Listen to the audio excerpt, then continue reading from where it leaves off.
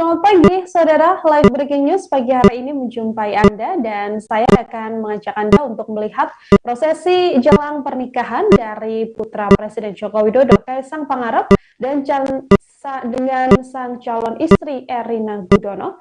Jelang hari bahagia keduanya diketahui menjalani rangkaian acara adat saudara yang mana pada Jumat 9 Desember hari ini keduanya, yakni Kaisang dan Erina Gudono, akan menjalani proses siraman. Sebelumnya, Kaisang dan Erina Gudono ini sama-sama sudah menggelar acara pengajian di kediaman masing-masing. Dan hari ini, keduanya juga akan menjalani siraman di kediaman masing-masing. Prosesi pernikahan Kaisang Pangarep dan Erina Gudono ini berlanjut pada Jumat hari ini setelah dimulai sejak beberapa hari lalu. Seusai menjalani semaan Al-Quran dan pengajian baik di rumah Erina di Sleman dan di rumah Kaisang di Solo, Jawa Tengah. Pada hari ini adalah sederet upacara yang akan digelar, yakni upacara Majang Taruh berupa pemasangan blek KTP, kemudian upacara rekam semua masalahnya. Ya. Jadi saya melihat di olah TKP keluarga Erina Gudono dan juga Kaisang Pangarep. Hari ini Kaisang diketahui memang menjalani prosesi siraman pula di Presiden Joko Widodo.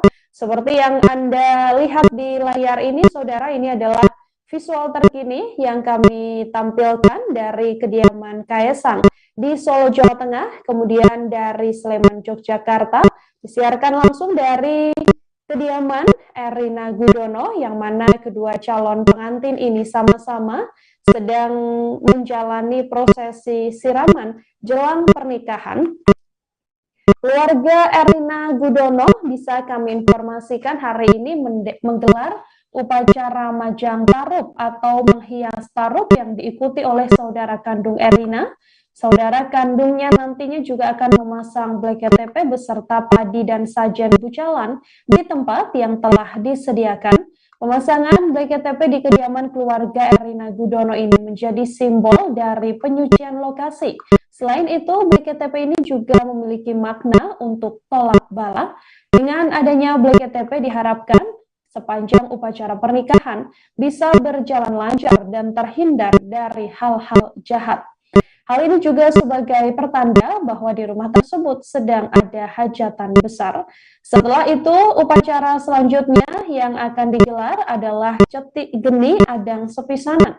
Prosesi ini diketahui sebagai makna simbolis sebagai penanda hajatan pernikahan anak perempuan yang pertama kali, kemudian dilanjutkan dengan prosesi siraman yang dilakukan oleh kedua mempelai di rumah masing-masing.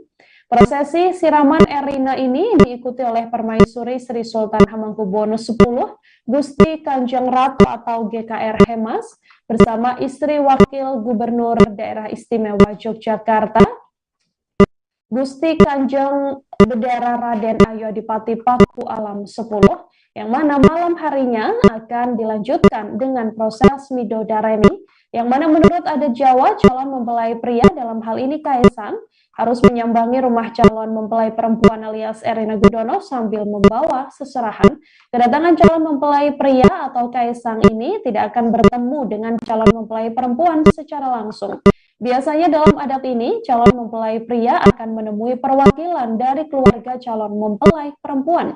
Sementara Erina tetap tidak dikeluarkan saat malam midodareni dan baru bisa bertemu Kaisang keesokan harinya saat akad.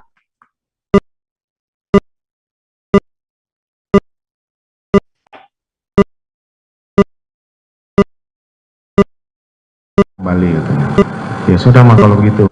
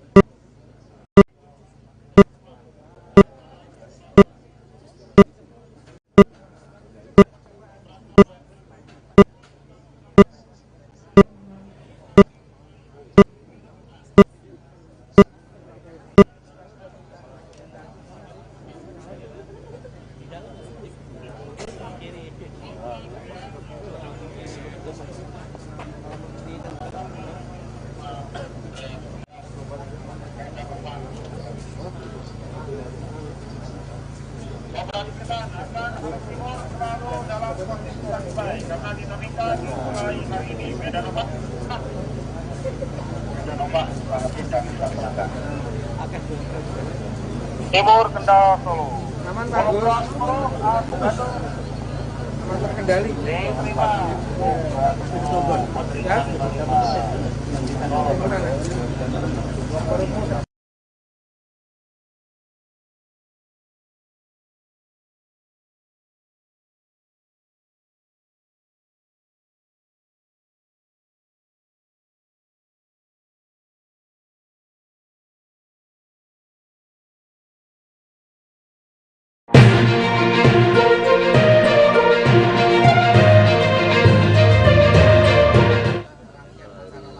Dia tidak main dari lompat.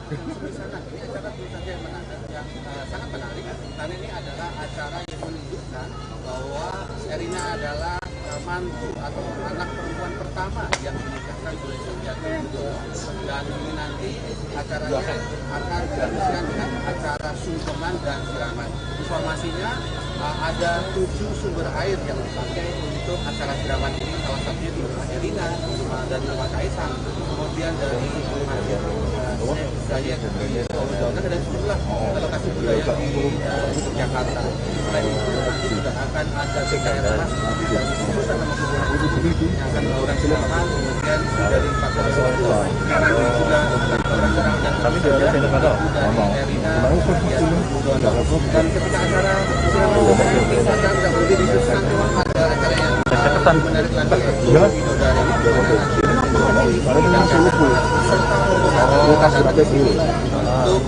untuk menyampaikan pendidikan keserangan, dan nanti akan ada acara nyantrik dan nanti dari kedua belah pihak boleh melihat Erina kecuali Kaisang tentu saja, karena Kaisang bisa bertemu dengan Erina pertama kali setelah setidaknya 1 pekan lebih ini pada acara akad yang digelar pada esok hari. Dan acara adat Jakarta ini puncaknya adalah acara pagi yang nanti akan ada pada besok setelah akad nikah. Dan setelah akad nikah ini mereka berdua mempelai akan menuju ke Jawa Tengah untuk melanjutkan acara berikutnya yaitu ngunduh mantu di Lodi Gandrung, dan tentu saja akan ada resepsi pernikahan yang berlangsung setiap hari setelah acara ngunduh mantu di Lodi Gandrung, dan nanti pada malam hari ada resepsi yang digelar di Puro Mangkunegaran. Itu bisa menjadi sebuah acara budaya perkawinan antara di Jakarta dan Jakarta yang sangat menarik. Dan kembali ke studio.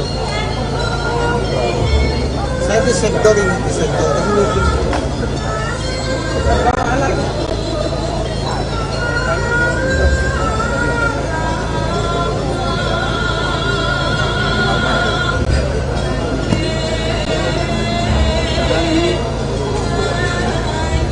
Ya, iya Mbak. Oke, siapa Kak? Mas Doli, nyalain. Oke, makasih Mas. Makasih teman-teman semuanya. Thank you.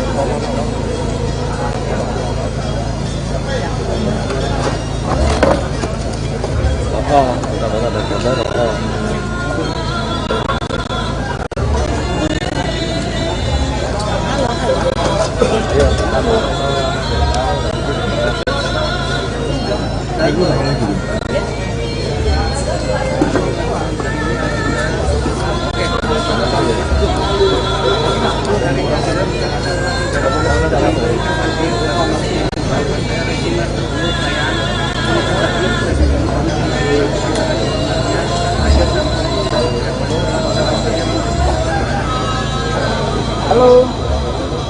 Insecure deh ya kita ya. Ya, gimana Bu?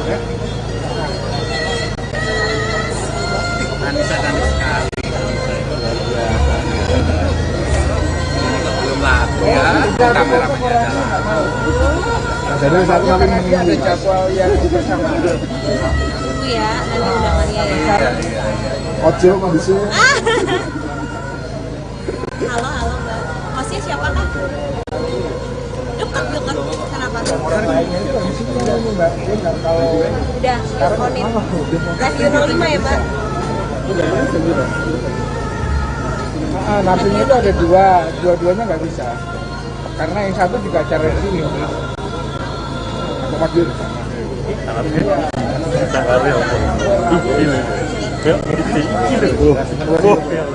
Takbiran iki, tenda belang-belang. Nah, wis sini sini. Ora wae.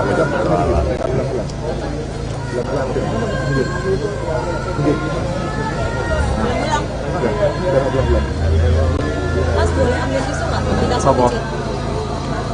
Tak takdir. Nang gedung. Oh, panitia. Parkiran. Silakan. Lumayan kalau parkir. Oh.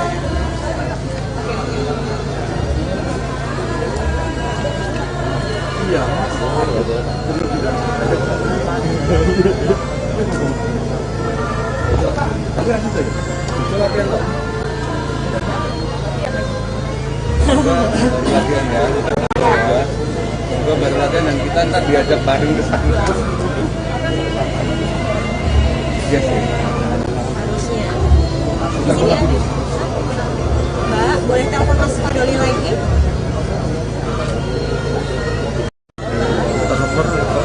Kurang besar. Mergo apine wae iki. Kamerane wae. Menusane wis dredeg.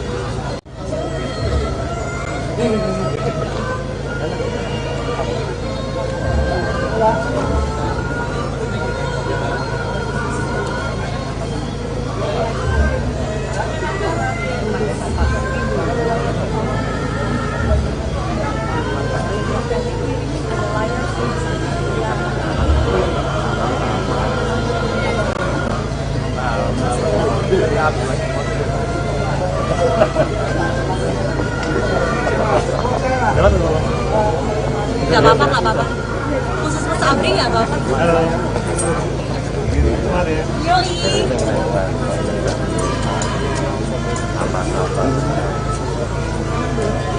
Kalau nggak, digantung apa?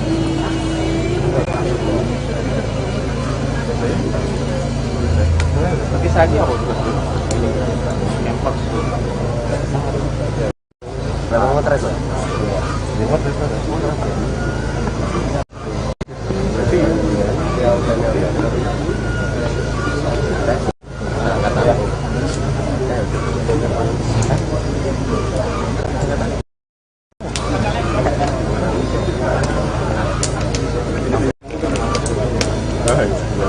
Sekarang masih kendaraan masih lah. Salah satu juga ada olahraga.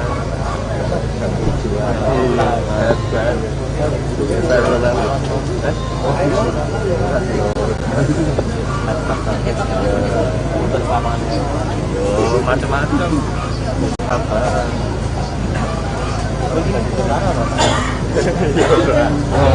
Iya, Mas Doni belum ditelepon loh.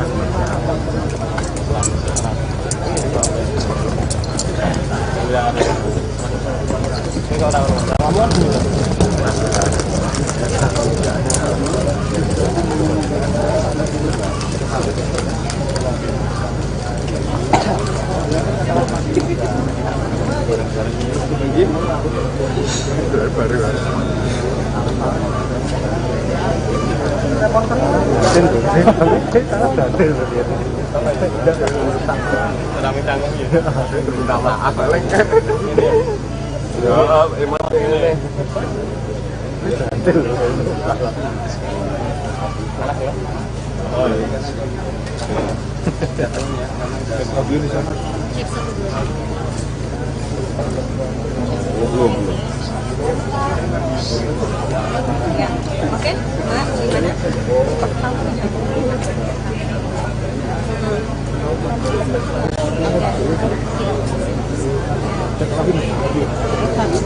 Oke, siap.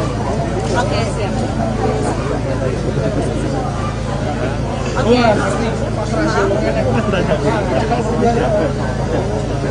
Oke, Pramida ya.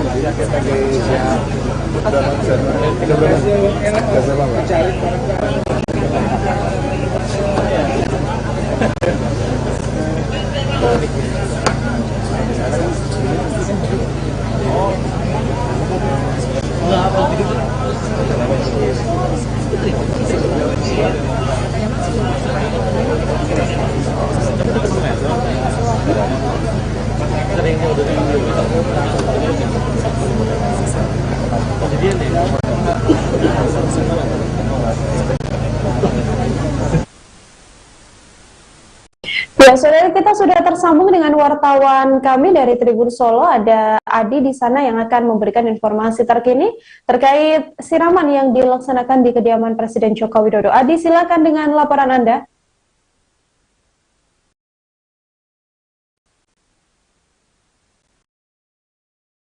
Halo Adi, silakan dengan laporannya. Iya, halo.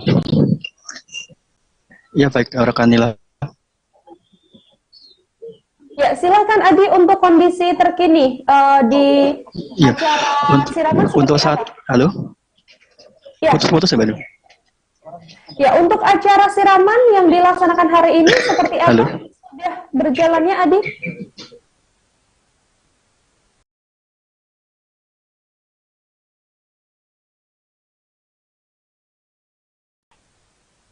Ya, Adi, untuk proses siraman di kediaman Presiden Joko Widodo pada hari ini, bisa digambarkan seperti apa suasananya?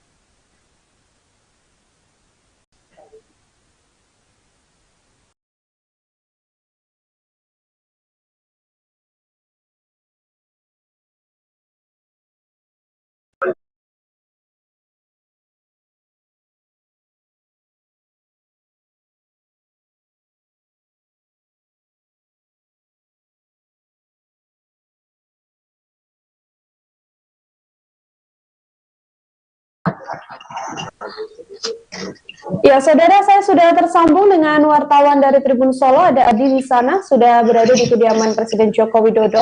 Adi, selamat pagi. Bisa diinformasikan untuk siraman yang dilaksanakan oleh Kaisang Pangarep sendiri, seperti apa suasananya saat ini?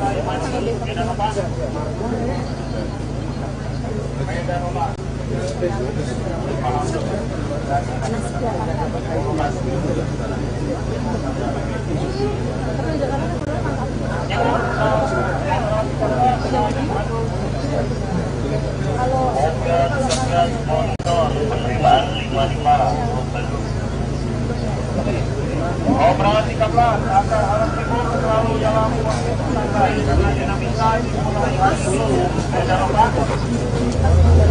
Medan Raya. Itu dipilih kan?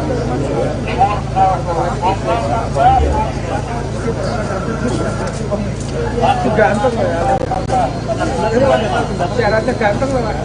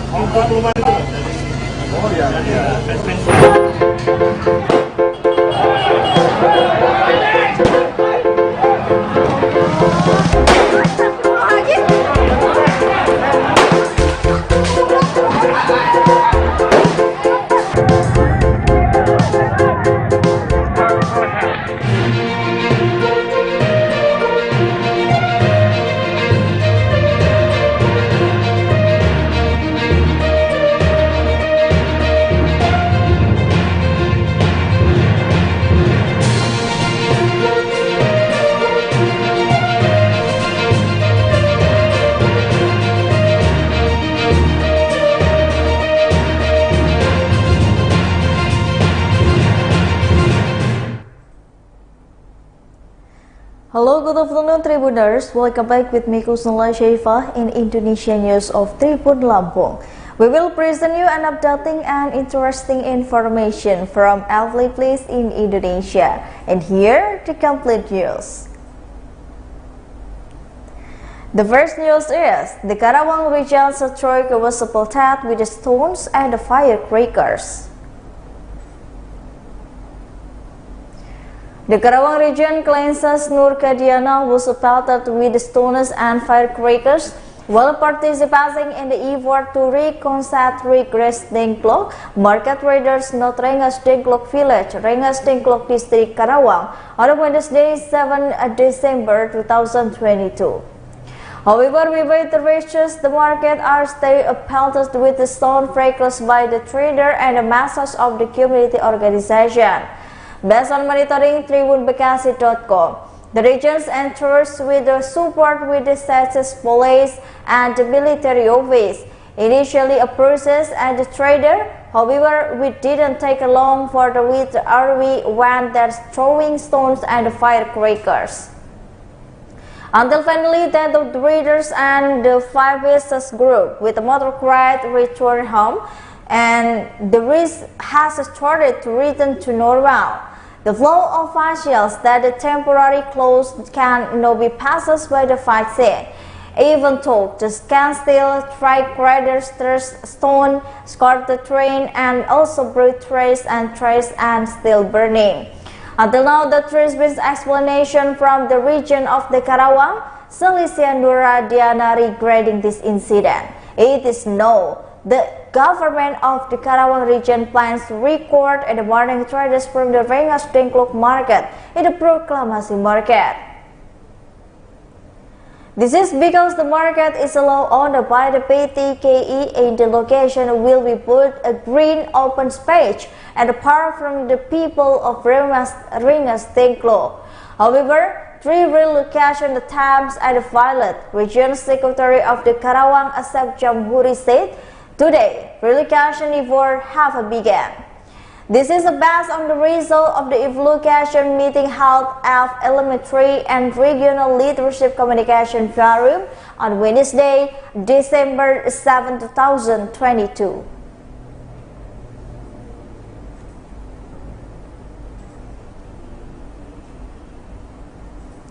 The next news is circulating and identification city bomber at the Astana Anyar police.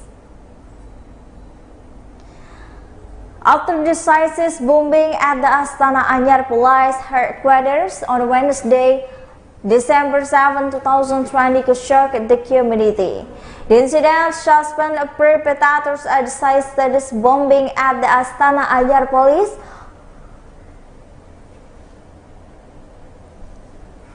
Officer was circulating on social media a photo of the resident identificates or the alleged belonging.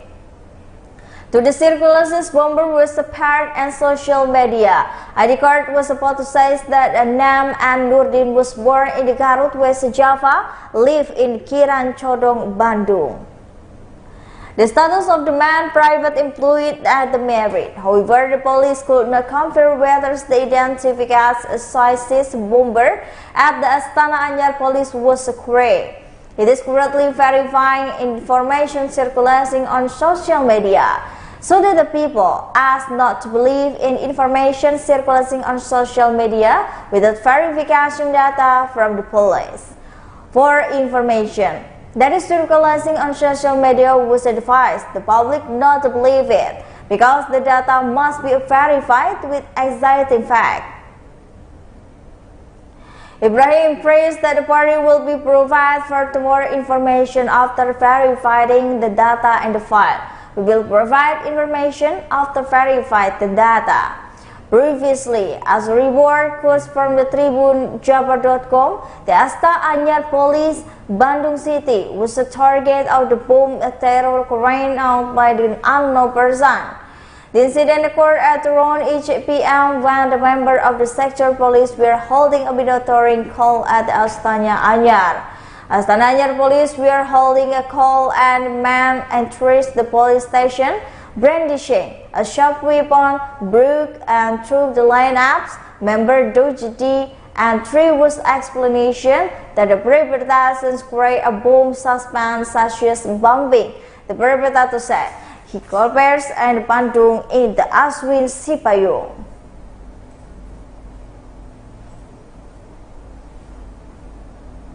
The next news is Maluku Police Staff fires 5 police members. Maluku Regional Police Staff Inspector General Pol Lantaria Latif dismissed 5 of the members. This in October, the initial ceremony took place in the Fed on the cold therapy, Tantui, Ambon City. As a tool for the fight of the police service because they were involved with various cases such as running away, being involved with drugs and immoral cases. 5 Maluku regional police personnel who are taking a poorly service are the 1st Brigadier Vincent and Batale Selado, Bribka Samuel Victory Yuzi, Brigadier Pitis Antonio Multi, Brigada Tarban, Buton and Baradatu Lagifur Labiru. The PTD said Lohariat Latif was not carrying out badly.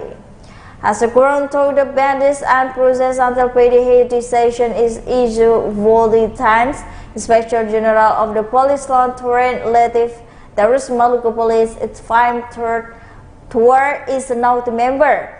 He said there was no place and a person involved in the case because of the word as the Maluku Regional Police personnel and the stubborn voice sectors violence as a extraordinary human being. Lutaria Latif admired that it was Holy Verdes and a pity personnel, but this has to become a profession. The office is a police.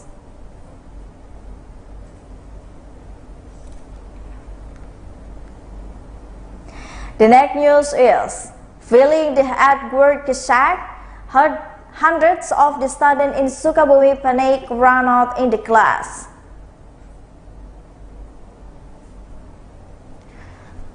Hundreds of the students of the Alravia Kabompes Foundation Sukabumi Regency were studying in the class. Rambalot in the staff dams of the free shock and the headquarters.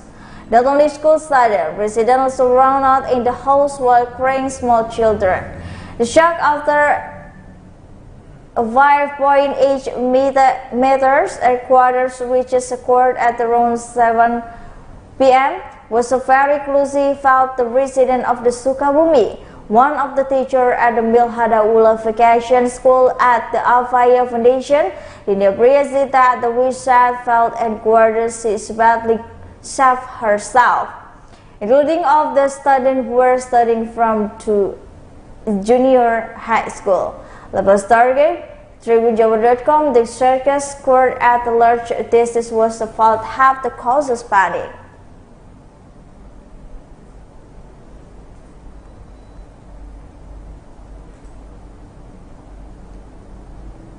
The West Aceh Police Staff inspect the SPT and the rooms.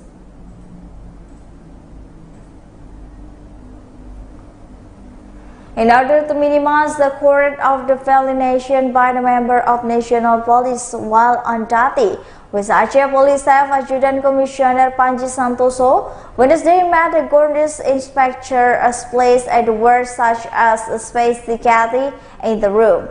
The investigation carried out during supervision carried out by the head of the police.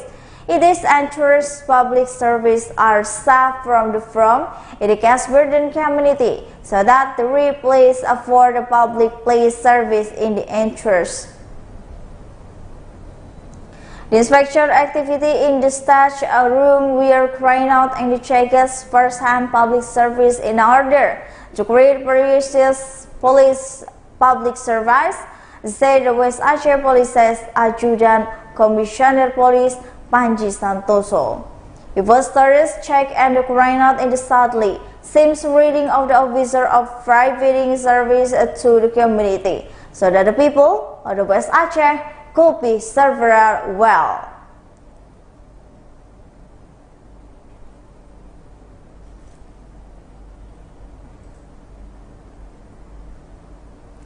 The next news is Bernard Patumbuk Glovis Factory.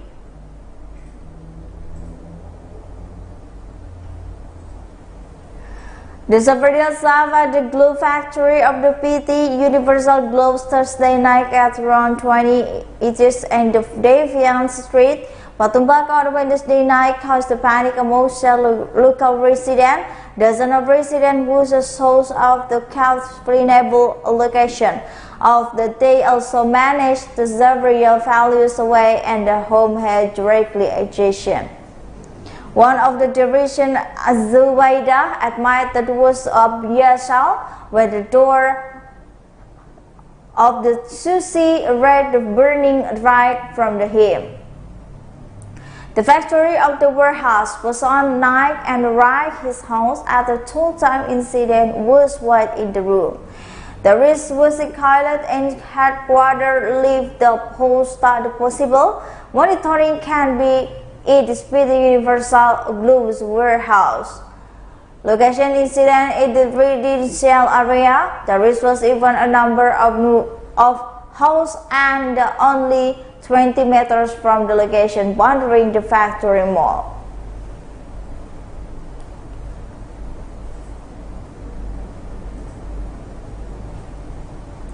And the last news is truck loaded with the junk iron burst on the Bakauheni toll road south Lampung. The Toronto truck can be fired at the Bakauheni Terbangi toll road, kilometer H, route B, Hat Village, Sukabumi district, south Lampung.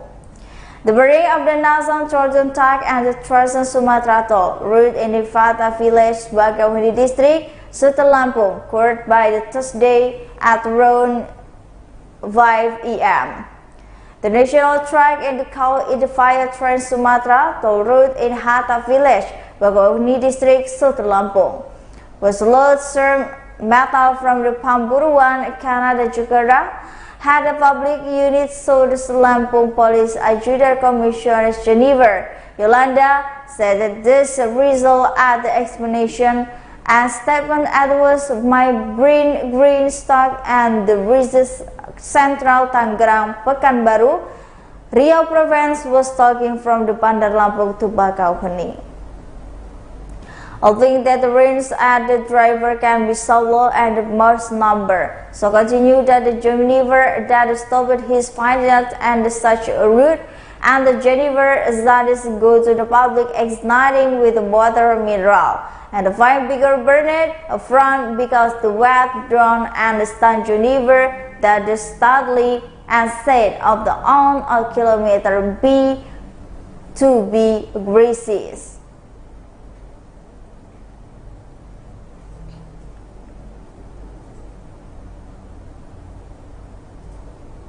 Well, I think that's all the news for today with me, Kusnul Ashaifa. Don't forget to follow us at the Tribun Lampung News video, Tribun Lampung Instagram, Tribun Lampung TikTok, and Tribun Lampung Facebook for more information. Thank you for watching and have a nice day.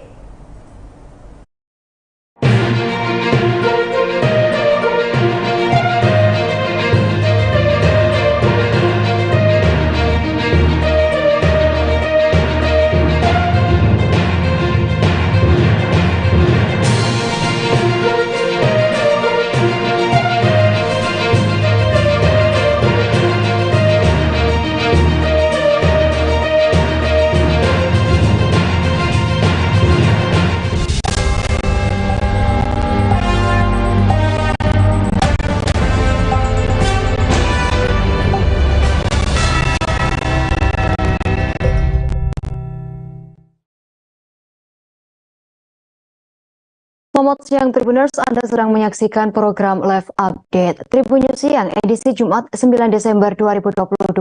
Sejumlah informasi teraktual dari penjuru Indonesia akan kami hadirkan untuk Anda. Bersama saya Justina Kartika dan dilaporkan langsung oleh reporter kami di lapangan. Inilah Live Update Tribun News selengkapnya. Kita masuk berita pertama, Tribuners. Prosesi siraman Kaisang Pangarep di kediaman Presiden Joko Widodo di Kelurahan Sumber, Kecamatan Banjarsari, Kota Solo pada Jumat 9 Desember 2022 telah dimulai.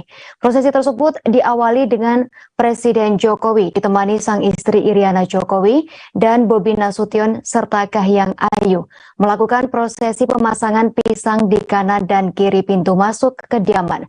Pisang tersebut ditutup dengan menggunakan kain berwarna kuning. Saat ini kita telah tersambung dengan reporter Tribun Solo rekan Adi Surya Samudra yang akan melaporkan terkait suasana acara siraman putra ketiga Presiden Joko Widodo di kediamannya di Solo. Rekan Adi Surya, silakan laporan Anda. Iya baik, rekan Justin. Seperti yang disampaikan sebelumnya, memang pada hari ini keluarga Presiden Jokowi setelah melaksanakan prosesi sungkeman dan siraman di kediamannya yang berada di Kelurahan Sumber, Kecamatan Banjarsari, Kota Solo. Dan prosesi tersebut dimulai pada pukul 8 pagi tadi dan selesai sekira pukul 9:30. Dan adapun prosesi berjalan lancar dan Jokowi sendiri mengatakan bahwa tadi Kaisang dan Ibu Iriana juga sempat menangis pada saat momen sungkeman. Dan satu juga Ibu Iriana juga memberikan pesan singkat untuk Kaisang supaya untuk tetap bahagia di kemudian hari. Satu juga, adapun keluarga Presiden Jokowi akan bertolak ke Jogja itu setelah menunaikan salat Jumat pada siang ini. Demikian bisa saya sampaikan kembali ke rekan Justin. Baik, terima kasih atas laporan Anda rekan Adi Surya. Silakan, maksud kami selamat bertugas kembali. Berikut kami tampilkan wawancara bersama Presiden Joko Widodo.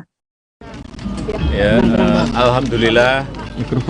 Tadi prosesi untuk sungkeman dan prosesi untuk siraman sudah berjalan dengan baik, lancar, dan kami sekeluarga mohon doa restu pada masyarakat agar prosesi selanjutnya baik Midodareni, kemudian besok ijab kabul, kemudian dilanjutkan dengan nanti tasyakuran di Pura Mangkunegaran, semuanya bisa berjalan dengan baik. Dan sekali lagi kami ingin mohon maaf yang sebesar-besarnya apabila dalam prosesi ini yang dimulai dengan tadi pagi sungkeman dan siraman dan nanti sampai di tasyakuran di Pura Mangkunegaran, apabila ada yang terganggu kenyamanannya terganggu, kami sekeluarga memohon maaf yang sebesar-besarnya, utamanya kepada masyarakat Yogyakarta dan masyarakat Kota Solo. Saya rasa itu. Pak Jokowi tadi bisa digambarkan Pak prosesi itu siraman seperti apa jalannya Pak? Pesan yang disampaikan ke Mas Kaisang tadi waktu siraman atau waktu sungkeman Pak, mungkin ya apa yang disampaikan ke Mas Kaisang? Ya intinya kita sebagai orang tua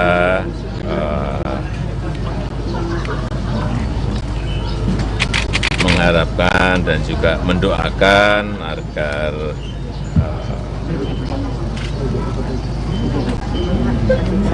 keluarga.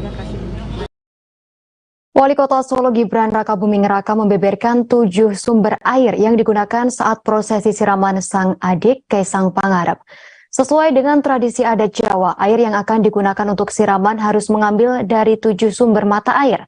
Prosesi adat siraman tersebut digelar di kediaman Presiden Joko Widodo di Sumber, Banjarsari, Solo pada hari ini Jumat 9 Desember 2022. Informasi lengkapnya akan dilaporkan oleh rekan Ahmad Syarifuddin, reporter Tribun Solo. Silakan laporan Anda rekan Ahmad Syarifuddin.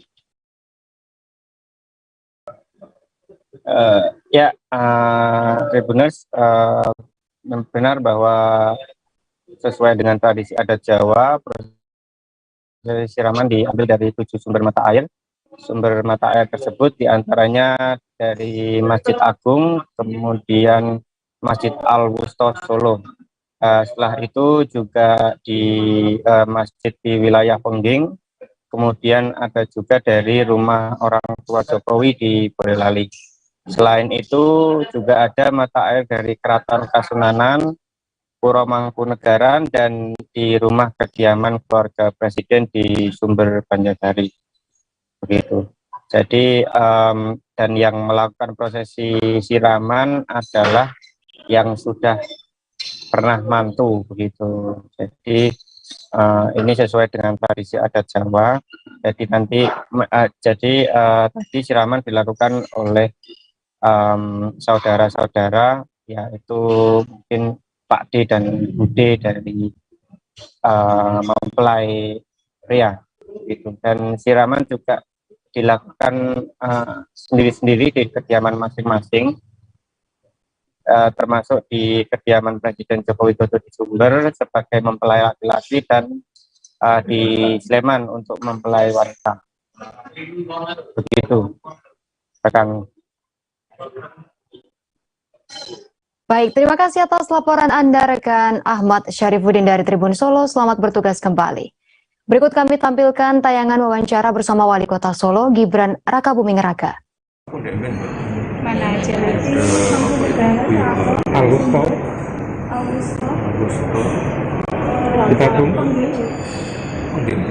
Masjid Sopo mana ya? Agung, kita Agung. Wes itu balai kota ya mungkin ya. Balai kota apologi ya. Ini kan orang balai kota juga. Balai kota apa kan? Kok omah eyang ya? Omah eyang. Wes setuju. Omah eyang. Ya, dua, kirinya lagi masih biar nggak nambah kurang rumah eyang.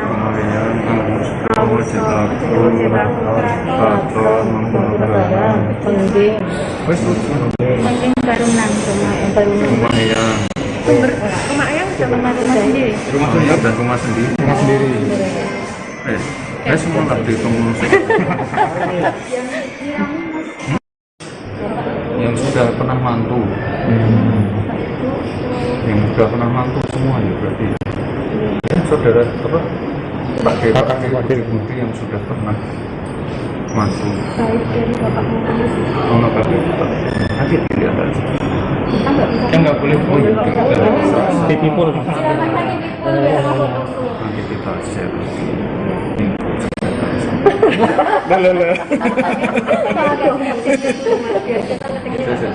Ya itu pokoknya saya sudah pernah masuk. Berapa orang? 7 ganjil. 7. Nanti dibagi. Beralih ke berita lain, Tribuners. Seorang pria di Probolinggo tega menikam istri dan mertuanya dengan sebilah pisau. Usai menikam istri dan mertuanya, pelaku diduga mencoba mengakhiri hidupnya. Diketahui pelaku bernama Samsul Arifin, berusia 35 tahun, warga Kelurahan Triwung Lor, Kecamatan Kademangan, Kota Probolinggo. Untuk mengetahui kronologi dan juga motif peristiwa, saat ini kita telah tersambung dengan rekan Danendra Kusuma, reporter Surya. Silakan laporan Anda, rekan Danendra Kusuma.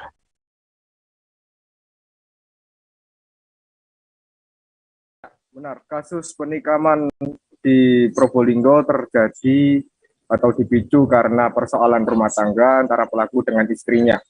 Tiap hari keduanya kerap terlibat cekcok karena masalah ekonomi.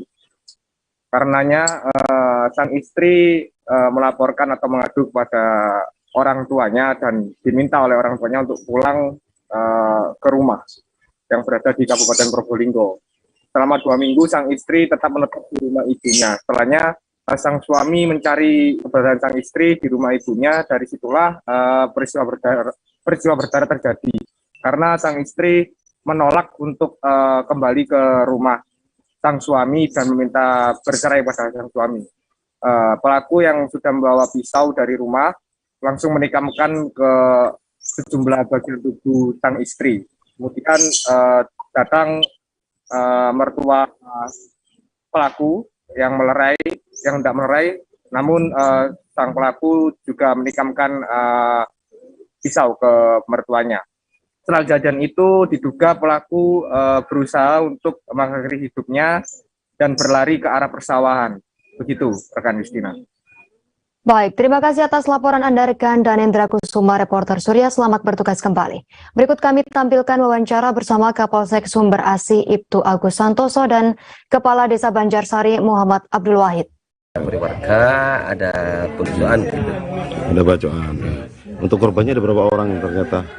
Yang kena bacok maksudnya? Yang kena bacok itu 2. Terus yang pelaku itu kayaknya berusaha untuk bunuh diri kayaknya gitu. Tapi mengalami luka bacok juga ya untuk pelakunya? Iya, sayatan, bukan bacok, sayatan, luka sayatan. Di mana? Di perut. Di perut. Pak, pernah tidak dilapori oleh ibu atau korban ini anaknya sering bertengkar dengan suaminya? Jadi tadi pagi hari Kamis tanggal 8 Desember 2022 sekitar jam 7:30 telah terjadi penganiayaan berat yang dikatakan KDRT karena pelaku adalah suami sendiri yang bernama Samsul Arifin yang beralamat di Driwung Lor, Kecamatan Kademangan. Korbannya korban istrinya sendiri yang bernama Hoiriah, umur 26 tahun, yang beralamat di Kelurahan Driwung Lor, Kecamatan Kademangan. Dan korban yang satunya? Kemudian korban kedua yaitu mertua sendiri yang berniat memisah atau melerai, ternyata juga kena bacokan dari tersangka yang bernama. Seorang pria di Kabupaten Sumba Timur, Nusa Tenggara Timur nyaris menghabisi nyawa saudara kandung dan seorang warga lainnya karena rebutan lahan sawah garapan. Kejadian tersebut berlangsung di persawahan Kalukauk, RT 6 RW 5 Desa Persiapan Lata Lanyir, Kecamatan Lewati Dahu, Kabupaten Sumba Timur pada Selasa 6 Desember lalu. Hal tersebut berawal dari perebutan lahan sawah gadai milik orang tua korban dan terduga pelaku. Informasi lengkapnya akan dilaporkan oleh rekan Rianong dari Pos Kupang. Silakan laporan Anda rekan Rianong. Baik rekan Justina dan Tribuners, dapat saya laporkan dari Kabupaten Sumba Timur. Kembali terjadi aksi pembacokan atau penganiayaan berat yang dilakukan oleh terduga pelaku yang merupakan saudara kandung daripada korban.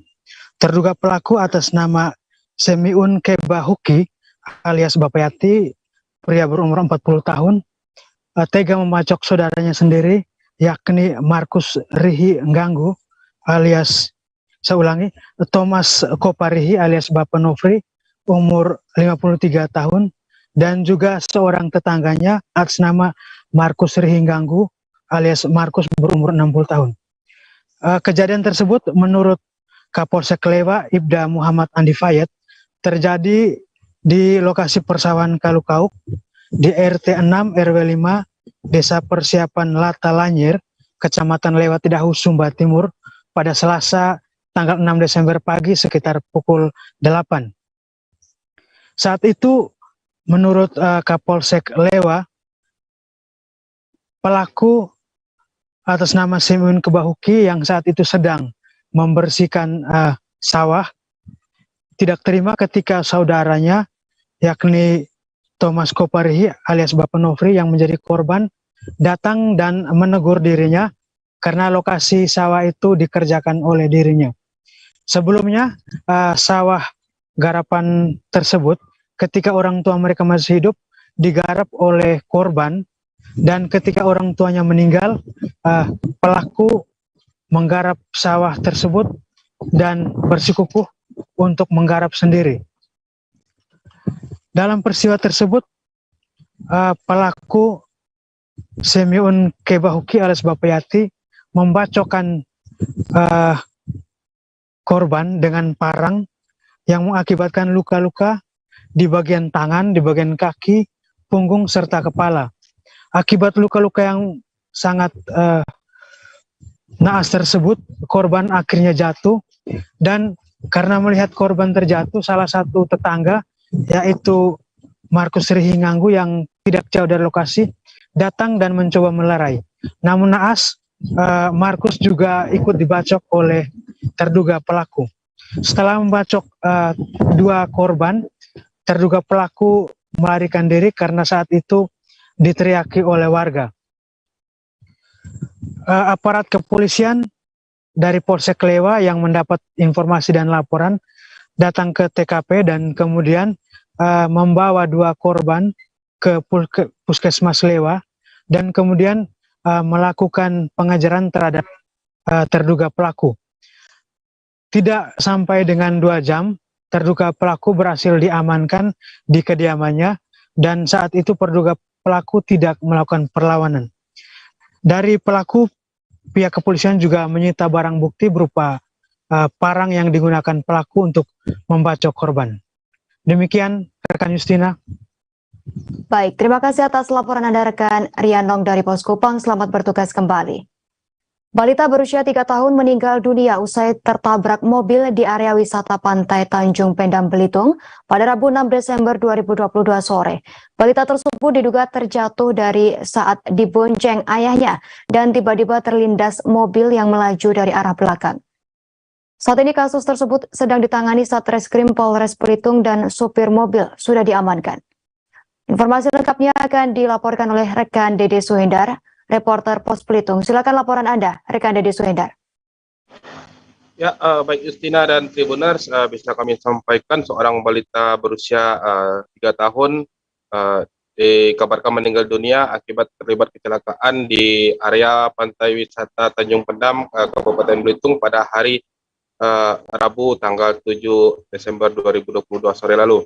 Kejadian tersebut diperkirakan terjadi sekitar pukul 17.43 WIB, di mana ketika orang tua korban dan bersama korban sendiri melaju menggunakan sepeda motor ingin keluar dari area wisata pantai tersebut. Namun ketika mendekati area bermain, tiba-tiba diduga anak korban ini terpeleset dari motor tersebut hingga jatuh ke arah kanan jalan. Namun sayangnya dari arah belakang muncul kendaraan mobil Honda Brio putih yang menabrak bocah tersebut hingga meninggal dunia di lokasi kejadian. Orang tua korban sempat membuat postingan di media sosial pada malam harinya dikarenakan pengendara mobil tersebut sempat meninggalkan lokasi kejadian yang menyebabkan nyawa anaknya melayang. Postingan tersebut sempat menghebohkan dunia maya sehingga menyita perhatian ratusan para netizen yang menginginkan sopir dari mobil tersebut menyerahkan diri. Setelah mendapat laporan dari orang tua korban, jajaran Satreskrim Polres Belitung langsung mengamankan sopir dari mobil Honda Brio putih yang diketahui memiliki plat yaitu BN 1343 WY dan saat ini sudah diamankan di Mapores Belitung. Sementara ini Kasat Reskrim Polres Belitung, Ibtu Edi Purwanto menyampaikan bahwa kasus tersebut sedang diselidiki oleh jajarannya apakah memang terdapat unsur kelalaian ataupun ada unsur penyebab lainnya dari kejadian tersebut. Demikian Justina. Terima kasih atas laporan Anda rekan Dede Suhendar dari Pos Belitung. Selamat bertugas kembali. Terjadi upaya penyelundupan narkoba ke lapas narkotika kelas 2A Samarinda pada Rabu 7 Desember 2022 kemarin. Kali ini pelaku peredaran gelap narkotika mencoba menggunakan modus lama, yakni mencampurkan poketan sabu ke dalam lauk gulai ayam yang diperuntukkan bagi seorang warga binaan pemasyarakatan atau WBP. Informasi lengkap terkait berita tersebut akan dilaporkan oleh rekan Rita Lavendia, reporter Tribun Kaltim. Silakan laporannya, rekan Rita Lavendia.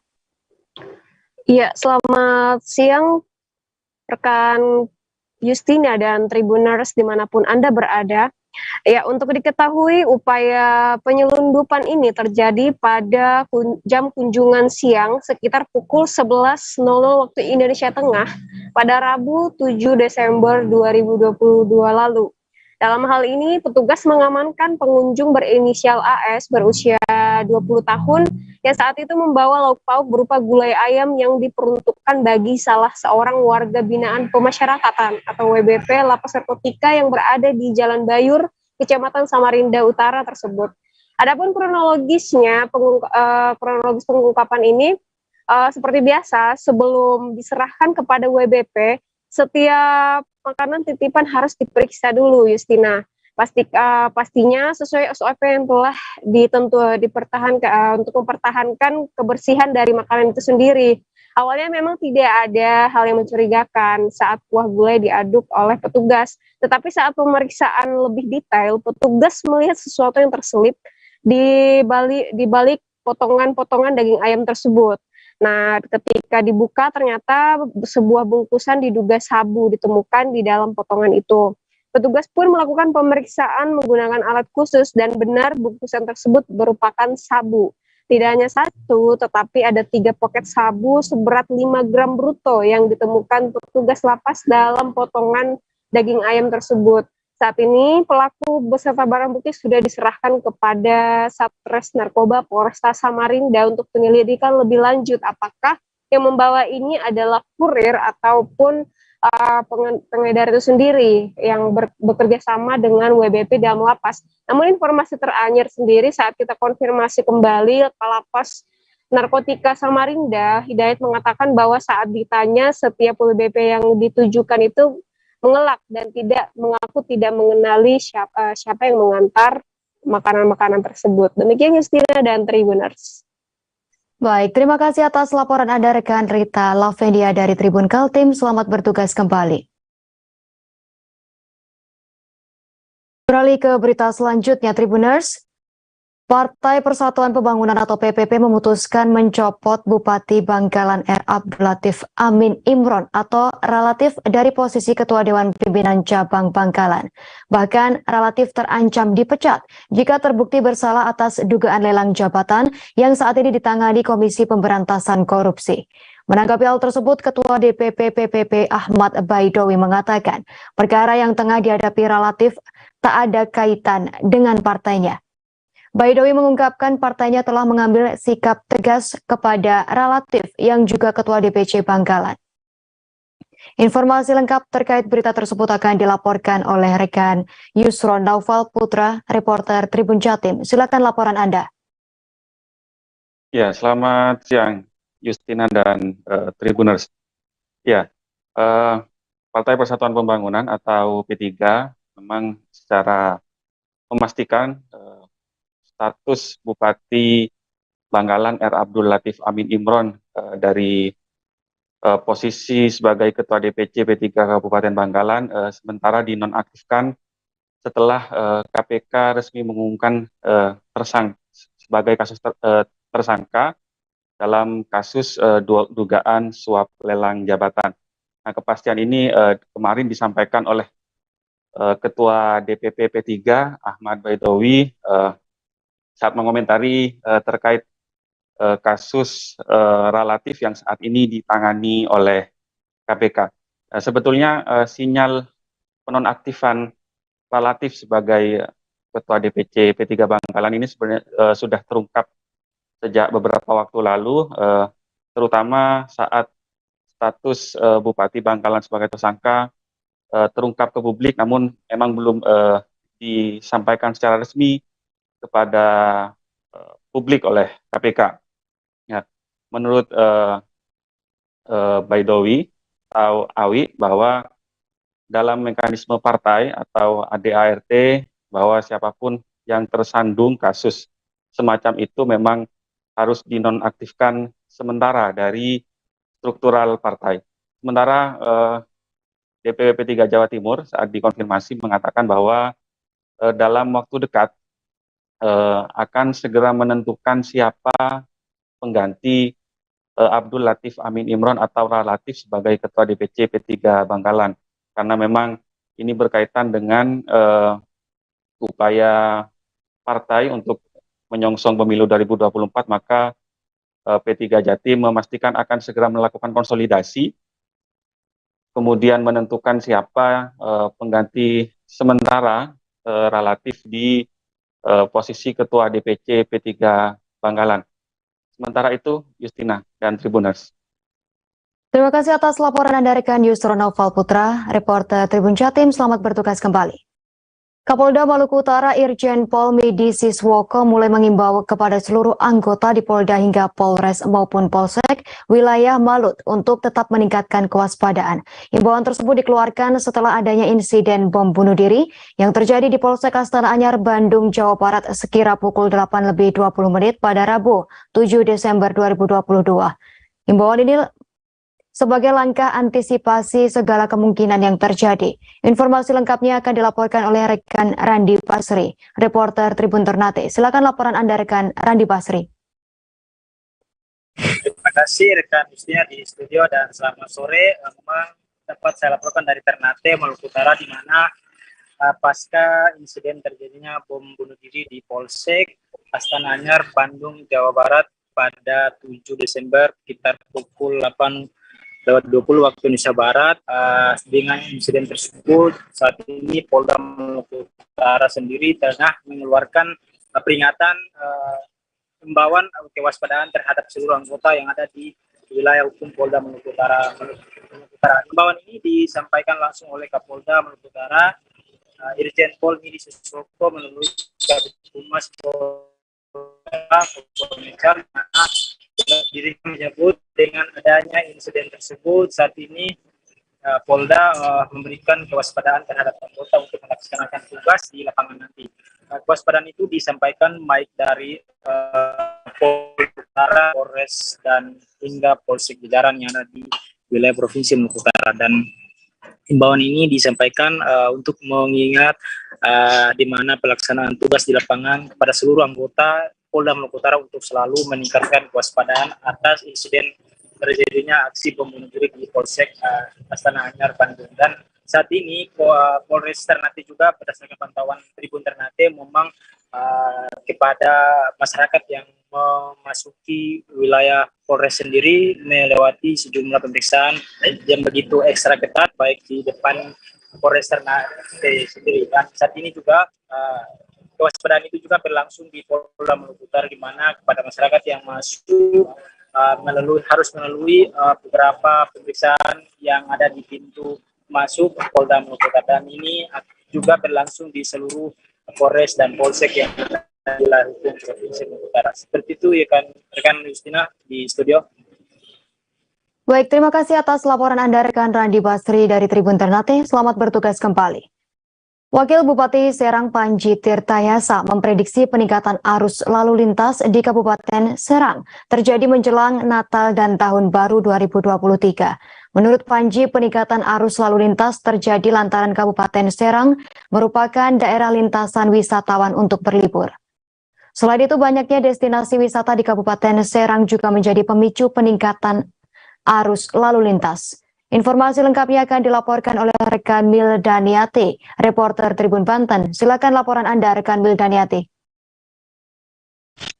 Ya, halo rekan Justina dan Tribuners dimanapun Anda berada, dapat dilaporkan dari reporter Tribun Banten bahwa pemerintah Kabupaten Serang melalui Wakil Bupati Serang Panji Tirtayasa memprediksi akan adanya peningkatan arus lalu lintas di wilayah Kabupaten Serang, mengingat bahwa Kabupaten Serang merupakan daerah lintasan wisatawan untuk berlibur yang terdiri dari banyaknya wisata pantai, pegunungan, dan lain sebagainya. Selain itu juga Panji memprediksi peningkatan arus lalu lintas menjelang Natal itu terjadi dari mulai tanggal 23 sampai tanggal 26 Desember tahun 2022.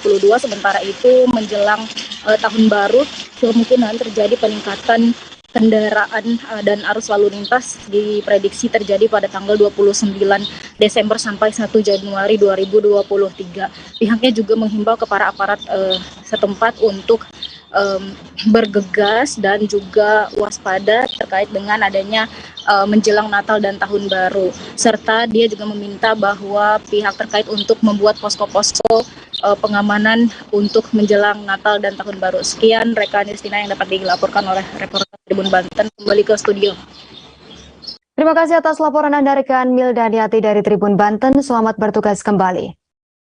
Sebuah mobil trailer bermuatan alat berat terguling di Jalan Poros Enrekang, Tanah Toraja, Kecamatan Ala, Kabupaten Enrekang, Sulawesi Selatan, pada Kamis 8 Desember 2022. Kapolsek Ala Ibtu Suyitno mengatakan, kecelakaan terjadi lantaran truk tersebut mengalami remblong hingga menabrak trotoar. Penyebab dari insiden itu disebut karena kondisi jalanan menurun saat kendaraan mengalami remblong hingga sopir hilang kendali. Akibatnya truk menghantam pembatas jalan dan satu mobil double cabin yang sedang terparkir. Informasi lengkap terkait insiden tersebut akan dilaporkan oleh rekan Erlan Saputra, reporter Tribun Timur. Silakan laporan Anda, rekan Erlan Saputra. Terima kasih rekan Justina. Selamat siang, Tribuners, dimanapun Anda berada. Jadi benar sekali yang dikatakan oleh rekan Justina ketika bahwasanya terjadi kecelakaan tunggal di Kabupaten Nrekang, lebih tepatnya pada hari Kamis tanggal 8 Desember 2022 kemarin. Adapun kronologisnya dari penyebab kecelakaan ini menurut Kapolsek Allah Ibtu Suyitno di lokasi kejadian bahwasanya kendaraan tersebut mengarah dari perbatasan Tanah Toraja Nrekang itu menuju ke Kabupaten Nrekang di saat penurunan yang terjadi di Desa Sukami di Kelurahan Kambiolangi, Kecamatan Allah, Kabupaten Nrekang itu tiba-tiba kendaraan itu remnya belum hingga hilang kendali. Akibatnya truk tersebut akhirnya kecelakaan di ruas jalan atau di bahu jalan di Kelurahan Kambiolangi. Namun demikian tidak ada korban jiwa yang terjadi pada peristiwa kecelakaan itu. Namun kerusakan cukup parah yang dialami oleh kendaraan dan juga dari satu supir dan satu kornetnya itu sempat dilarikan ke rumah sakit. Namun menurut dokter bahwasanya dari kedua korban tersebut tidak mengalami kendala satupun. Namun sayangnya seperti yang kita lihat dalam video ini, mobil kendaraan yang dari bermuatan alat mengaspal itu rusak berat dan tidak bisa lagi digunakan. Akibatnya sempat terjadi kemacetan beberapa jam. Namun saat itu Polsek Allah tiba di lokasi dengan mengatur lalu lintas yang ada. Akibatnya sekira 1 hari kendaraan tersebut belum dievakuasi karena menunggu alat berat seperti ekskavator untuk mengevakuasi kendaraan tersebut. Pada pukul 4 kemarin itu atau sekira 16.00 waktu Indonesia bagian tengah, satu unit ekskavator itu dikerahkan untuk mengamankan kendaraan tersebut. Dan juga ban dari kendaraan truk yang terbalik ini terseret sampai sejauh 10 meter hingga menghantam perkebunan milik warga dengan tanaman tomat yang ada kemarin. Menurut Ibtu Suyitno bahwasanya tidak ada korban jiwa ya dalam peristiwa tersebut, namun satu unit kendaraan mobil yang terparkir di sekitar itu juga tertabrak akibat kecelakaan ini. Saya kira begitu rekan Justina, saya kembalikan ke studio. Baik, terima kasih atas laporan Anda rekan Erlan Saputra dari Tribun Timur. Selamat bertugas kembali. Berikut kami tampilkan wawancara bersama Kapolsek Allah Ibtu Suyitno.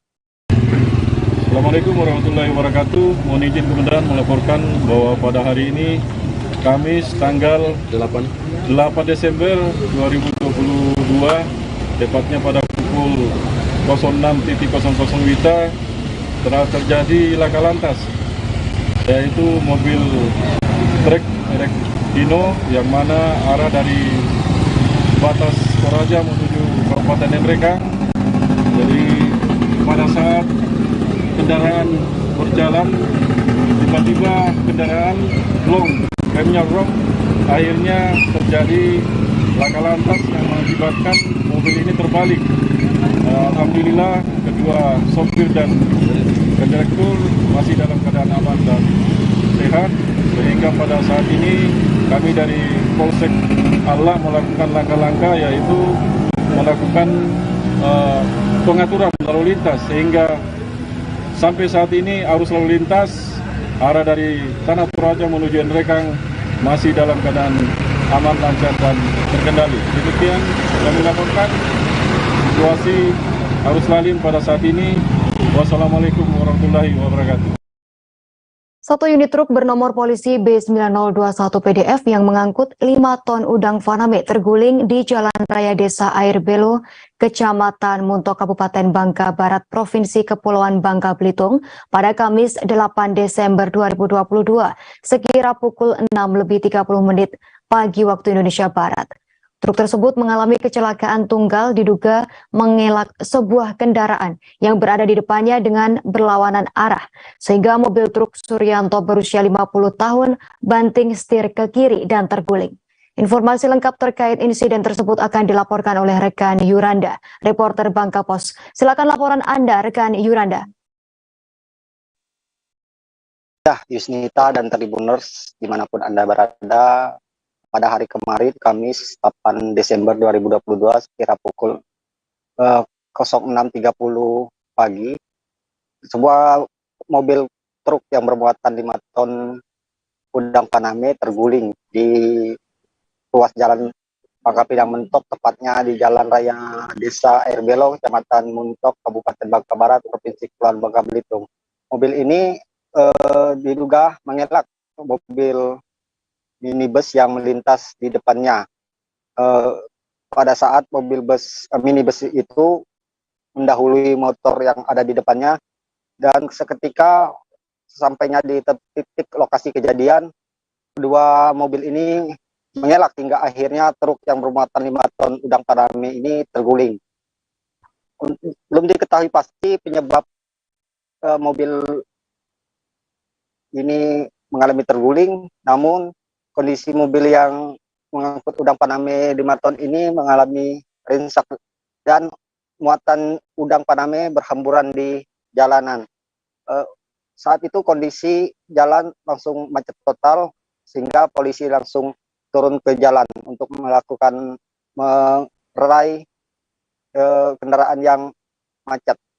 Beruntung dalam kejadian ini tidak ada korban jiwa, namun dipastikan kerugian yang dialami oleh mobil truk ini hingga puluhan juta. Kata Kasat Lantas Polres Bangka Barat, Ibtu MH Hardi, mengatakan penyebab kecelakaan ini tersebut lantaran mobil truk ini berusaha mengelak minibus yang ada di depannya. Hardi mengungkapkan setelah mengetahui kecelakaan ini, pihaknya langsung mendatangi olah TKP serta melakukan berai macet yang ada di sana. Beruntung dalam kejadian ini tidak ada korban jiwa. Saat ini kondisi sopir dan mobil tersebut sudah dievakuasi. Sopirnya mengalami luka ringan di bagian kepala sehingga harus dirawat oleh tenaga kesehatan yang berada di sana. Kendaraan ini bermuatan udang, kata Ardi mengatakan. Mungkin demikian Yustina yang bisa saya sampaikan. Baik, terima kasih atas laporan Anda, rekan Yuranda dari Bangka Pos. Selamat bertugas kembali. Berikut kami tampilkan wawancara bersama warga setempat, Zainal. Warga itu langsung bantu naruh udang ke paper. Ini mobilnya dari mana ini? Mobilnya arahnya dari Pangkal ke Bento. Dia dari Pangkal pulang ke seberang. Setahu abang itu cemana ya? Setahu? Yang abang tahu? Dia tahu itulah, dia kan hanya apa, ngelak mobil yang dari sini kan. Mobil itu kan yang ngelak motor, dan motor kan ada mobil,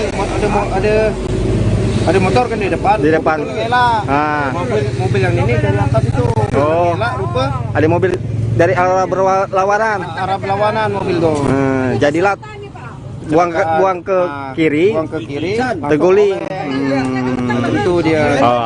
Abang siapa nama bang? Zainal. Warga sini lah. Dari Desa Air Belo, Dusun 1. Warga di Kabupaten Manggarai Timur, Provinsi Nusa Tenggara Timur mengeluh terkait kelangkaan minyak tanah. Siti, salah seorang warga di Kabupaten Manggarai Timur, mengatakan kelangkaan minyak tanah ini sudah berlangsung sekira 3 bulan lamanya. Sementara warga pun dibatasi untuk membeli minyak tanah, di mana setiap orang hanya diperbolehkan membeli minyak tanah maksimal 6 liter dengan harga Rp30.000. Informasi lengkapnya akan dilaporkan oleh rekan Robert Ropo, reporter Tribun Flores. Silakan laporan Anda, rekan Robert Ropo. Baik, selamat sore rekan Justina dan sahabat Tribuners. Dapat saya laporkan dari Borong, Kabupaten Manggarai Timur pada sore hari ini, di mana saat ini di Kabupaten Manggarai Timur terjadi kelangkaan minyak tanah, di mana berdasarkan pengakuan warga di Borong bahwa kelangkaan minyak tanah ini sudah berlangsung sekitar 3 bulan lamanya, dan untuk mendapatkan minyak tanah di pangkalan hanya dibatasi, di mana setiap orang atau setiap kakak hanya dilayani 5 liter maksimal 6 liter dengan harga 30.000, di mana karena memang tidak ada agen dan juga pangkalan yang ada di wilayah Borong. Hanya terdapat beberapa pangkalan saja yang ada di wilayah Kota Borong, khususnya dan umumnya Kabupaten Manggarai Timur, di mana mereka warga juga berharap agar perhatian pemerintah dan juga pihak Pertamina agar mengadakan agen minyak tanah yang lebih banyak atau pangkalannya lebih banyak di wilayah Kabupaten Manggarai Timur, sehingga masyarakat tidak kesulitan untuk memperoleh minyak tanah.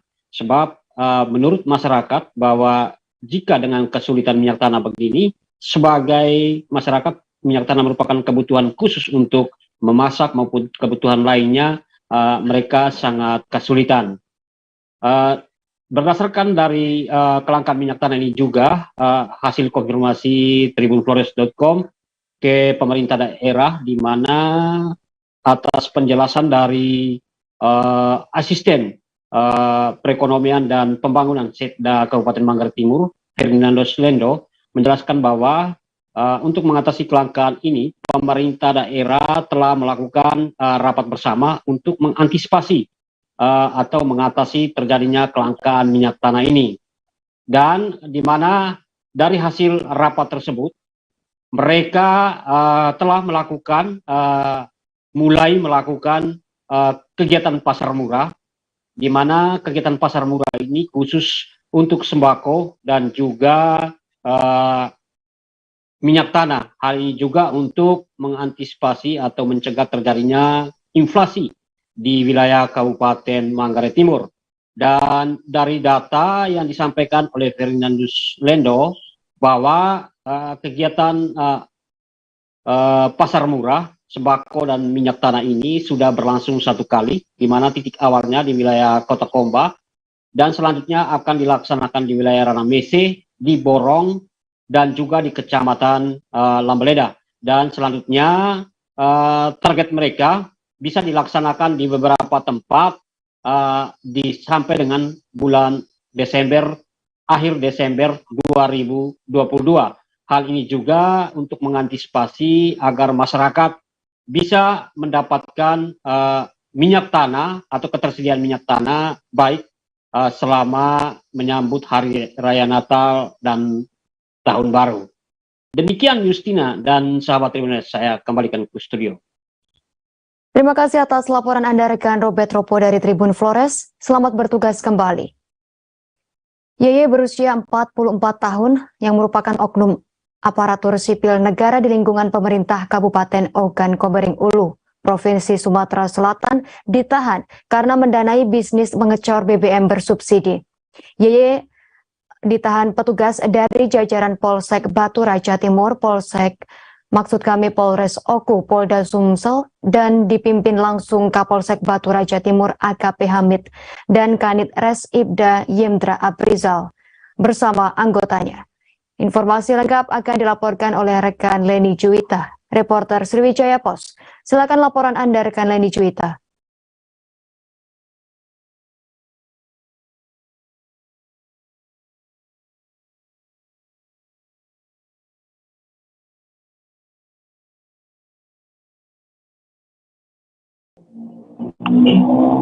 Terima kasih rekan Yusrita. Baik dari Kota Batu Raja, Kabupaten Ogan Komering Ulu, Provinsi Sumatera Selatan, dapat kami laporkan tentang keberhasilan Polsek Batu Raja Timur, Polres Ogan Komering Ulu, Polda Sumatera Selatan dalam mengungkap kasus pengecoran BBM bersubsidi yang dilakukan oleh salah seorang ASN di jajaran pemerintah Kabupaten Ogan Komering Ulu berinisial YY. Tertangkapnya tersangka YY ini berkat kerja keras dari Polsek Batu Raja Timur yang dipimpin oleh AKP Hamid SH yang melakukan tangkap tangan terhadap terhadap 5 tersangka yang merupakan kaki tangan dari tersangka YY yang sedang melakukan pengecoran BBM di salah satu BBM di salah satu SPBU dalam kota Batu Raja. Tertangkapnya 5 tersangka ini kemudian langsung dilakukan interogasi oleh aparat kepolisian. Ternyata 5 tersangka yang berhasil ditangkap dengan inisial RO, RO 23 tahun, FF 20 tahun, BA 22 tahun, RA 21 tahun, dan DA 18 tahun. Dari pengakuan 5 tersangka, ternyata kelimanya merupakan orang suruhan dari tersangka YY yang merupakan pemodal yang memberi pekerjaan kepada 5 tersangka untuk melakukan pengecoran BBM bersubsidi. Kegiatan penyalahgunaan BBM bersubsidi ini selanjutnya polisi yang mendapat informasi tentang orang yang mendanai kegiatan pengecoran BBM ini, kemudian tersangka dibawa untuk menuju ke rumah tersangka YY yang merupakan oknum ASN di jajaran pemerintah Kabupaten Ogan Komering Ulu. Akhirnya polisi berhasil menemukan rumah tersangka, dan di rumah kediaman tersangka yang berada di Kelurahan Sukajadi, Kecamatan Batu Raja Timur, ternyata juga dijadikan tempat usaha untuk menimbun BBM bersubsidi jenis solar. Dari rumah tersangka kemudian juga berhasil diamankan 2 truk yang berisi BBM, dan kemudian tersangka YY juga dibawa ke kantor polisi untuk mempertanggungjawabkan perbuatannya. Kapolres Ogan Komering Ulu AKBP Danu Agus Purnomo SIK dan Wakapolres Ogan Komering Ulu Kompol Farida Atrilla SH menegaskan bahwa tersangka berikut barang buktinya kini sudah diamankan di kantor polisi untuk pengusutan lebih lanjut. Tersangka juga merupakan ASN yang sehari-harinya sambil mencari sasaran dengan cara mengecor BBM. Dari BBM ini yang berhasil dikumpulkan ini kemudian dijual lagi kepada pelanggan-pelanggannya yang sudah berlangsung selama 6 bulan terakhir dengan harga 8.000 per liter. Polisi juga berhasil mengamankan 2 unit mobil truk, kemudian 1 unit mobil antar. Masing-masing mobil truk Dyna dengan plat E8824FF, kemudian truk PS 120 BG 8358 EPO dan truk Rino BE 9747AB serta 1 unit mobil Panther BG 1976 FS. Selain itu diamankan juga barang bukti berupa 150 deriken berisi BBM jenis solar bersubsidi masing-masing 35 liter. Dikatakan Kapolres, tersangka dikenakan pasal 40 angka 9 Undang-Undang Republik Indonesia nomor 11 tahun 2020 tentang Cipta Karya, yang kemudian berubah ketentuan pasal 55 Undang-Undang Republik Indonesia nomor 22 tahun 2021 tentang migas, pasal 64 KUH pidana tentang migas dengan ancaman 6 tahun penjara dan denda paling banyak 60 miliar rupiah. Kepada polisi pemeriksanya, 5 tersangka yang merupakan kaki tangannya mengaku sangat menyesali perbuatan mereka karena akibat dari perbuatan mereka kini mereka terancam hukuman penjara yang cukup lama. Padahal dari kegiatan tersebut 6 tersangka yang merupakan kaki tangan ini hanya mendapat upah 15.000 per sekali per sekali berhasil melakukan pengecoran. Sedangkan tersangka YY yang merupakan ASN di jajaran pemerintah Kabupaten Ogan Komering Ulu juga mengaku menyesal dan kini YY mengaku khawatir karena karir di pegawai negeri sipilnya terancam diberhentikan. Kemudian YY masih berharap pihak terkait khususnya Bupati Kabupaten Ogan Komering Ulu masih memberi keringanan dan bisa menolong dia agar karirnya selamat. Demikian rekan Yustina, kembali ke studio. Baik, terima kasih atas laporan Anda rekan Leni Juwita dari Sriwijaya Pos. Selamat bertugas kembali. Berikut kami tampilkan wawancara bersama Kapolres Oku AKBP Danu Agus Purnomo. Jadi kami dari Polres Oku saat ini juga bekerja sama dengan rekan-rekan dari unsur pemerintah daerah. Kami juga secara tegaskan bahwa segala penyalahgunaan sejarah dari adanya pihak-pihak di dalam khususnya dari SPBU kami akan lakukan tindakan tegas. Namun saat mencari informasi lebih dalam apakah ada keterlibatan dari pihak-pihak lain dan dari yang bertugas di SPBU. Belasan masyarakat Kampung Ulei Blangmane, Kecamatan Blangmangat, Lok Sumawe yang tergabung dalam aliansi masyarakat menggugat melakukan aksi protes di eks-kantor imigrasi setempat pada Kamis 8 Desember 2022. Mereka meminta agar organisasi penanganan pengungsi Perserikatan Bangsa-Bangsa United Nations High Commissioner Refugees memindahkan 229 pengungsi yang ditampung sementara di lokasi tersebut untuk pindah dari desa mereka. Informasi terkait berita tersebut akan dilaporkan oleh rekan Zaki Mubarak, reporter Serambi News. Silakan laporan Anda, rekan Zaki Mubarak. Ya, selamat siang rekan Yustina. Baik, dapat kami informasikan bahwa Halo, rekan Yustina, bisa mendengarkan? Iya. Silakan dilanjutkan, rekan. Baik, dapat kami laporkan bahwa pada hari Kamis kemarin bahwa belasan warga melakukan aksi protes terhadap pengungsi Rohingya yang ada di kantor imigrasi yang berada di Kecamatan Blangmangat, Kota Lokpoint, di mana mereka mengatasnamakan dari aliansi masyarakat menggugat meminta pihak penanggung jawab bagian penanganan pengungsi Rohingya atau di bawah PBB yaitu UNHCR meminta mendesak untuk merelokasi segera pengungsi Rohingya yang ada di lokasi tersebut yang telah ditempatkan di kantor imigrasi itu. Sebelumnya imigran Rohingya itu berjumlah sekitar 229 jiwa yang telah direlokasi dari tempat sebelumnya mereka terdampar, yaitu di kawasan Kecamatan Muara Batu.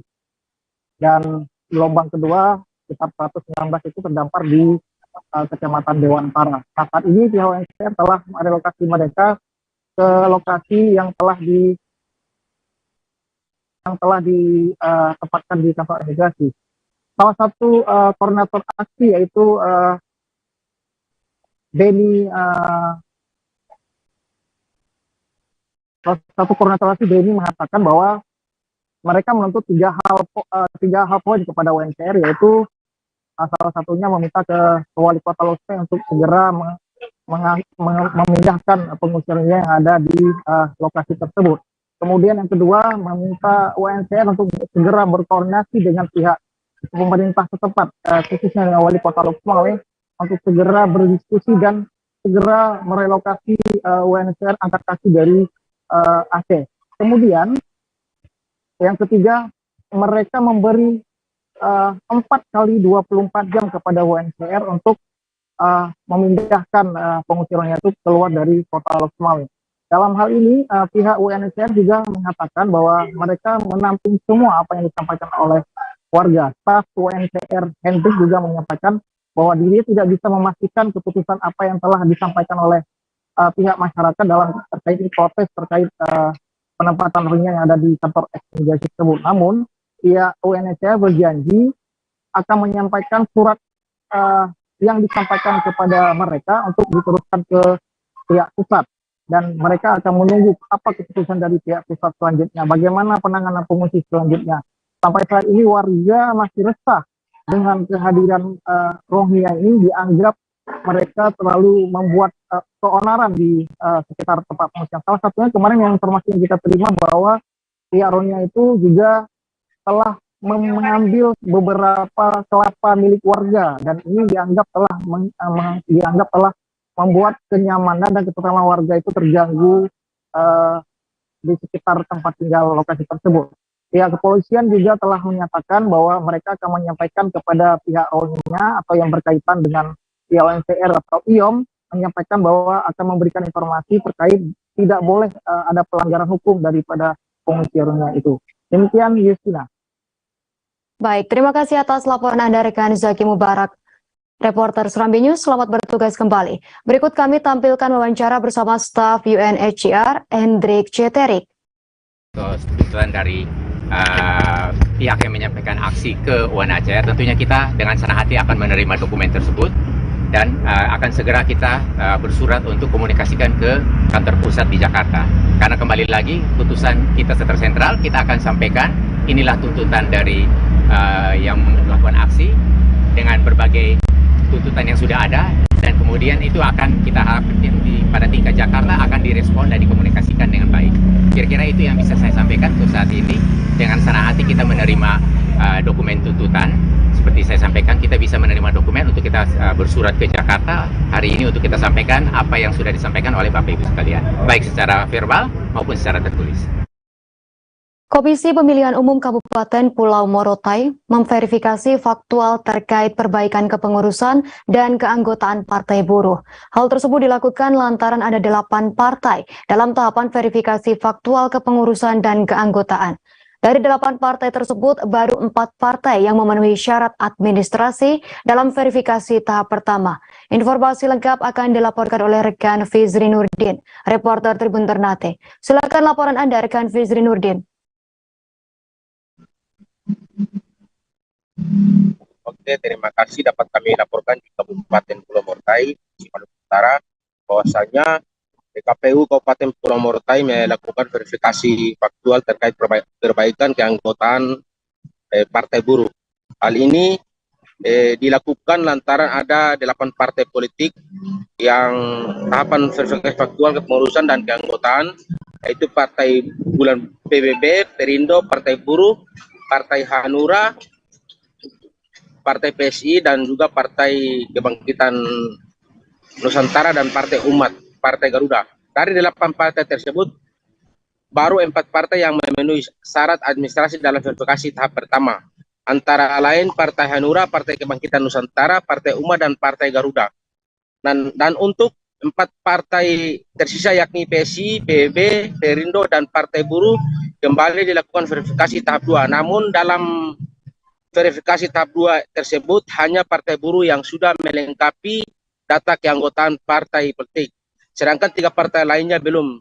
Nah, hal itulah membuat KPU kembali menggelar rapat pleno rekapitulasi verifikasi perbaikan kepengurusan dan keanggotaan partai politik calon peserta pemilu tahun 2024 yang berlangsung di Resor Jawa BK. Hal itu juga disampaikan oleh Divisi Teknik Penyelenggara KPU Pulau Morotai, Arfandi Iskandar Alam. Dia mengatakan pleno rekapitulasi verifikasi faktual perbaikan partai politik hanya 1 partai, yaitu Partai Buruh. Itu merupakan verifikasi tahap kedua untuk 4 partai tersisa.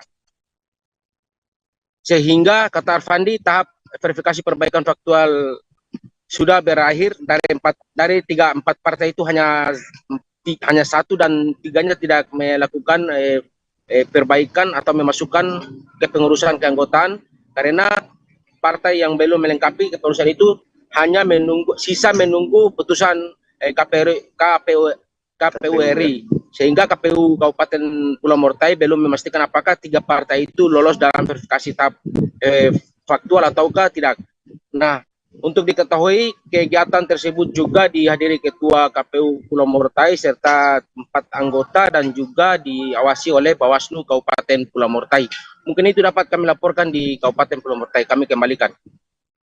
Baik, terima kasih atas laporan Anda rekan Fizri Nurdin dari Tribun Ternate. Selamat bertugas kembali. Mahasiswa Ilmu Politik Universitas Brawijaya Angkatan 2020 mengadakan eksibisi memamerkan 13 desain education game guna pendidikan pemilu untuk pemilihan pemula pada pemilu 2024. Kegiatan diadakan di lobi Gedung B Visip UB pada Rabu 7 Desember 2022 kemarin. Hal tersebut merupakan bagian dari ujian akhir semester untuk mata kuliah kewirausahaan politik oleh dosen pengampunya, yakni Dr. Wawan Sobari. Informasi lengkap terkait berita tersebut akan dilaporkan oleh rekan Silvianita Widiawati, reporter Surya Malang. Silakan informasinya, rekan Silvianita Widiawati. Ya, selamat siang Tribuners dan Yusina di studio. Kegiatan mahasiswa Prodi Ilmu Politik di FISIP Universitas Brawijaya cukup unik, yaitu membuat desain game pendidikan untuk pendidikan pemilu buat pemilih pemula. Jadi mereka lewat kegiatan ini berpartisipasi dengan membuat permainan agar para pemilih pemula itu lebih interest untuk mengikuti kegiatan pemilu yang akan datang, yaitu pada 2024. Saya sempat berbincang dengan Vicentius Adrian Valianto, di mana dari timnya membuat tebaslu atau tebak istilah pemilu yang memanfaatkan filter IG. Alasan dia memanfaatkan itu karena untuk pemilih muda, yaitu generasi milenial itu tidak lepas dari teknologi dan mereka juga selalu membawa HP. Jadi hal itu dimanfaatkan dengan memakai aplikasi filter IG. Jadi setiap ada tebakan tentang terkait istilah pemilu akan muncul di IG tersebut. Selain itu dari mahasiswa lain juga membuat engklek pemilu yang bisa juga dipakai untuk memberi informasi terkait pemilu. Dan menurut Vincentius, dengan membuat seperti ini meski hanya berupa tugas kuliah, namun mereka senang karena bisa memberi manfaat buat masyarakat dan suka duka membuat aplikasi seperti ini dan memutuskan idenya itu juga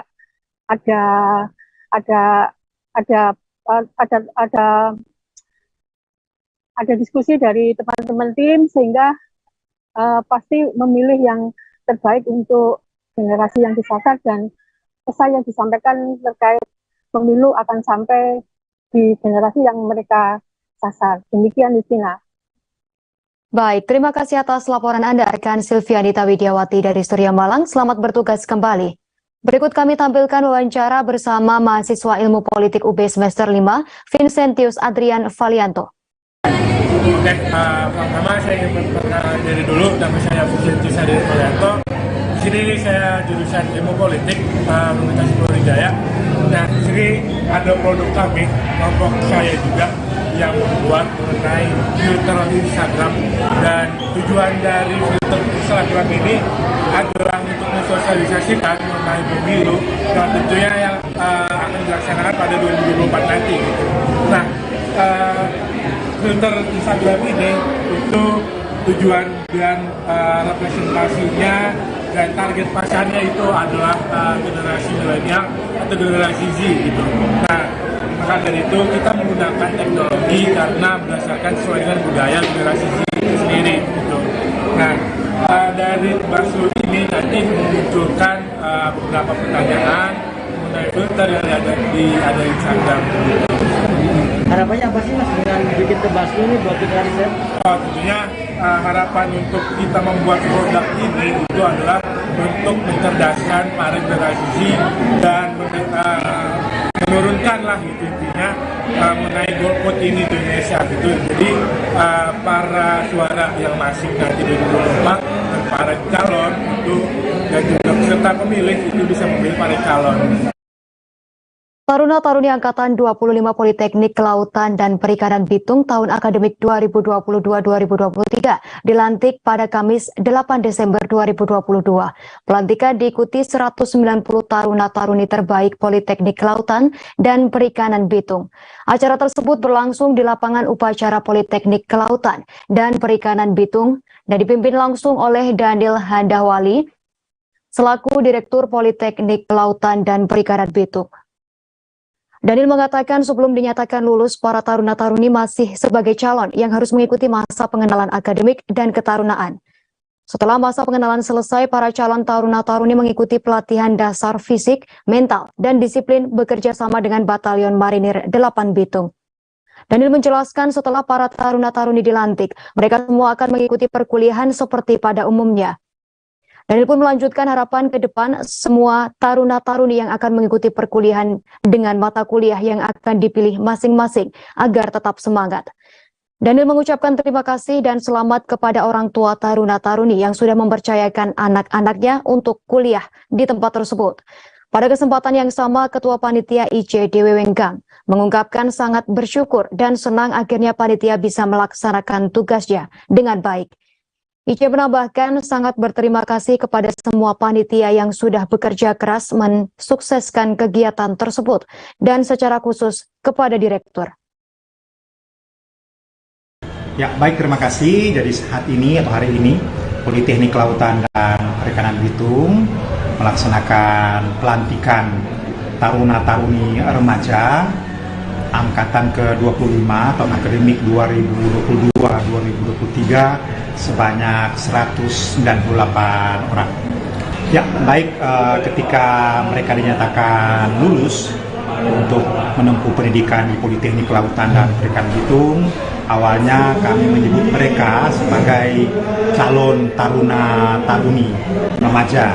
Nah, mereka masuk awalnya untuk mendapatkan pembinaan yang pertama adalah pengenalan atau masa pengenalan akademik dan ketarunaan.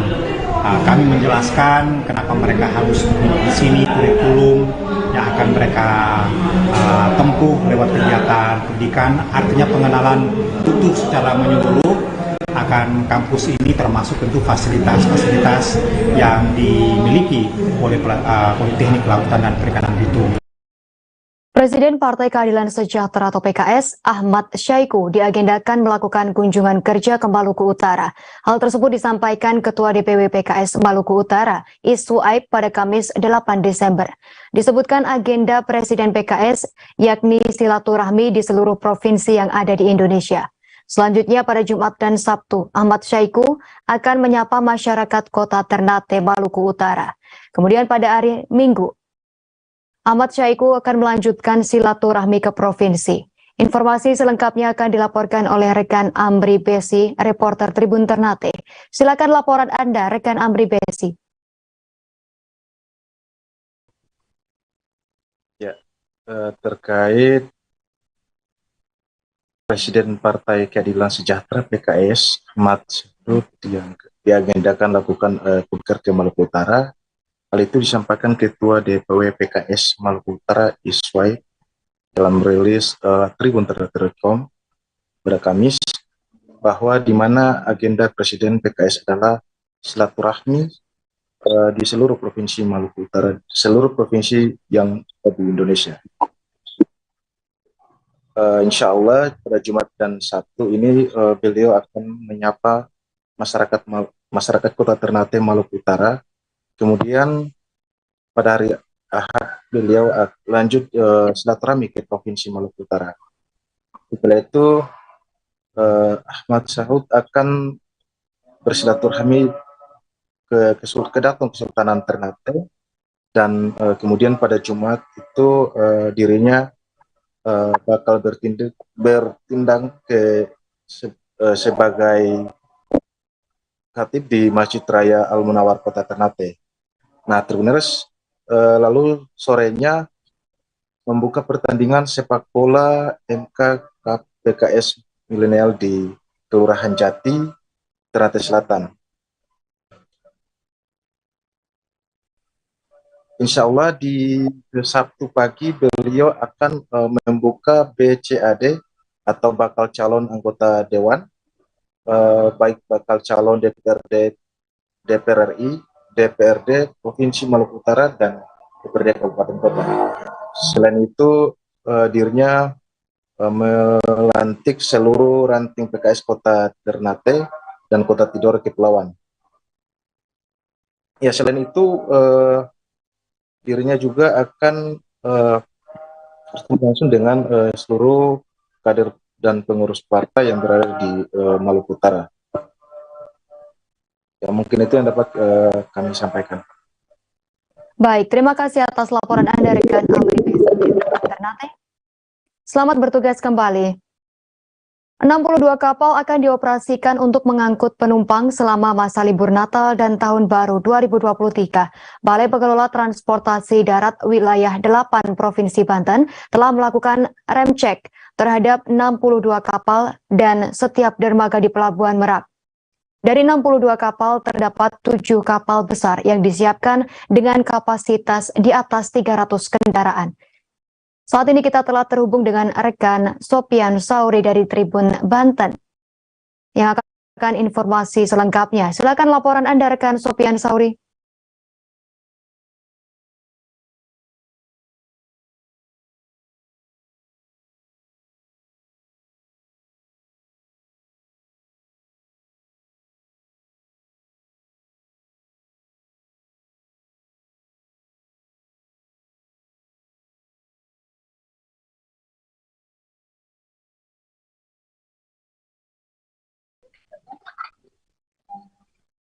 Baik, melaporkan dari Merak, Kota Cilegon, Balai Pengelolaan Transportasi Darat BPT di Banten telah mempersiapkan 62 kapal yang akan dipersiapkan untuk mengangkut penumpang selama libur Natal dan Tahun 2003.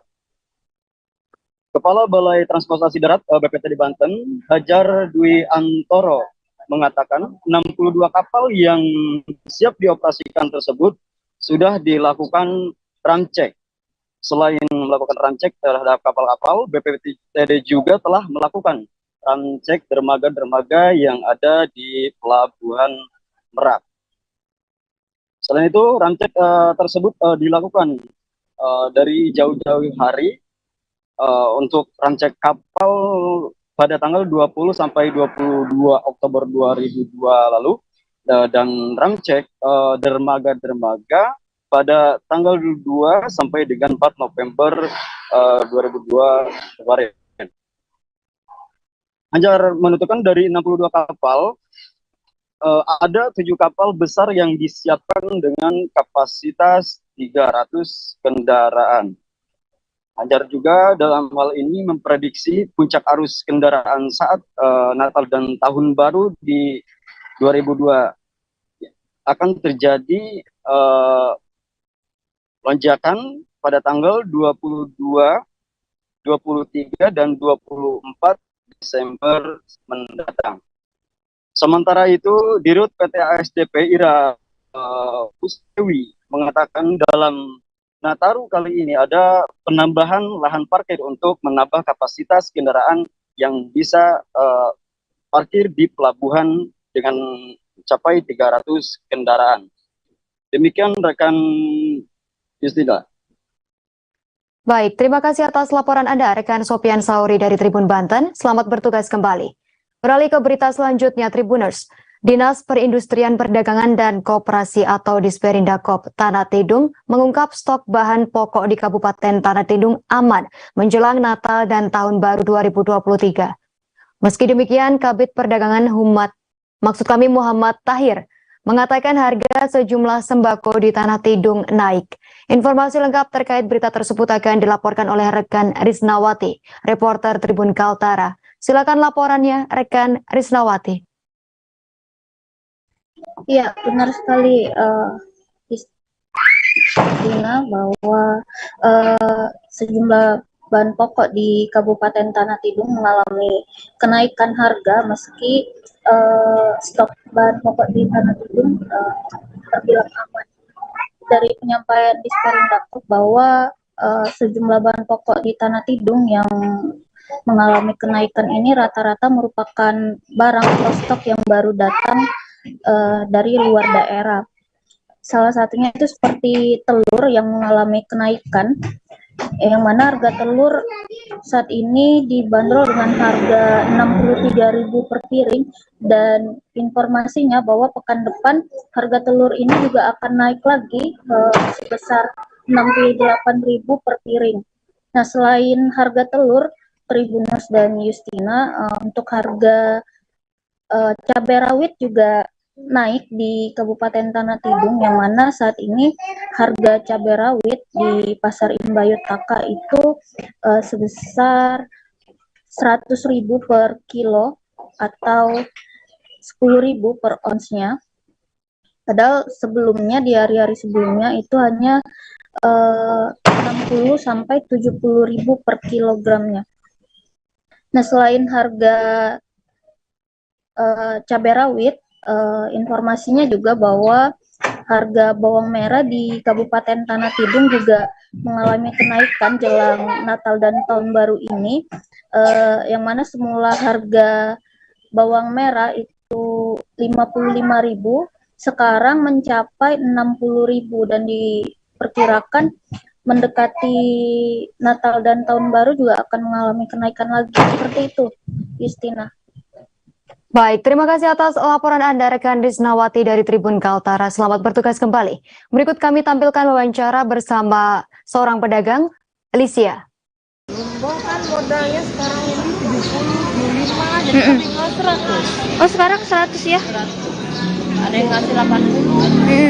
Oh, kalau yang 8 kita punya kan sekitar 20% harus. Iya. Karena ini kan tahu busuk ya. Iya, betul. Kalau biasanya jual berapa? Biasanya kan kalau dari orang kampung 50-an aja, jadi bisa jual sekitar 70, 75. Tapi sekarang jual 100. Sekarang itu dari nominal tuh ada yang ngasih 80, 75, 19. Informasi tadi sekaligus menutup perjumpaan kita dalam live update hari ini. Tetap perbarui informasi Anda hanya di kanal YouTube dan Facebook Tribun Network. Setelah ini akan kami sajikan seputar ajang sepak bola bergengsi dunia di program live update Piala Dunia bersama rekan kami Yesi Winata. Saya Justina Kartika beserta kru yang bertugas pamit undur diri. Terima kasih untuk kebersamaan Anda dan sampai jumpa.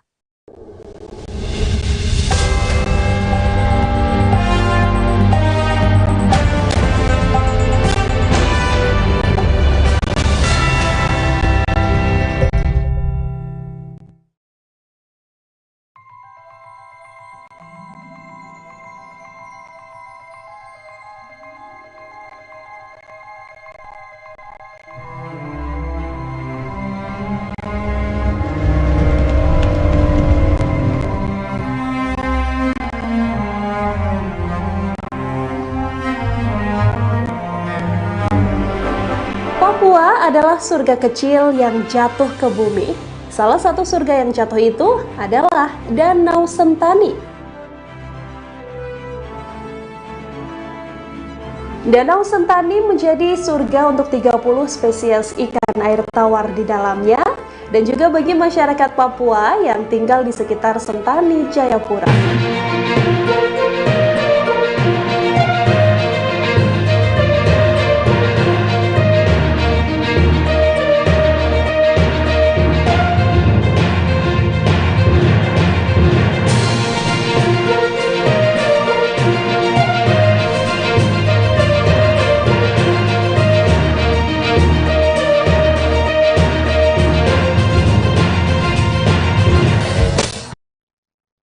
Selamat pagi pemirsa, senang sekali saya Seradita kembali menemani Anda dalam live update Piala Dunia edisi Jumat 9 Desember 2022. Matchday Kroasia versus Brasil, adu Neymar dan Luka Modric. Belanda versus Argentina diprediksi melewati drama adu penalti hingga 5 pelatih menjadi tumbal Piala Dunia 2022. Selain 3 highlight tadi, masih ada informasi menarik dan terbaru lainnya yang akan kami sajikan selama beberapa menit ke depan. Kita jelang selengkapnya di Tribun News.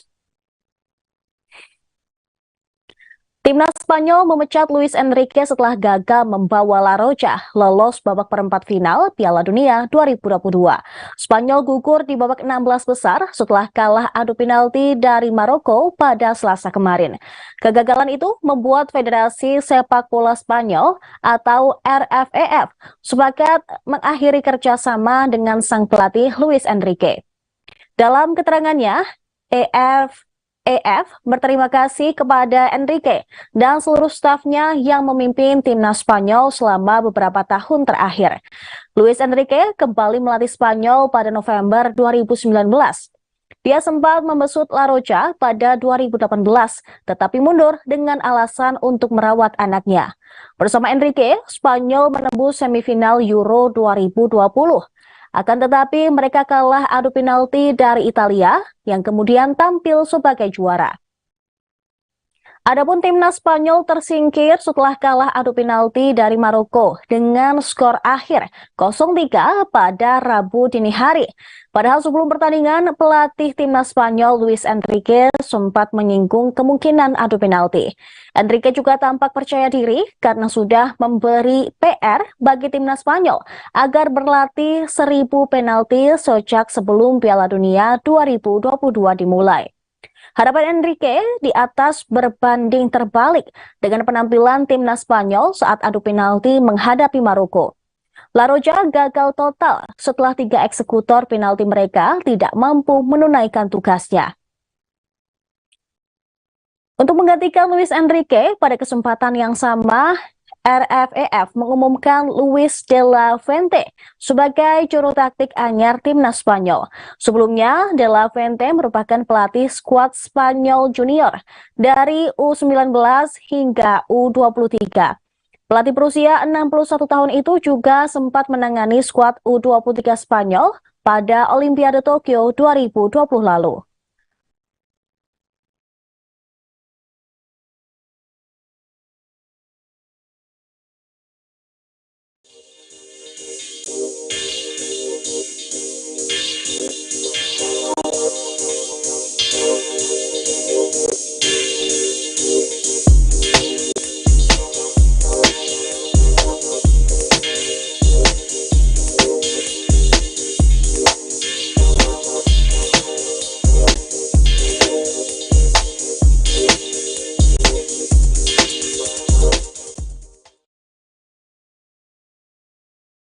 Isu tak sedap menerpa timnas Portugal menjelang perempat final Piala Dunia 2022.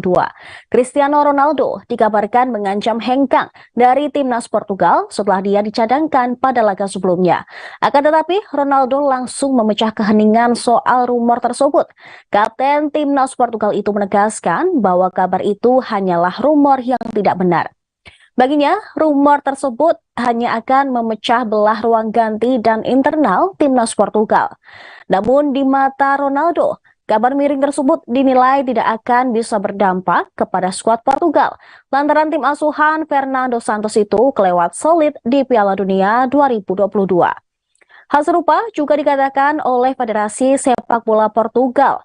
Secara tegas, mereka membantah adanya isu ancaman dari Ronaldo meninggalkan skuad jelang laga perempat final melawan Maroko. Sebelumnya, isu tak sedap muncul ketika Cristiano Ronaldo secara pribadi menemui Fernando Santos. Banyak spekulasi mengenai pertemuan keduanya, termasuk adanya luapan amarah Ronaldo kepada pelatih timnas Portugal itu. Sebagaimana yang diketahui, CR7 menjadi penghias bench cadangan kala Portugal menggasak Swiss 6-1 di babak 16 besar Piala Dunia 2022. Saat itu peran Ronaldo digantikan oleh Gonçalo Ramos yang sukses mengukir hat-trick. Ronaldo dimainkan oleh Fernando Santos selama 17 menit sebagai pemain pengganti. Situasi ini jelas tidak menyenangkan bagi Ronaldo yang menjadi tumpuan lini serang Selecao das Quinas. Sebelumnya, sebuah laporan dari surat kabar Portugal yaitu Record mengatakan bahwa Ronaldo mempertimbangkan untuk keluar dari timnas setelah bersitegang dengan pelatih Fernando Santos. Ronaldo sendiri kesulitan di Piala Dunia 2022 dengan baru mencetak 1 gol.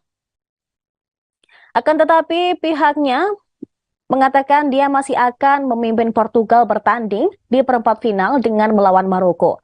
Laga Maroko versus Portugal akan digelar di Al-Tubaba Stadium, Doha pada hari Sabtu, 10 Desember 2022.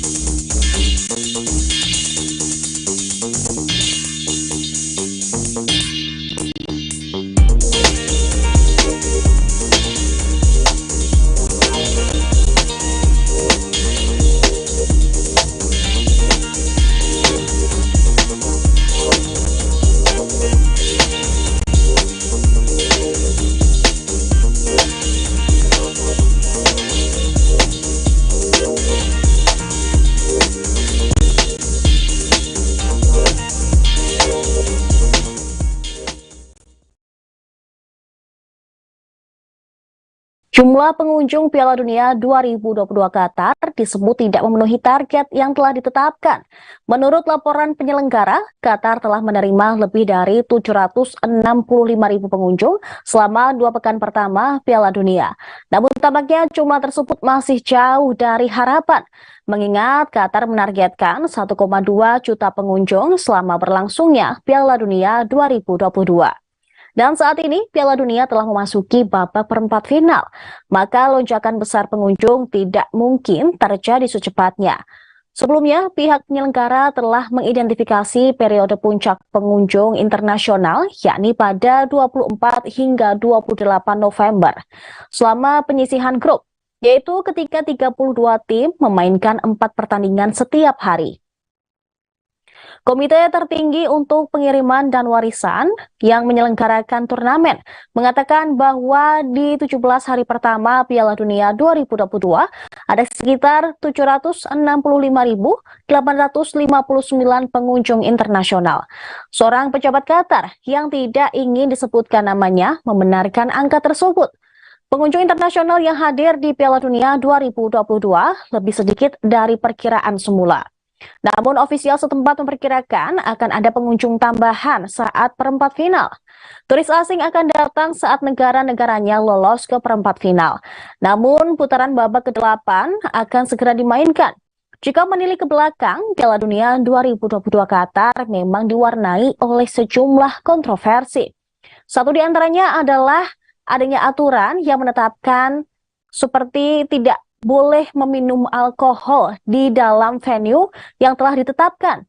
Selain itu, beberapa supporter juga menganggap bahwa biaya akomodasi untuk menonton Piala Dunia 2022 langsung di Qatar sangatlah mahal.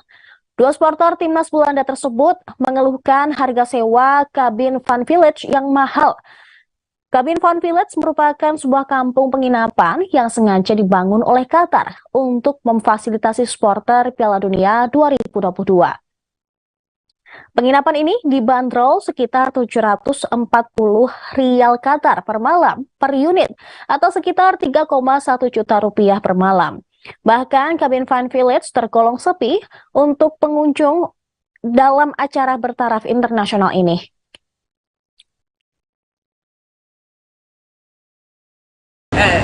Up to now, we enjoy it very much. Yeah, yeah. What things that you most enjoy? Everything is very well organized. The only things we are sleeping in a fan village over here, and it's like a container. It's cabins with just 2 beds in it. That's okay, but it's basic. Pricey. Yeah, it's Pricey and basic. Yeah, yeah. And how long will you stay here? Till the Dutch team will play. Yeah.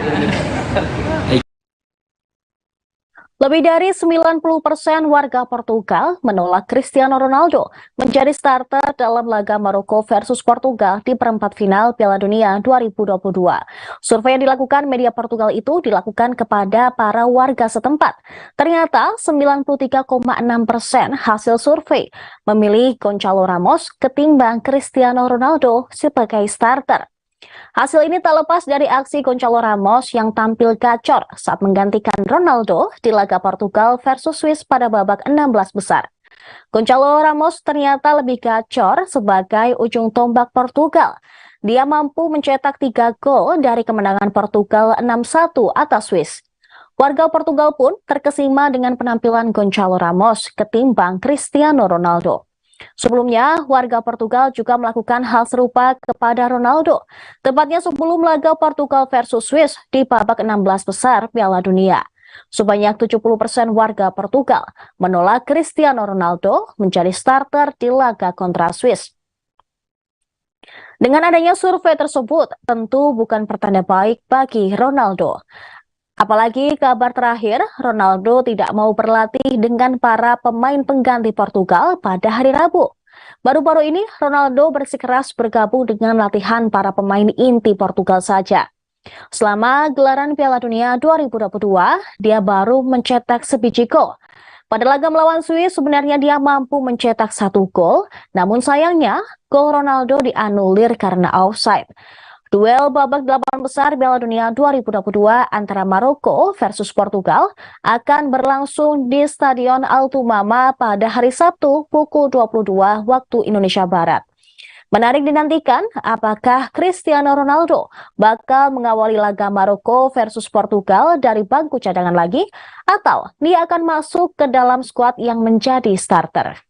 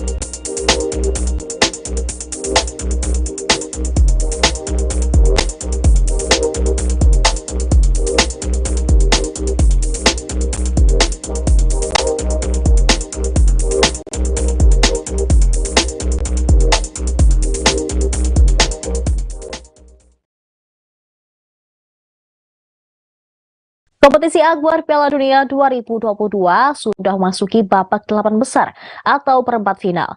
Babak 8 besar Piala Dunia 2022 bakal memuat 4 laga, yakni Kroasia versus Brasil, Belanda versus Argentina, Maroko versus Portugal, dan Inggris versus Prancis. Duel yang mempertemukan Kroasia versus Brasil bakal menjadi pertandingan pembuka babak perempat final. Laga Kroasia versus Brasil dalam jadwal Piala Dunia 2022 berlangsung di Stadion Education City Qatar pada Jumat nanti pukul 22 waktu Indonesia Barat. Juru taktik Kroasia, Zlatko Dalic, mengakui bahwa Brasil mempunyai skuad mumpuni, namun Kroasia tak gentar dan siap memberikan kejutan. Setelah laga Kroasia versus Brasil, fase 8 besar Piala Dunia akan dilanjutkan dengan pertandingan Belanda versus Argentina. Duel Belanda versus Argentina dalam jadwal 8 besar akan diselenggarakan di Stadion Lusail pada Sabtu dini hari yang akan kick off pukul 2 waktu Indonesia Barat. Setelah itu akan ada, kemungkinan hasil imbang yang berujung extra time atau penalti mencapai 28,7%. Selanjutnya akan ada laga Maroko versus Portugal di Stadion Altumama. Bagi Maroko, ini merupakan penampilan pertama mereka di perempat final Piala Dunia FIFA. Duel Maroko versus Portugal akan digulirkan pada hari Sabtu pukul 22 waktu Indonesia Barat. Selanjutnya, fase 8 besar akan ditutup oleh laga Inggris versus Prancis di Stadion Al Bayt Al Khor. Pertandingan Inggris versus Prancis tersebut bakal dilaksanakan pada hari Minggu pukul 2 dini hari.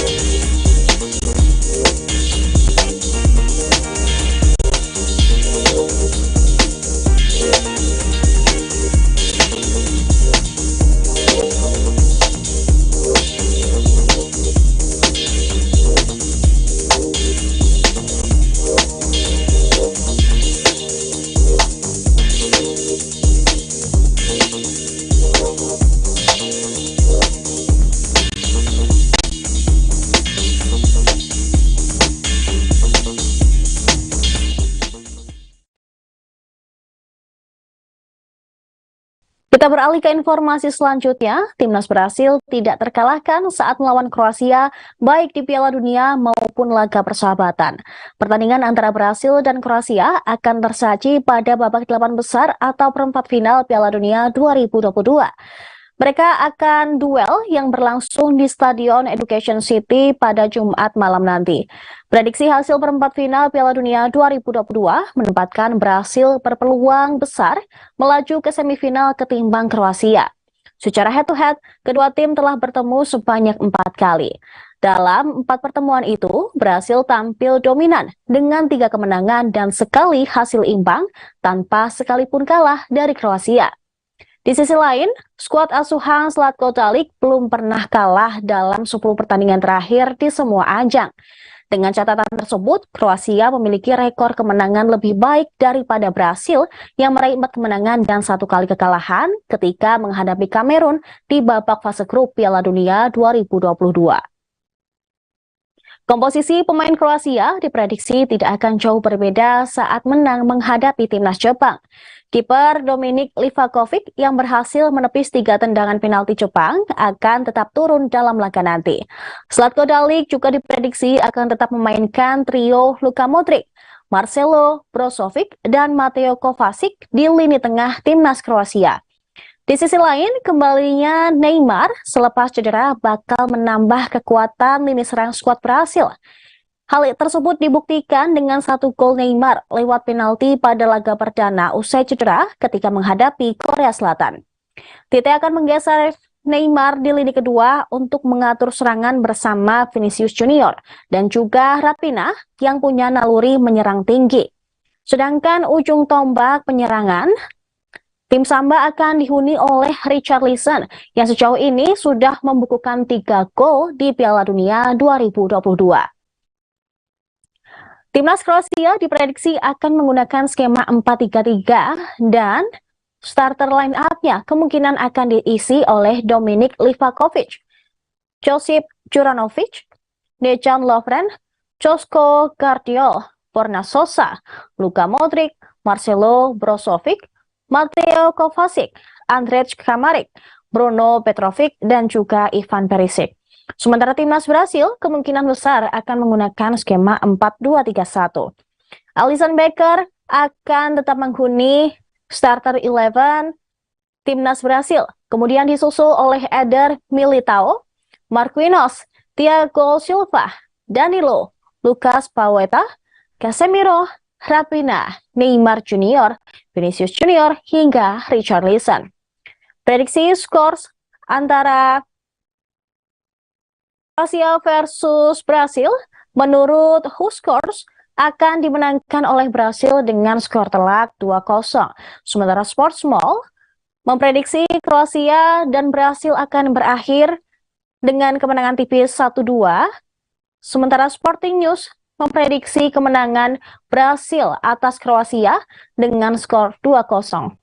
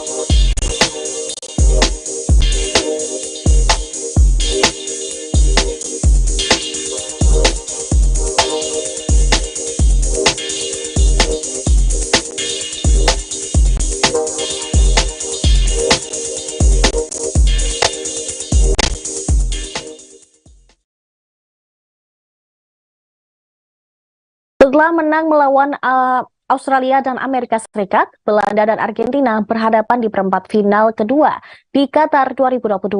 Dua pertemuan Piala Dunia terakhir antara Belanda dan Argentina berakhir dengan skor imbang 0-0 di babak grup tahun 2006.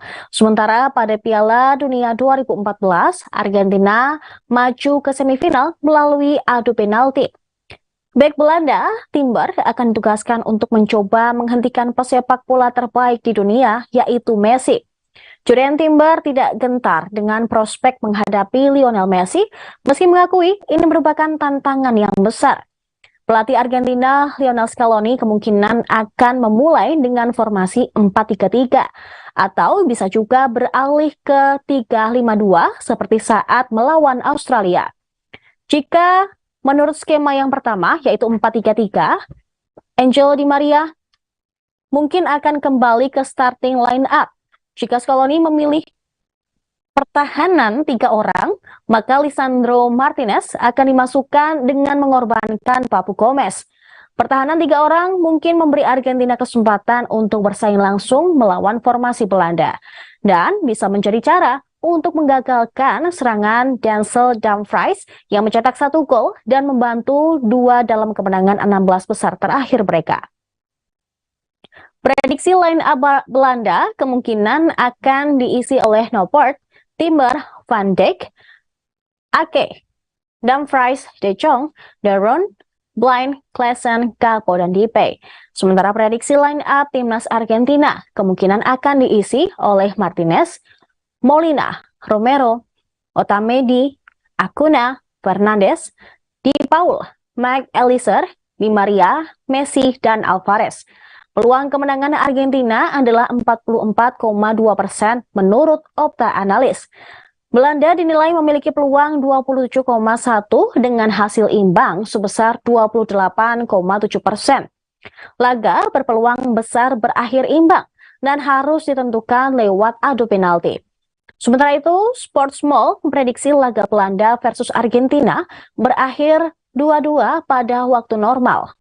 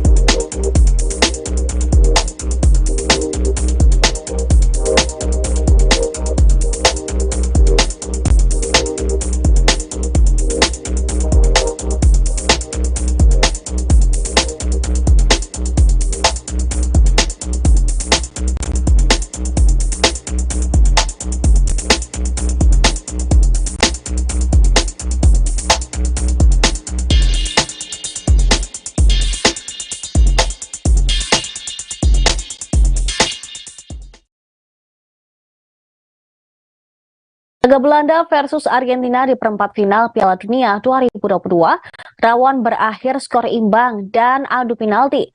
Namun kiper Belanda Andries Noppers tidak takut menghadapi tendangan Messi jika nanti harus melalui duel adu penalti.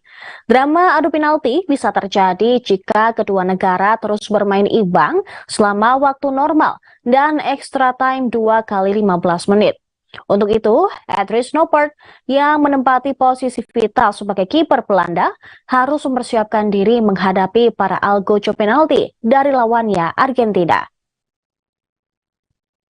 Hal ini termasuk menghadapi tendangan Messi yang menjadi mega bintang Argentina di Piala Dunia 2022. Pemenang 7 Ballon d'Or itu sekarang telah mengoleksi 3 gol dari babak fase grup C hingga 16 besar. Noppert mengaku telah siap sekalipun harus 1 lawan 1 dengan Messi. Dia menormalkan Messi seperti manusia layaknya dirinya yang bisa membuat kesalahan. Misalnya, saat bintang PSG itu gagal penalti ketika Argentina dikalahkan Arab Saudi. Anggapan mengenai Messi juga sempat dikatakan oleh rekan Noppert, yaitu Virgil van Dijk yang bertugas sebagai bek Belanda. Menurut dia, kekuatan Argentina bukan hanya Messi seorang, melainkan semua pemain lawan menjadi ancaman bagi Belanda. Dia cukup percaya diri dengan peluang Belanda mengalahkan Argentina. Hal ini tidak lepas dari peningkatan performa Belanda saat menyingkirkan Amerika Serikat pada babak 16 besar Piala Dunia 2022. Wajib dinantikan bagaimana Belanda versus Argentina akan sama-sama bermain di babak perempat final Piala Dunia 2022 nanti.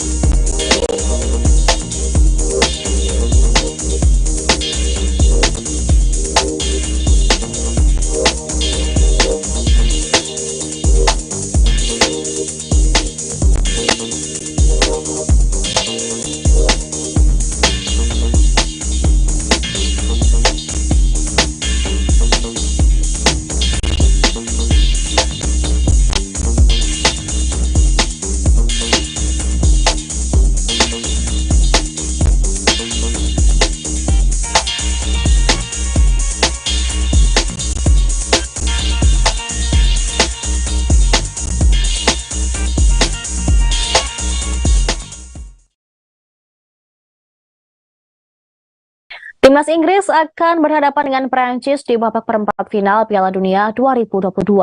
Mengantisipasi skor imbang, The Three Lions telah berlatih tendangan penalti. Gelandang Timnas Inggris Calvin Phillips membenarkan persiapan Timnas Inggris menjelang laga krusial tersebut. Phillips mengatakan latihan tendangan penalti itu mengacu pada 2 pertandingan babak 16 besar yang harus ditentukan via drama penalti. Pertandingan yang dimaksud adalah laga Kroasia versus Jepang dan Spanyol versus Maroko. Phillips percaya diri timnya bisa lolos dari adu penalti seandainya skenario itu betul-betul terjadi. Dia juga memastikan skuad timnas Inggris antusias alih-alih ciut menantikan laga versus Lesbos. Jika pelatih Inggris Gareth Southgate memintanya untuk menjadi penendang pertama, Phillips akan siap sedia. Kalaupun tidak, maka itu bukan masalah baginya. Skuad The Three Lions antusias menyambut perlawanan Timnas Prancis.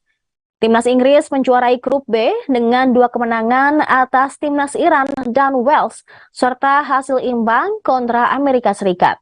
Setelah itu, Timnas Inggris memulangkan Senegal pada babak 16 besar dengan skor telak 3-0. Hasil-hasil tersebut mengantarkan Inggris bersua Prancis pada babak 8 besar Piala Dunia 2022.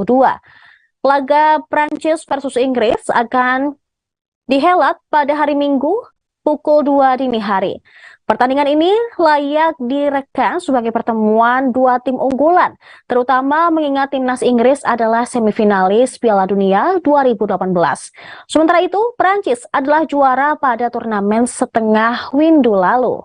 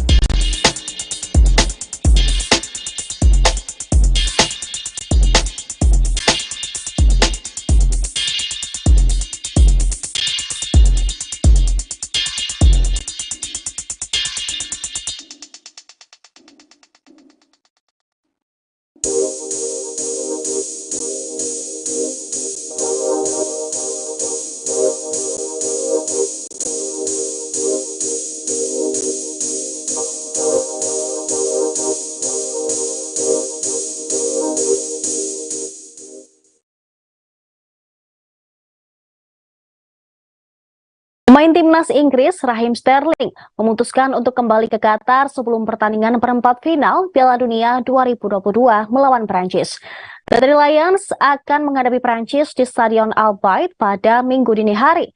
Sterling telah memutuskan akan bergabung kembali dengan skuad Inggris di Qatar pada Jumat waktu setempat.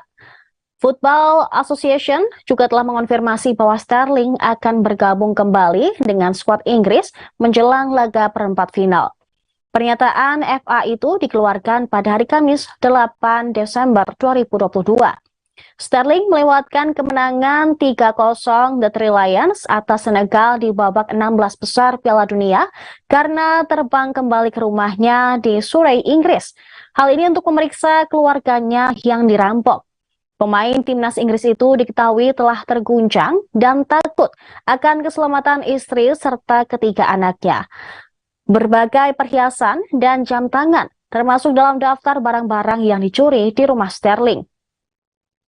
Diketahui Raheem Sterling telah mencetak 20 gol dari 81 caps sejak melakukan debutnya bersama timnas Inggris pada November 2012 lalu.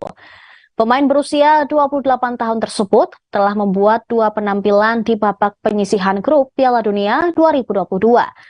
Dia mencetak gol untuk pertandingan perdana Inggris dalam kemenangan 6-2 melawan Iran pada 21 November.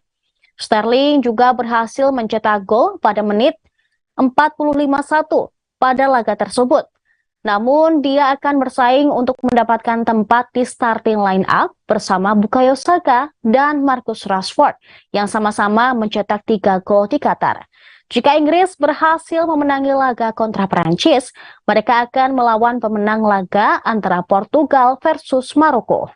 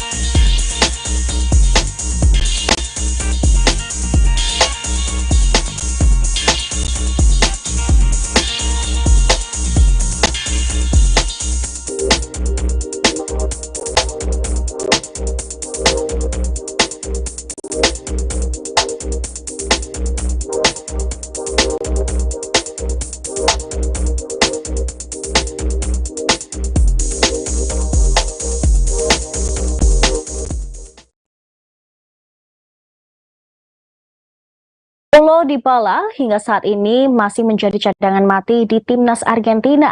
Dia belum mendapatkan menit bermain di Piala Dunia 2022. Posisi Dybala sebagai cadangan mati bahkan disebut-sebut karena Lionel Messi. Menanggapi hal itu, Lionel Scaloni selaku pelatih timnas Argentina buka suara. Lionel Scaloni mengungkapkan bahwa mantan penyerang Juventus tersebut tersedia untuk tim. Namun dia merasa jika belum saatnya untuk memainkan Dybala. Melihat pernyataan dari Scaloni tersebut, tersirat makna bahwa sejatinya Dybala masih berada di bawah standar skuad Albiceleste. Paulo Dybala merupakan satu dari 6 pemain yang masih belum mendapatkan menit bermain di Piala Dunia 2022. Bersama Juan Foyth, Germán Pasella, Geronimo Rulli, Franco Armani, dan Angel Correa, Paulo Dybala belum juga mendapat kesempatan turun membela timnas Argentina di ajang 4 tahunan ini. Dybala adalah ban serep untuk penyerang selain Angel Correa di timnas Argentina. Meski cukup apik bermain bersama AS Roma di Liga Italia, kenyataannya Dybala hanya menjadi cadangan mati di Albiceleste. Penyerang berusia 29 tahun itu memang sempat terganggu persiapannya menjelang keberangkatan menuju Qatar. Cedera hamstring yang menimpanya saat melawan Leeds membuatnya absen kurang sejak 9 Oktober 2022. Banyak penggemar timnas Argentina mengungkapkan frustasi karena di media sosial seiring absennya Dybala. Meski mulai membaik kondisinya, Dybala juga akan sulit menjadi starter di timnas Argentina pada Piala Dunia 2022.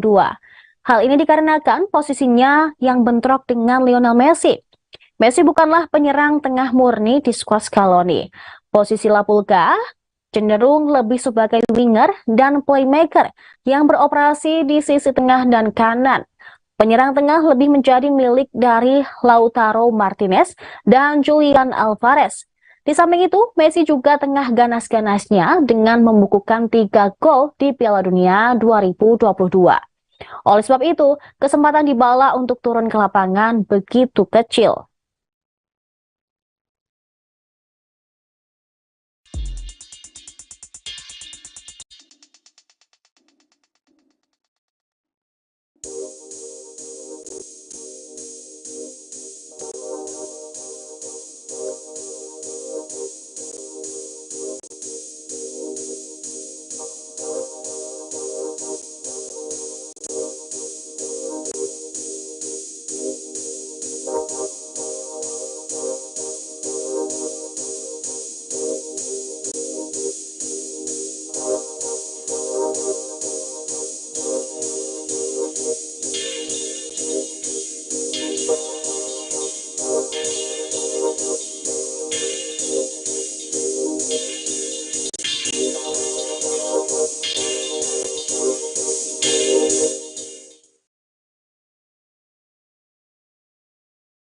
Panasnya Piala Dunia 2022 memakan 5 pelatih yang sudah menjadi tumbal. Mereka adalah pelatih yang gugur dan kehilangan jabatannya di Piala Dunia 2022 setidaknya hingga babak 16 besar. Para pelatih tersebut dipecat atau mengundurkan diri setelah performa buruk anak asuhnya di ajang 4 tahunan ini. Diprediksi tidak hanya 5 pelatih saja yang akan gugur dan kehilangan pekerjaan selepas Piala Dunia 2022. Mengingat ada beberapa negara yang juga tampil buruk di ajang ini. Namun, mereka belum mengambil langkah terkait keputusan apa yang akan diambil. 5 pelatih tersebut, satu di antaranya adalah Gerardo Martino, mantan timnas Meksiko. Pelatih pertama yang resmi kehilangan jabatannya adalah pelatih Meksiko.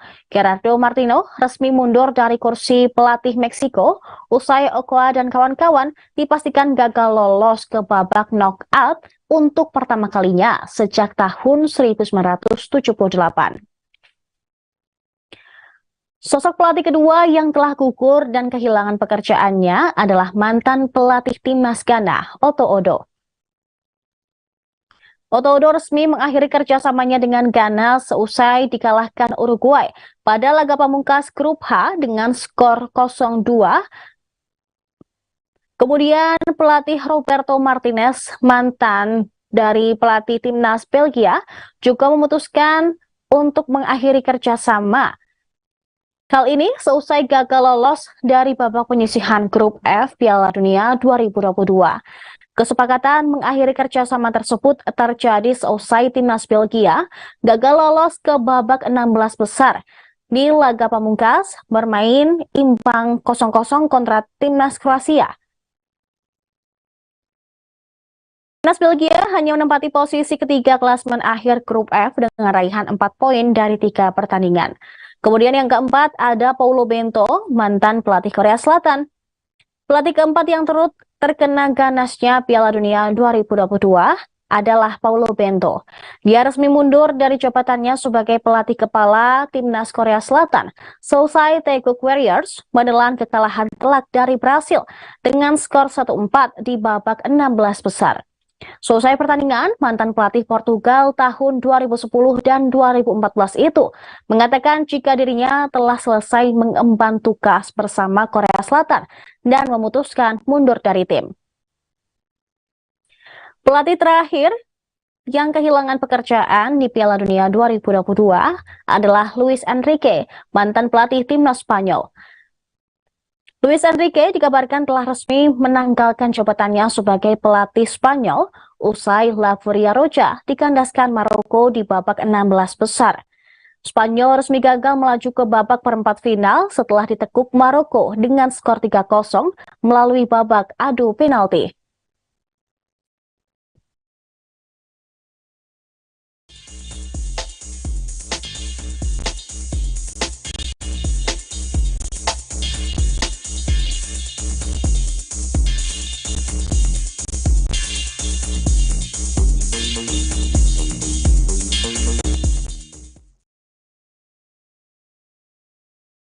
Informasi tadi sekaligus menutup perjumpaan kita di live update Piala Dunia.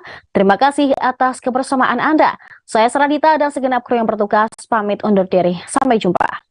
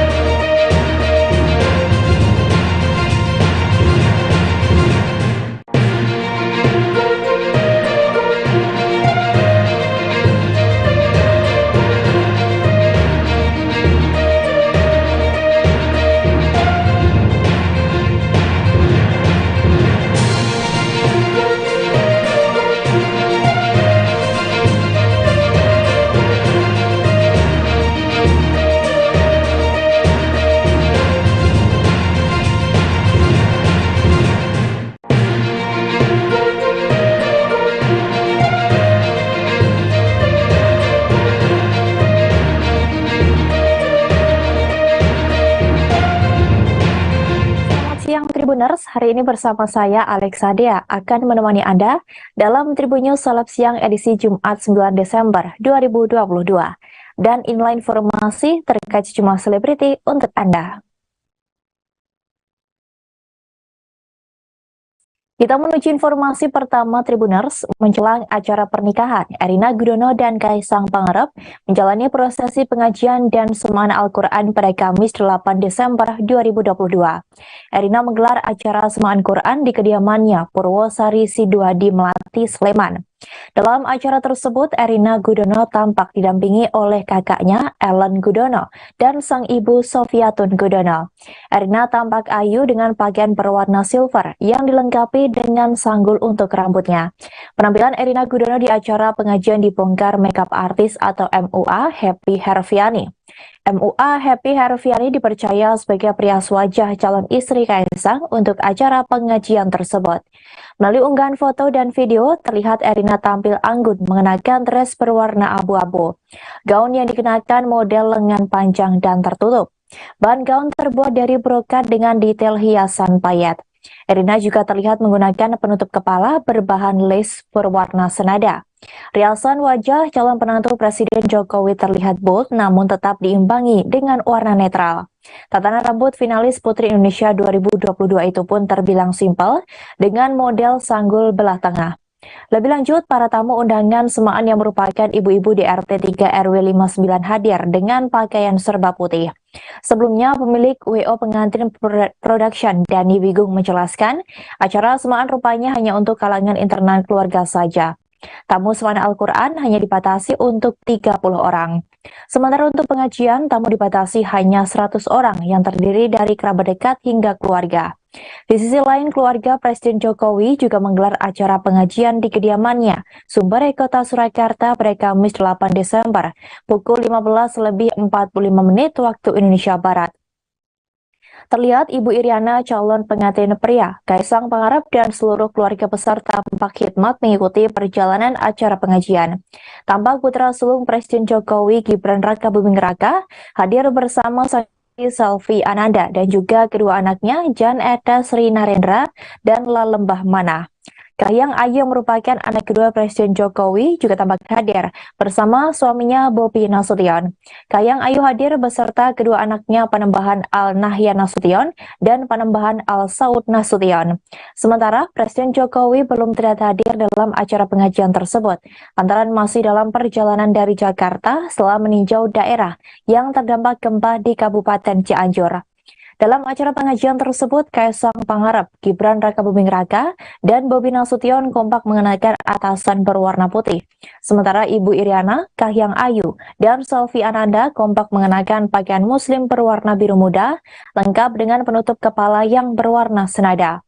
Selain dihadiri oleh keluarga, acara pengajian tersebut turut mengundang Ketua Pengajian Turisari, Ahmad Suparno, dan sejumlah santri dari pondok pesantren.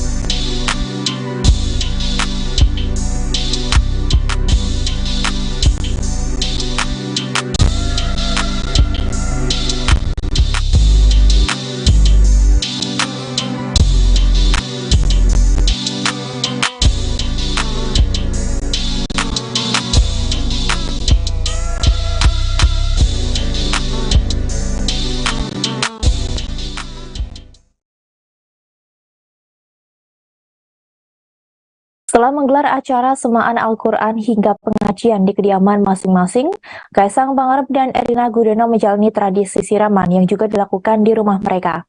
Dalam prosesi siraman, Erina Gudono bakal dihadiri oleh Permaisuri Gubernur DIY, Gusti Kanjeng Ratu atau GKR Hemas, dan istri Wakil Gubernur DIY, Gusti Kanjeng Bendara Raden Ayu atau GKB Rai Adipati Paku Alam. Prosesi siraman calon pengantin wanita Erina Gudono berlangsung di Padukuhan Purwosari, Kelurahan Sinduandu, Panewan Melati, Kabupaten Sleman pada Jumat 9 Desember 2022.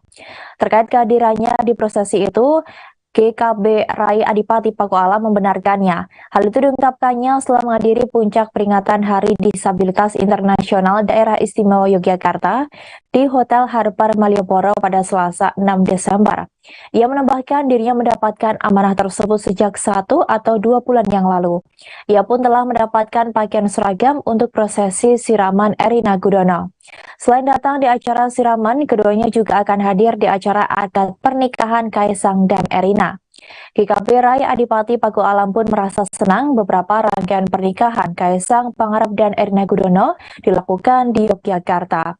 Ia pun berharap pernikahan Kaisang dan Erina bisa langgeng dan menjadi keluarga yang dipenuhi kebahagiaan. Dirinya pun berharap pasangan tersebut bisa mendapatkan keturunan-keturunan yang luar biasa. Sementara untuk prosesi siraman Kaisang Pangarep digelar di kediaman Presiden Joko Widodo di Kelurahan Sumber, Kecamatan Banjarsari, Kota Solo. Sejumlah menteri juga menghadiri siraman Kaisang di Solo. Mobil-mobil Alphard hitam tampak berjajar rapi di dekat kediaman Jokowi. Kendaraan roda 4 itu terpantau sudah terparkir sejak pukul 6:54 waktu Indonesia Barat.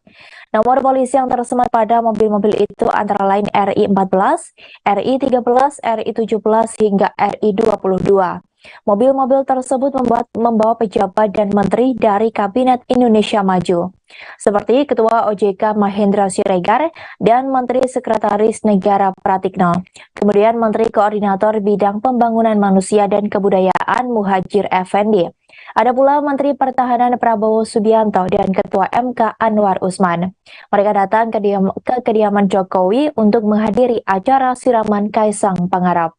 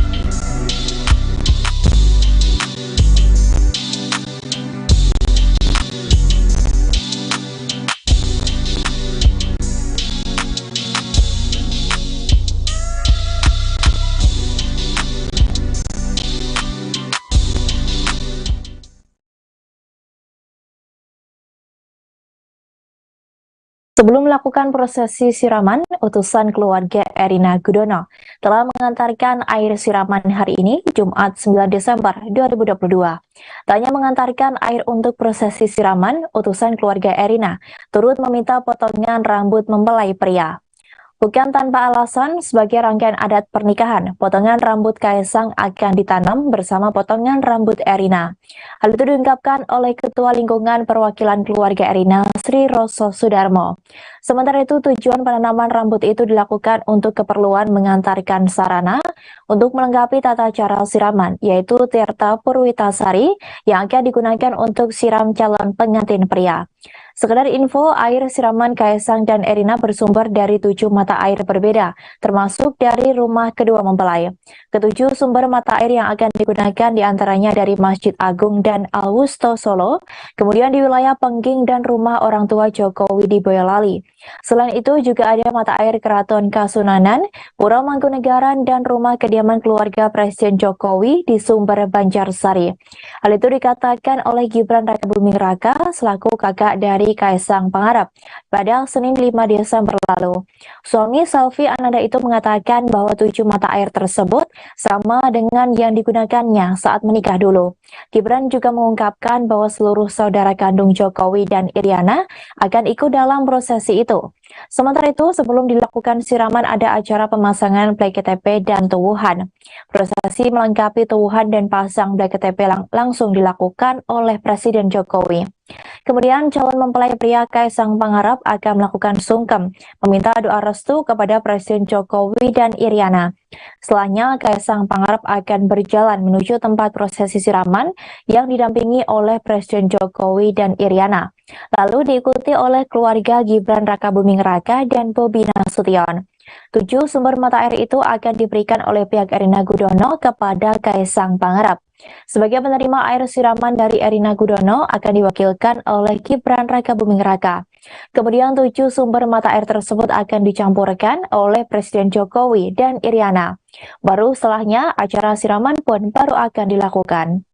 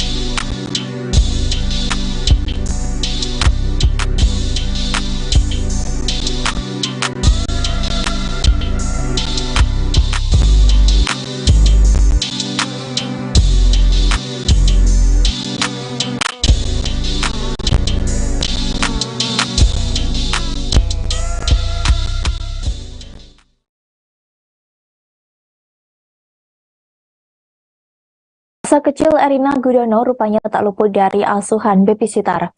Sarjinem, sang pengasuh, mengungkapkan pengalamannya dalam merawat calon istri Kaisang tersebut. Perempuan 56 tahun itu menyebut saat kecil Erina Gudono dikenal sebagai anak yang pendiam. Bahkan hingga saat ini Erina juga dikenal sebagai perempuan yang pendiam. Sarjinem oleh keluarga Gudono dahulu dipercaya menjadi orang yang membersihkan rumah, memasak termasuk merawat anak-anak keluarga Gudono. Mulai dari Allen, Nadia, termasuk Erina Gudono. Belakangan lahir juga adik Erina bernama Sania Gudono. Dikatakan Sarjinem ia menjadi asisten rumah tangga keluarga Gudono selama 7 tahun. Mulai merawat Erina sejak umur 2,5 tahun hingga beranjak remaja duduk di bangku sekolah menengah pertama. Ayah dan ibu Erina dahulu sama-sama bekerja sehingga saat Erina kecil diasuh oleh Sarjinem. Ia juga yang suka menggendong dan memasak makanan untuk Erina Gudono. Kebetulan rumah Sarjinem dekat dengan rumah Erina dan masih satu rukun tetangga. Saat kecil, Erina kerap bermain dengan kakak-kakaknya yang baru saja pulang sekolah. Menurut Sarjinem, Erina bukan anak yang bandel, tetapi kakak Erina, Allen Gudono, yang justru dikenal sebagai anak yang paling bandel di antara saudara Erina. Perempuan berkerudung hitam itu mengungkapkan Erina ketika kecil sulit untuk perihal makanan. Bahkan ketika meminta disuapi makanan, dirinya harus membawa Erina dengan berjalan keliling kampung. Makanan kesukaan Erina kecil adalah sayur sop dan tempe. Kadang juga meminta dibuatkan telur mata sapi. Kini Erina Gudono sudah dewasa dan sebentar lagi akan dipinang oleh Kaisang Pangarep, putra bungsu Presiden Joko Widodo. Sarjinem berdoa Erina dan Kaisang berbahagia. Ia berharap agar keduanya bisa langgeng dan menjadi keluarga yang penuh dengan kebahagiaan. Gimana, Mas? Yang ibu paling berkesan ketika mengasuh Mbak Erina apa, Bu? Yang ibu paling berkesan? Kesan waktu itu, Mas, kalau mau nyuapin Erina dulu itu sulit, Mas. Kalau tak kasih makan, anaknya itu kadang-kadang mau bukakan mulut aja sulit, sampai tak kasih-kasihkan biar dia mau masuk nasinya. Cuma nelannya itu dulu sulit. Oh, lama ya? Lama. Punyanya lama. Harus telaten terus terang. Sampai anaknya besar itu saya telaten anak. Okay. Ada momen khusus nggak, Bu, yang ibu ingat ketika bersama Mbak Erina? Kelihatannya enggak. Ya, momennya cuma itu jalan-jalan itu masih ada ngomong sama ngapin itu. Biasanya kemana, Bu, jalan-jalannya? Jalan-jalannya ya dulu sampai jauh, mah putar-putar sampai nasinya biar biasa habis. Oh. Itu gimana? Bahasanya dulang ya. Dulang itu muter-muter kampung sini. Tapi pilih makanan nggak sih? Hah? Pilih-pilih makanan nggak sih? Enggak. Apapun yang dikasih itu mau, cuma susah masuk. Alhamdulillah dulu itu anak berempat itu sukanya coba makannya itu coba nasi sop. Gampang, Mbak. Sukanya nasi sop. Iya, sama ya. Sama. Sukanya itu makan nasi sop. Lauknya itu tempe, cuma biasa-biasa kayak gitu. Kadang cuma telur. Telur di ceplok itu. Oh, telur mata sapi. Mata sapi ya. Mbak Sarah kok dibikin kan itu. Kalau enggak itu Mbak Sarah aku diminta nasi sama orang arek. Lebih gampang dulu. Bu, selain ngasuh Mbak Erina dan kakak-kakaknya, Mbak, Selain mengundang para pejabat dan artis ternama, Presiden Joko Widodo rupanya juga mengundang penjual angkringan atau hidangan istimewa kampung. Sosok penjual angkringan yang bernama Joko Riyatno ini tidak pernah absen datang ke acara pernikahan anak Presiden Jokowi. Pria akrab disapa Jack ini mengungkapkan awal mula dirinya bisa berteman baik dengan Jokowi. Pertemanan itu terjalin jauh sebelum Jokowi menjabat sebagai presiden, bahkan sebelum suami Iriana itu menjadi wali kota Solo. Diakui Joko, ia dan ayahanda Kaisang Pangarep itu kerap kali mengobrol setelah Jokowi selesai bekerja. Saat itu Jokowi yang masih bekerja sebagai pengusaha mebel sering mampir ke warungnya. Joko mengaku senang bisa menjadi satu di antara 6.000 tamu yang diundang. Ini sudah ketiga kali dirinya diundang dalam pernikahan anak Jokowi. Pria 59 tahun ini mengaku undangannya diantar sendiri oleh pihak Gedung Geraha Sababwana yang merupakan gedung milik Jokowi. Untuk menghadiri pernikahan Kaisang dan Erina, Jack mengaku tak ada persiapan khusus yang dilakukan. Meski demikian, dirinya mengaku bangga bisa menjadi bagian dari hari bahagia Kaisang dan Erina. Dia yang merasa hanya rakyat kecil tetapi mendapat undangan dari Presiden Jokowi menjadi suatu kebanggaan untuknya. Diberitakan sebelumnya, selain mengundang para pejabat, di pernikahan Kaisang Pangarep dan Erina Gudono juga turut mengundang beberapa artis. Penyanyi Rosa pun diundang pada pernikahan megah tersebut. Selain Rosa, ada juga penyanyi dangdut Inul Daratista. Melalui unggahannya di Instagram, istri Adam Suseno itu mengunggah foto undangan Kaisang dan Erina. Dalam foto itu tampak nama asli Inul Daratista yakni Ainur Rohimah. Kemudian dalam kolom keterangan, Inul berterima kasih kepada pasangan calon pengantin itu karena sudah diundang di hari bahagia mereka. Selain Inul, ada pula pendakwah Gus Miftah yang juga diundang di acara pernikahan Kaisang dan Erina. Namun Gus Miftah saat ini tengah menjalankan ibadah umrah dan akan melakukan beberapa perjalanan di Eropa. Kemudian pengacara kondang Hotman Paris tak luput mendapat undangan pernikahan Kaisang dan Erina. Dalam unggahannya di Instagram, Hotman terlihat membagikan 2 buah undangan Erina dan Kaisang. Selain mengundang Hotman Paris, rupanya Kaisang juga mengundang anak dari pengacara tersebut yakni Frank Hutapea.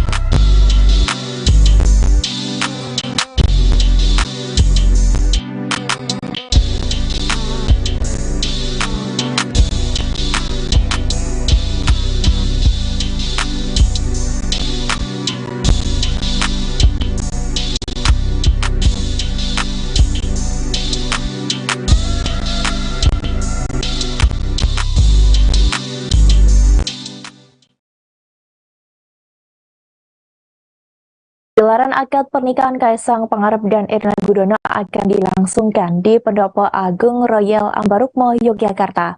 Dalam acara itu, menu raja-raja akan disuguhkan kepada para tamu undangan yang berjumlah 150 orang. Hal ini diungkapkan oleh General Manager Royal Ambarukmo, Herman Corbois. Lebih lanjut, para tamu undangannya nanti dihidangkan menu tradisional Indonesia yang menjadi hidangan para Sultan Yogyakarta dari Sri Sultan Hamengkubuwono II sampai ke-4. Meski demikian, Herman tak bisa mengungkapkan apa saja makanan dan minuman yang akan disajikan. Pria ini hanya memastikan bahwa menu yang sebelumnya diusulkan sudah disetujui. Menurutnya, menu tersebut diajukan dengan mempertimbangkan lokasi acara, yakni di Pendopo Agung Royal Ambarukmo. Lokasi tersebut, kata Herman, menjadi tempat tinggal Sri Sultan Hamengkubuwono ke-7. Sebelumnya, Herman sempat membocorkan menu yang akan disajikan kepada tamu di acara akad nikah Kaisang dan Erina. Menu itu adalah makanan yang biasa disantap oleh para raja. Jenis minuman yang diajukan juga satu tema, yakni jamu-jamuan. Sedangkan untuk jumlah staf Royal Ambarukmo yang akan terlibat di acara tersebut ada sekitar 100 orang termasuk juru masak. Jumlah staf yang ditugaskan memang dibatasi untuk acara-acara yang diadakan oleh pejabat penting seperti Presiden Joko Widodo. Diberitakan sebelumnya, Iriana Jokowi, Kahiyang Ayu, dan Selvi Ananda sempat melakukan tes food hidangan pernikahan Kaisang di Pura Mangkunegaran. Hidangan-hidangan tersebut terdiri dari berbagai camilan dan masakan Nusantara.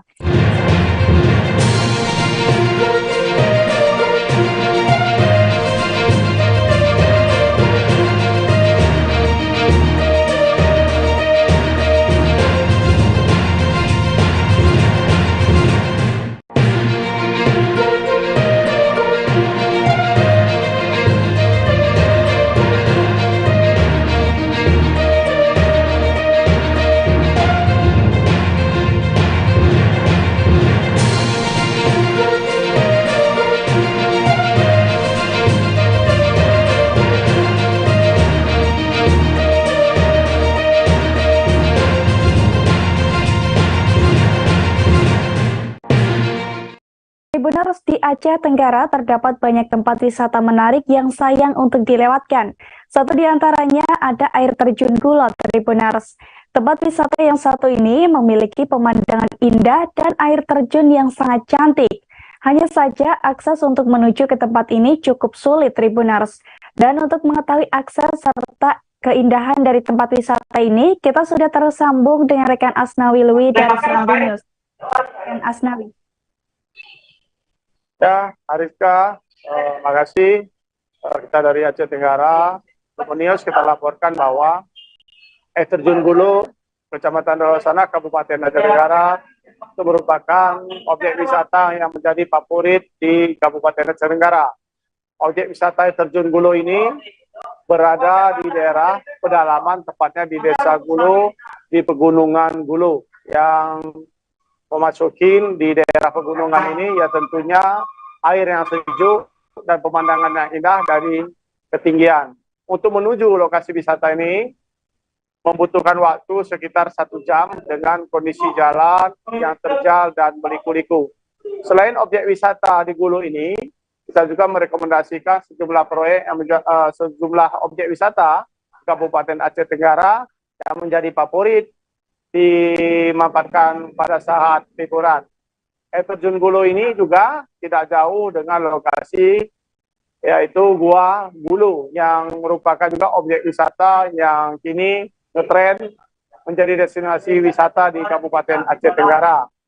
Sini juga dapat kami sampaikan bahwa objek wisata Gulo ini merupakan salah satu dari 13 lokasi destinasi wisata yang menjadi favorit para wisatawan lokal maupun mancanegara. Dan menjadi wisata yang cukup terkenal dan mendunia di Kabupaten Aceh Tenggara juga kita merekomendasikan itu adalah objek wisata Ketambing yang berada di kawasan Taman Nasional Gunung Leuser yang merupakan adalah paru-paru dunia. Selain itu juga wisata yang mendunia kita juga memiliki arung jeram atau rafting di Sungai Alas Ketambing. Dan ini tentunya para wisatawan lokal maupun mancanegara sering berkunjung di musim liburan di daerah ini. Demikian Arista. Baik rekan Asnawi Lui dari Serambi News, terima kasih atas laporan Anda. Tribuners, di Pelabuhan Semarang terdapat satu kuliner yang cukup populer, yakni ada es dawet durian Tribuners. Selain menyegarkan, es dawet yang satu ini juga memiliki porsi begitu melimpah. Tak heran jika es dawet durian selalu diserbu pembeli Tribuners. Bahkan belum buka saja, sudah banyak pembeli yang menantikan es dawet durian. Dan untuk mengetahui cita rasa dari es dawet durian, kita sudah tersambung dengan rekan Huda dari Tribun Travel. Silakan rekan Huda.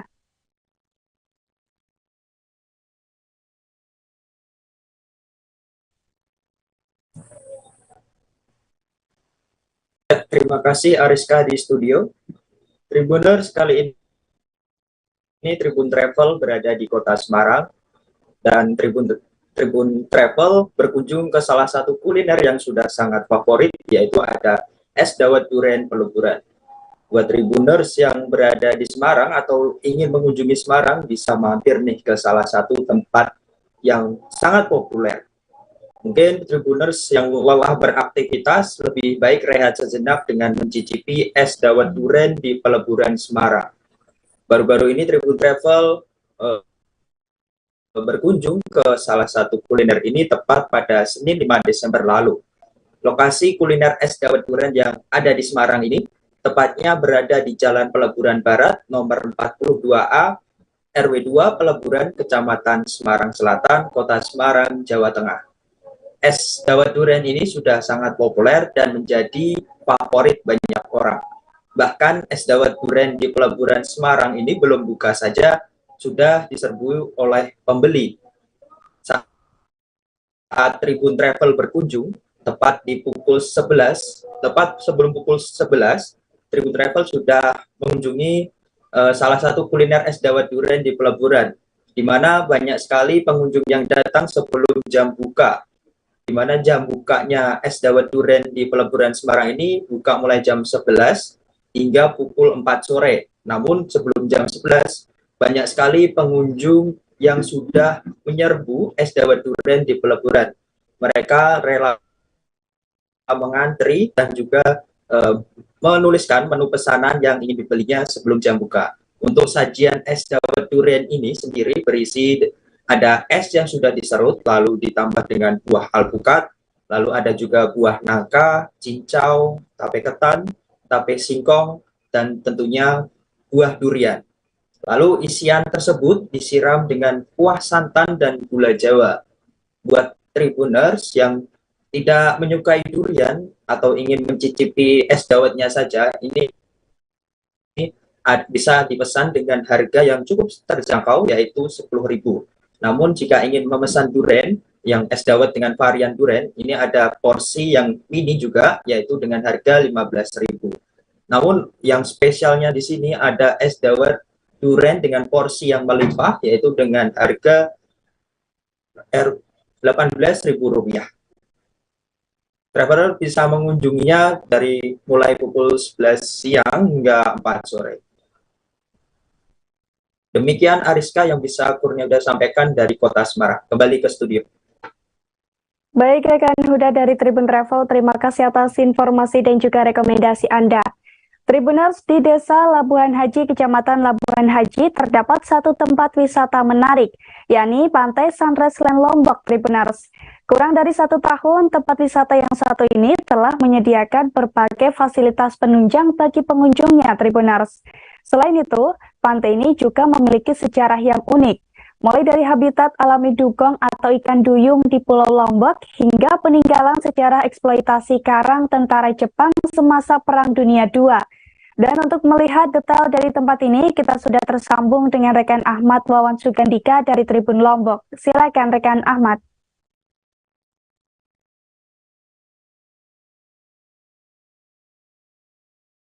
Ya, terima kasih rekan Ariska di studio. Salah satu objek wisata di Kabupaten Lombok Timur, Nusa Tenggara Barat, yakni adalah Sunrise Land Lombok yang berada di Kecamatan Desa Labuhan Haji, Kecamatan Labuhan Haji, Kabupaten Lombok Timur. Di mana Sunrise Land Lombok sendiri memang baru-baru ini dibuka kurang lebih kurang dari 1 tahun ini begitu. Namun melihat dari banyaknya pengunjung yang hadir membuat Sunrise Land Lombok ini atau SLL singkatannya cukup populer di kalangan masyarakat yang ada di Kabupaten Lombok Timur. Hingga kemudian setiap akhir pekan pasti selalu ramai dikunjungi oleh wisatawan begitu. Nah, rupanya ramainya pengunjung ini juga dibarengi dengan berbagai fasilitas yang ada di Pantai Sunrise Land Lombok ini, di mana di sana juga kita bisa mengelilingi seputaran pantai begitu dengan tawaran sepeda listrik yang ada di sana, seperti halnya di Kuta di Kabupaten Lombok Tengah, begitu. Dan juga berbagai tawaran hingga dengan ada juga konservasi penyu di sana Tribuners. Tapi yang menariknya selain keindahan alam dan berbagai fasilitas yang ada di SLL, rupanya memiliki sejarah yang cukup menarik untuk kita pelajari bersama. Di mana di sana itu sempat menjadi satu dari habitat dugong yang ada di kabupaten, yang ada di Nusa Tenggara Barat begitu.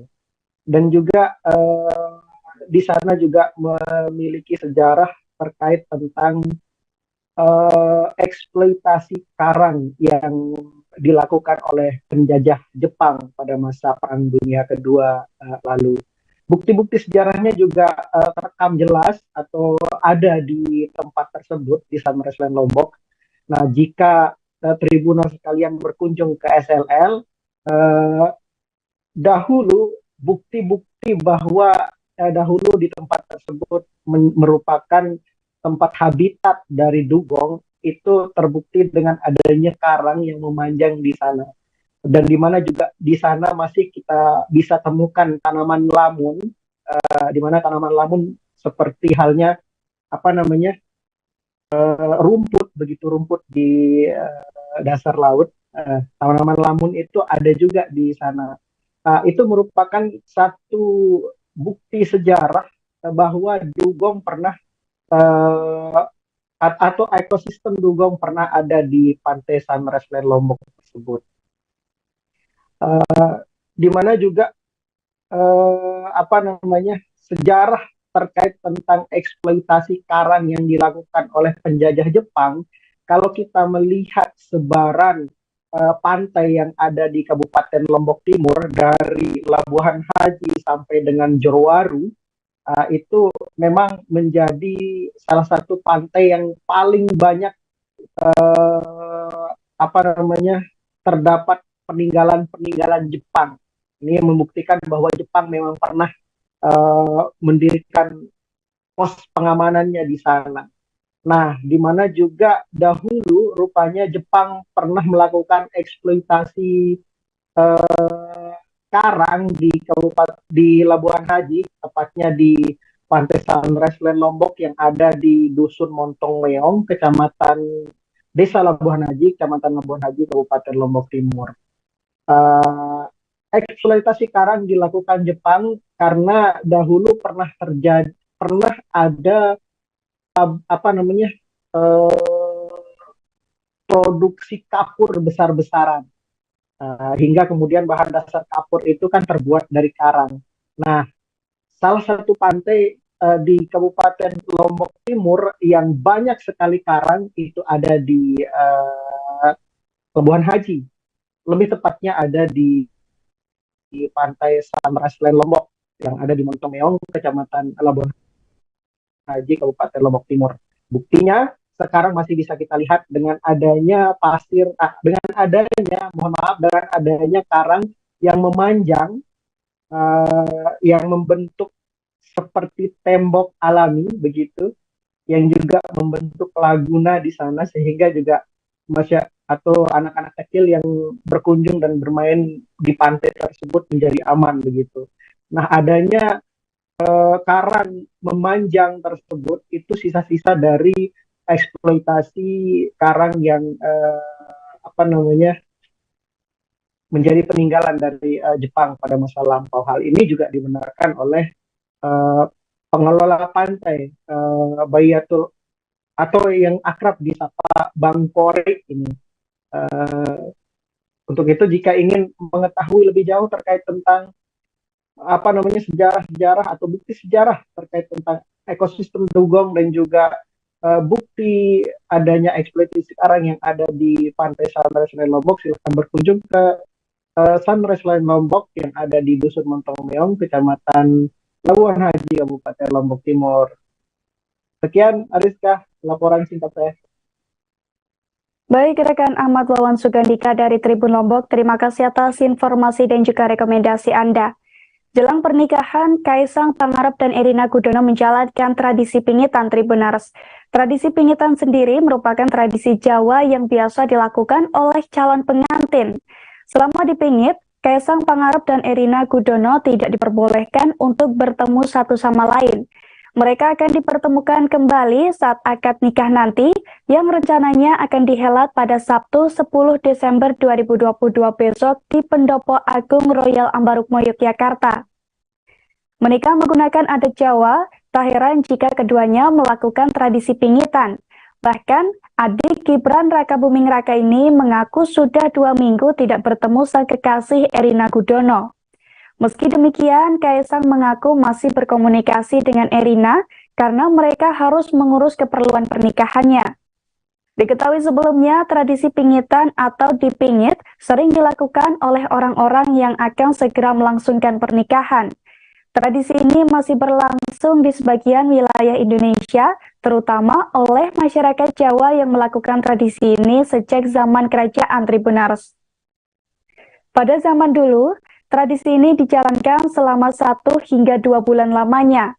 Namun seiring perkembangan zaman, aturan waktu tersebut bergeser, di mana pingitan yang dijalankan calon pengantin perempuan saat ini hanya dilakukan 1 hingga 2 pekan saja. Pasalnya, hal ini juga bergantung pada kesanggupan kedua belah pihak. Bagi para calon pengantin perempuan yang dipingit di rumah saja, tentu akan dilanda rasa bosan. Saat menjalankan pingitan, calon pengantin perempuan dilarang bepergian keluar rumah. Calon pengantin perempuan juga dilarang menemui calon pengantin pria dalam kurun waktu tertentu sebelum resmi dipinang. Sementara itu, menurut pandangan Islam, tradisi pingitan diartikan sebagai penjagaan, agar pengantin pria menjaga perilaku dan tidak melakukan yang haram. Pingitan sendiri ternyata juga memiliki tujuan tersendiri untuk kedua mempelai Tribuners, seperti menanam rasa rindu bagi kedua calon pengantin. Konon katanya, tradisi pingitan dilakukan bagi seseorang yang segera menikah agar mereka bisa memahami apa artinya cinta. Bila kedua calon pengantin bertemu sebelum menikah, tentu saja rasa tersebut tidak terbentuk. Begitu juga sebaliknya, jika keduanya tidak bertemu, maka akan muncul rasa rindu. Keduanya pun akan semakin mendalami istilah pernikahan dan penyatuan ini ketika prosesi ijab kabul dilakukan. Tujuan lainnya, tradisi pingitan ini dilakukan untuk membangun rasa percaya satu sama lain. Apabila pasangan yang akan menikah sering menghabiskan waktu bersama, terlebih jelang pernikahan bisa menimbulkan ketidakharmonisan dan bukan hal yang baik. Oleh karena itu, sebaiknya kedua calon pengantin mencoba untuk membangun rasa percaya satu sama lain meski jarak memisahkan raga. Tradisi pingitan ini juga bisa dimanfaatkan untuk menenangkan diri serta melatih kesabaran keduanya. Sebab biasanya, kedua calon pengantin yang disibukkan dengan mengurus pernikahan bisa saja stres Tribuners. Jadi tradisi pingitan ini bisa digunakan untuk me time untuk kedua calon pengantin. Bahkan waktu pingitan ini bisa juga dimanfaatkan untuk merawat diri bagi kedua mempelai. Selain itu, masa-masa pingitan juga sangat penting bagi pihak calon mempelai perempuan. Sebab sesudah menikah, biasanya seorang perempuan harus meninggalkan rumahnya untuk mengikuti suami. Jadi pingitan ini bisa menjadi waktu emas untuk memupuk kebersamaan dengan keluarga. Sementara itu, menurut budaya Jawa, calon pengantin itu rentan mengalami musibah. Konon buat mempelai pria atau wanita, jika sering keluar rumah, bisa mengundang mara bahaya dan membuat mereka tidak jadi menikah. Hal ini sesuai dengan adat kepercayaan sebagian masyarakat Jawa. Dengan melakukan pingitan, kedua calon pengantin bisa lebih tenang karena hanya ada di rumah, terhindar dari musibah yang tidak diinginkan.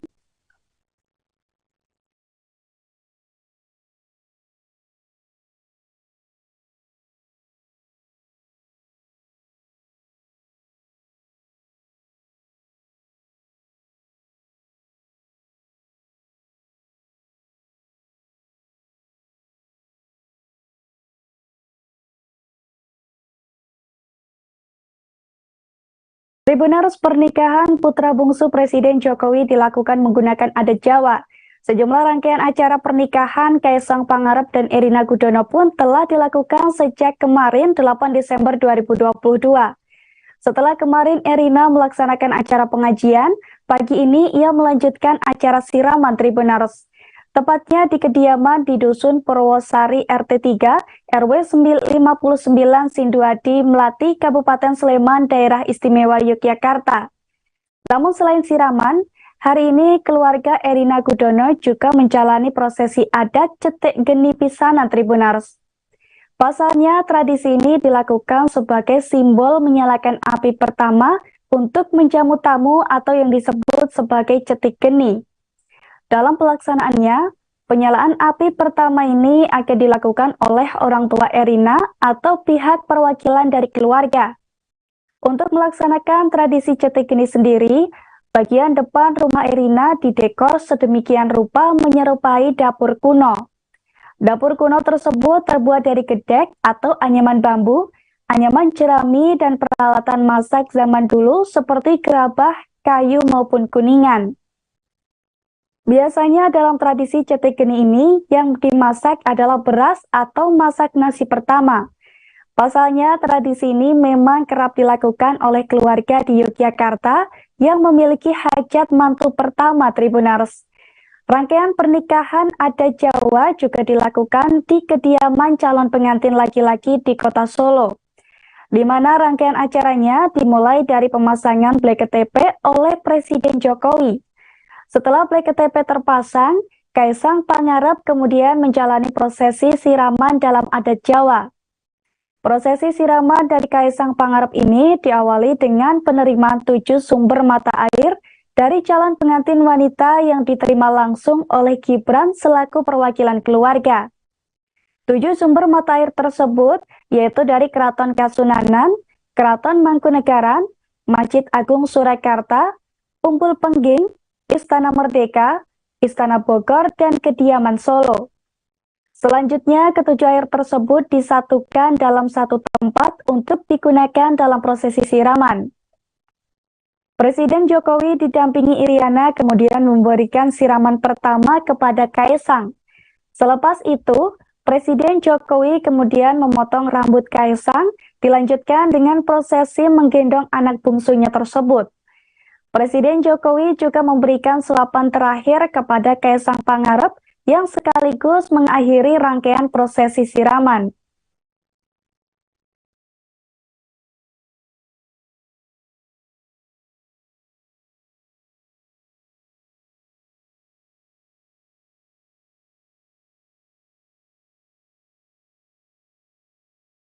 Seperti yang diberitakan sebelumnya Tribuners, acara pernikahan Kaisang Pangarep dan Erina Gudono dilakukan dengan berbagai rangkaian acara menarik, termasuk kirap tasyakuran dengan menaiki kereta kencana.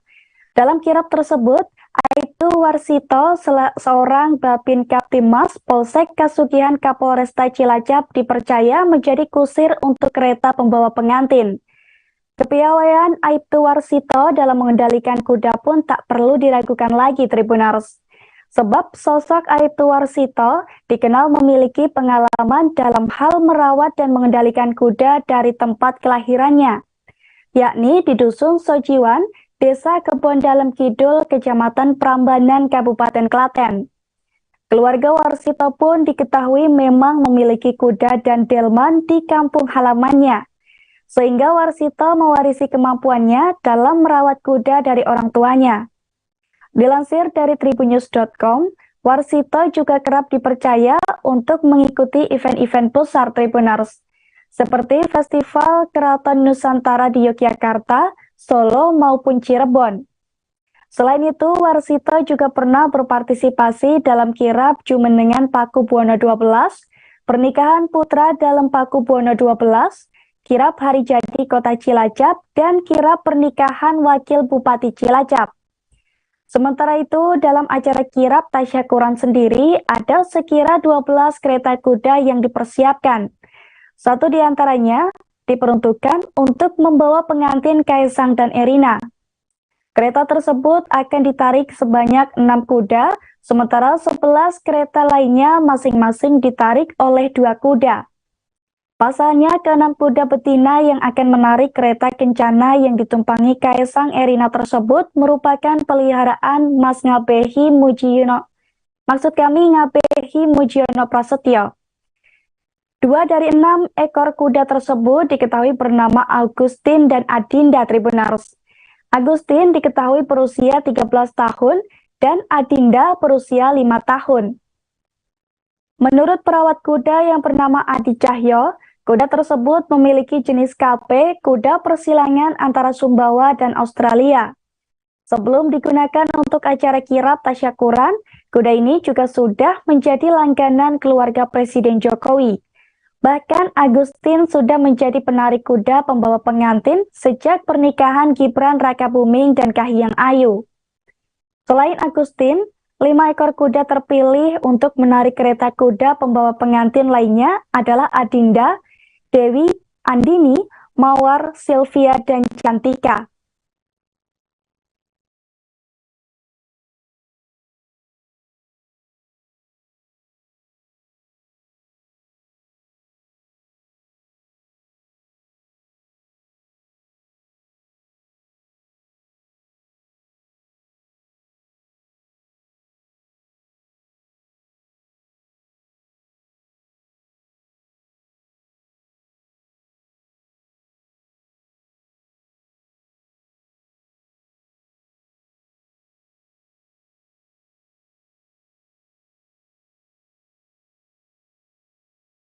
Tribuners, Tur Masering menjadi salah satu lokasi wisata unik yang ada di Kota Tomohon, Sulawesi Utara. Tempat wisata yang satu ini memiliki konsep unik dengan memadukan wisata alam dan kebudayaan Tribuners.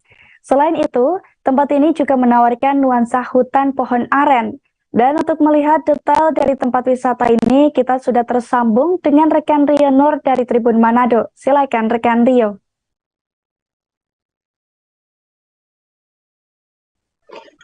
Ya, terima kasih rekan Ariska. Jadi salah satu destinasi wisata yang ada di Kota Tomohon namanya Tur Masering.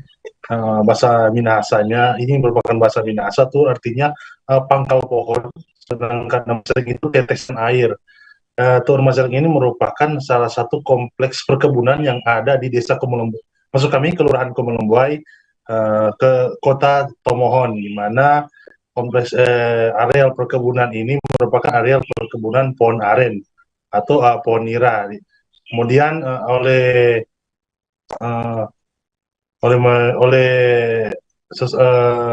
masyarakat diubah menjadi tempat untuk santai, tempat untuk semacam kafe yang nuansanya nuansa tradisional budaya Minahasa, di mana di tempat ini kita bisa menyaksikan langsung penyulingan dan proses untuk membuat cap tikus, yaitu minuman tradisional, minuman beralkohol tradisional khas Minahasa.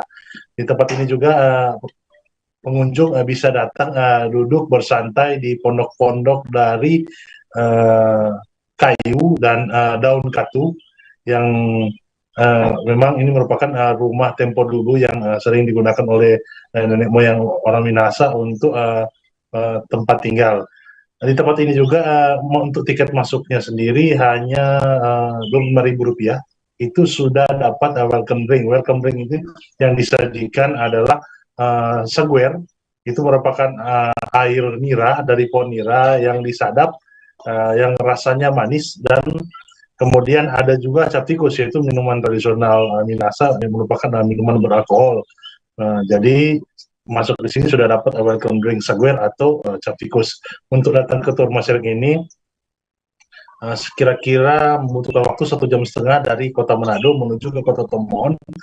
Ini Kelurahan Kemulomen merupakan kelurahan yang paling ujung timur kota Tomohon, berbatasan langsung dengan Minahasa. Di sini memang tempatnya sejuk, penuh dikelilingi oleh pohon-pohon aren, sehingga selain berada di dataran tinggi, sehingga cuacanya cukup dingin. Jadi kalau bisa menggunakan pakaian yang tebal. Di sini juga bisa pesan makanan, penganan yang bisa digunakan untuk santai atau healing dari kepenatan saat bekerja. Bagusnya memang untuk datang ke sini akhir pekan, karena juga cukup ramai juga yang datang pada akhir pekan di Tuor Mas Areng ini. Demikian, rekan Rizka. Baik, rekan Ria Nur dari Tribun Manado, terima kasih atas informasi Anda dan selamat bertugas kembali. Tribuners, dalam pernikahan putra bungsu Presiden Jokowi di Kota Solo akan ada pagelaran pesta rakyat. Menariknya, di pesta rakyat tersebut, masyarakat bisa mendapatkan makanan gratis, Tribuners. Dan terkait hal ini, Menteri BUMN Erick Thohir meminta masyarakat untuk tertib dan antri jika ingin mendapatkan makanan gratis.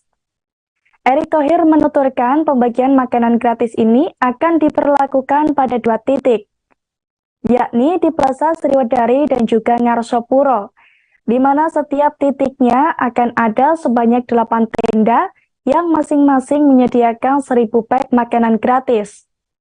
Dilansir dari tribunsolo.com, makanan yang akan dibagikan kepada masyarakat itu adalah sang pisang dan juga mangkoku. Selain itu, Erick Thohir juga meminta kepada masyarakat untuk tetap menjaga kebersihan. Pihaknya juga akan menyediakan trash bag di beberapa titik agar sampah tidak berserakan. Diketahui pembagian makanan ini dilakukan sebagai wujud syukuran atas pernikahan Kaisang Pangarep dan Erina Gudono. Selain itu, hal ini juga menjadi bagian dari konsep pesta rakyat, yakni agar semua masyarakat ikut merasakan kebahagiaan keluarga dan kedua mempelai. Diketahui sebelumnya, rangkaian acara pernikahan Kaisang Pangarep dan Erina Gudono akan dilakukan sejak Kamis 8 Desember 2022, di mana tanggal 8 Desember kemarin, acara dimulai dengan pengajian di rumah kedua mempelai yang ada di Solo, Yogyakarta. Kemudian dilanjutkan pagi tadi dengan acara siraman kedua calon pengantin. Sementara untuk akad nikahnya akan digelar besok 10 Desember 2022 di Pendopo Agung Ambarukmo, Yogyakarta. Lalu Minggu 11 Desember 2022, acara akan dilanjutkan dengan ngunduh mantu di Pura Mangkunegaran Solo, Tribuners.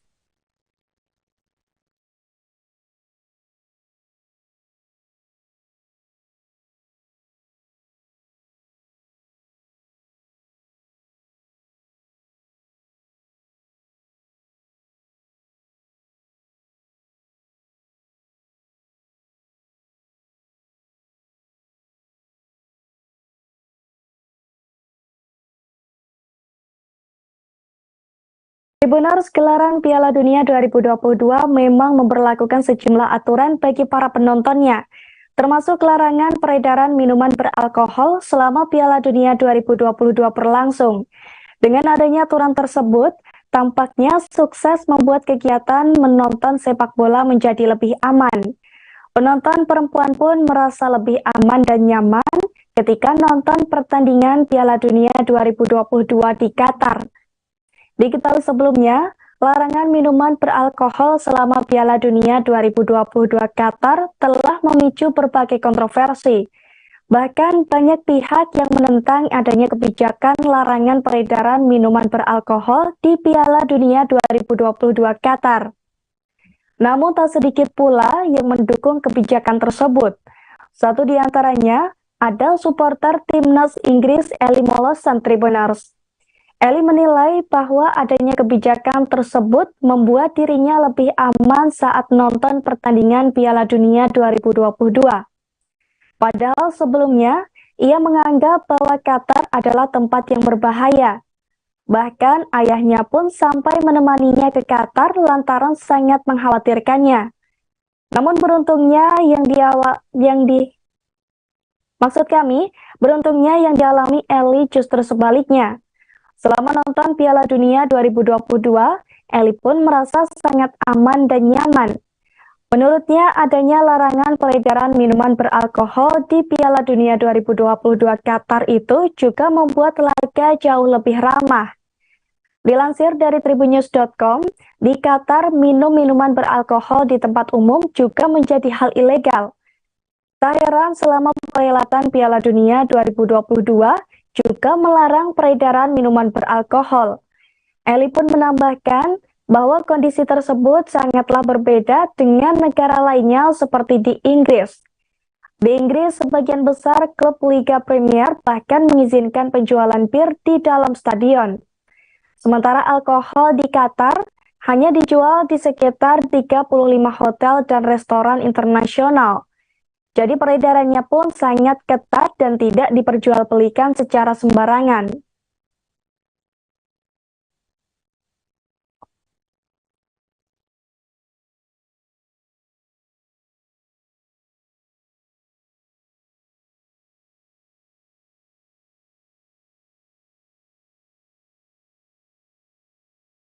Tribuners Festival Musik Head in the Cloud di Jakarta telah digelar dengan meriah, tepatnya pada tanggal 3 hingga 4 Desember 2022 lalu, Tribuners. Meski sudah berakhir sekira sepekan ini, gelaran Head in the Cloud masih menjadi perbincangan hangat. Sebab gelaran ini sukses meninggalkan kesan tersendiri bagi setiap orang, Tribuners. Selain acara dan berbagai penampilan dari penyanyi yang memukau, gelaran ini ternyata juga meninggalkan kesan terhadap penontonnya. Hal ini juga tak lepas dari sebuah unggahan yang beberapa waktu lalu sempat viral di media sosial Twitter. Dalam unggahan foto yang tersebar, terlihat ratusan sampah memenuhi area venue Head in the Clouds.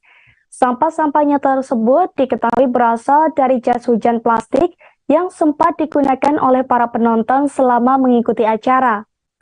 Sampah-sampah itu juga berserakan begitu saja hingga membuat area Head in the Clouds terlihat kumuh. Mengetahui hal ini, Menparekraf Sandiaga Salahuddin Uno pun angkat bicara melalui unggahan di Instagram pribadinya. Dalam akun Instagram @sandiuno, ia lantas menyoroti perilaku para penonton yang tidak bertanggung jawab terhadap sampah di acara tersebut. Dalam unggahan itu, Sandiaga Uno pun berpesan agar perilaku buruk itu tidak terulang kembali. Sebagai gantinya, Sandiaga Uno ingin penonton event justru lebih mengenalkan sisi orang Indonesia dari segi keramahannya. Di samping itu, juga perilaku teladan terkait penjagaan kebersihan dan kelestarian alam.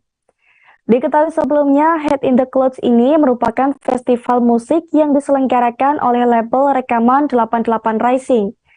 Dalam konser ini, diisi oleh penampilan dari para musisi Asia yang ada di bawah naungan 88 Rising.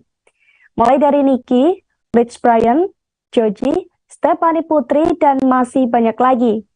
Mereka tampil sesuai jadwal selama 2 hari, yakni pada Sabtu dan Minggu, 3 hingga 4 Desember 2022 di Community Park Peak 2 Jakarta Utara. Dalam gelaran ini, ada 2 panggung yang disiapkan, yakni 88 Stage dan Double Happiness Stage. Di setiap panggungnya pun sangat meriah dengan penampilan dari musisi-musisi tersebut.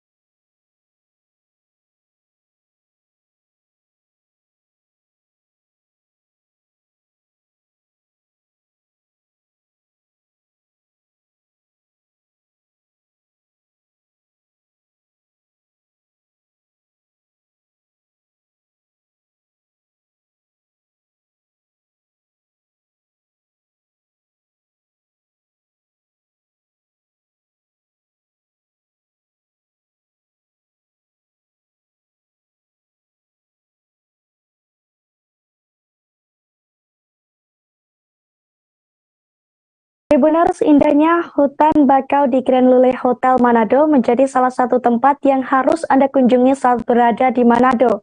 Pasalnya pemandangan hutan bakau yang ada di tempat tersebut sangat tepat dinikmati bersama keluarga Tribuners.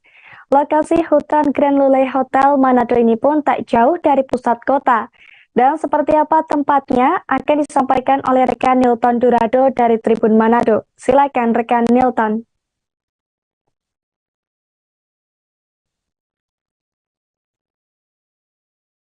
Dan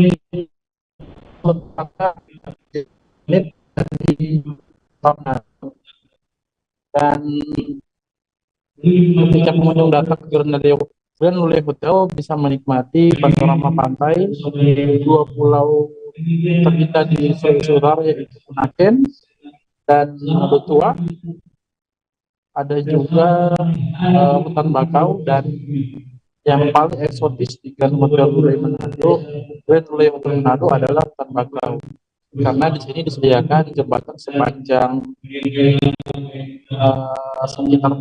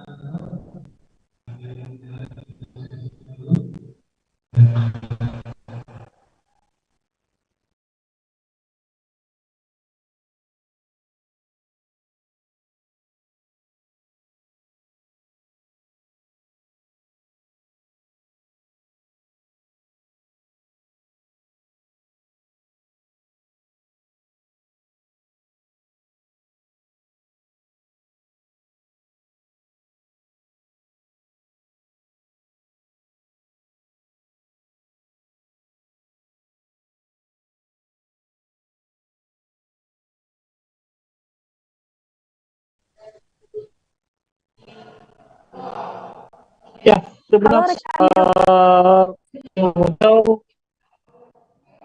ya, dengan Ariska.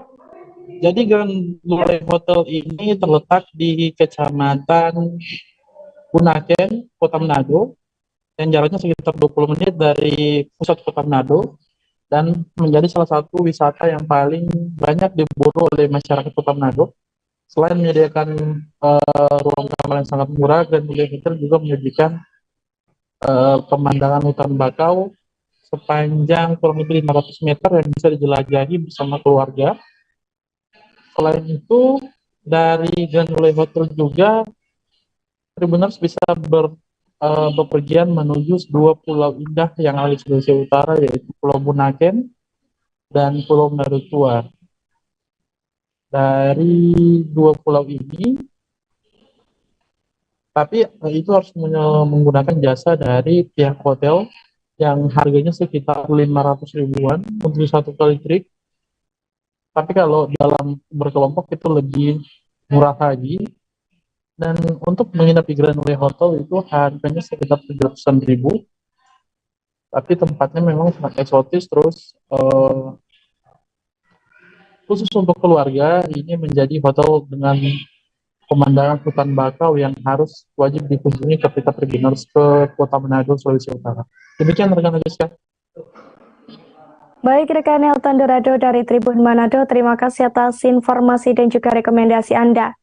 Tribuners, setelah 2 tahun tidak dilaksanakan karena pandemi COVID-19, tradisi Perang Topat di Lingsar, Kabupaten Lombok Barat akhirnya digelar kembali tahun ini. Perang Topat sendiri merupakan sebuah tradisi yang rutin digelar di Pura Lingsar oleh kelompok masyarakat beragama Hindu dan Islam. Bupati Lombok Barat Fauzan Khalid mengatakan, tradisi Perang Topat telah dilaksanakan secara turun-temurun oleh umat Muslim dan Hindu di Lombok Barat, di mana tradisi ini merupakan bentuk toleransi antara umat Islam dan Hindu yang disatukan dalam satu tradisi. Tradisi ini memperkuat hubungan persaudaraan antara masyarakat suku Sasak beragama Islam dan suku Bali beragama Hindu. Penetapan pelaksanaan Perang Topat dilakukan setiap bulan purnama atau bulan ke-7 dalam penanggalan suku Sasak. Sedangkan waktu pelaksanaan kegiatan biasanya dilakukan pada saat sore hari atau setelah ibadah sholat asar. Namun sebelum pelaksanaan Perang Topat berlangsung, masyarakat biasanya melakukan arak-arakan dengan membawa berbagai macam makanan dan sesajen. Arak-arakan ini juga diiringi dengan berbagai musik tradisional Tribuners. Setelah itu, barulah dilangsungkan pelemparan ketupat yang sudah disiapkan oleh panitia. Berdasarkan pantauan tribunlombok.com, pelemparan ketupat dilakukan dalam suasana gembira dan meriah. Meski ketupat benar-benar dilempar ke kerumunan massa, namun mereka tidak melakukan berdasarkan amarah. Di samping itu, umat Islam ataupun Hindu berkumpul menjadi satu, saling berebut ketupat yang dilemparkan oleh panitia. Ada yang kembali melempar ketupat tersebut, namun ada pula yang mengumpulkannya dengan dibawa pulang.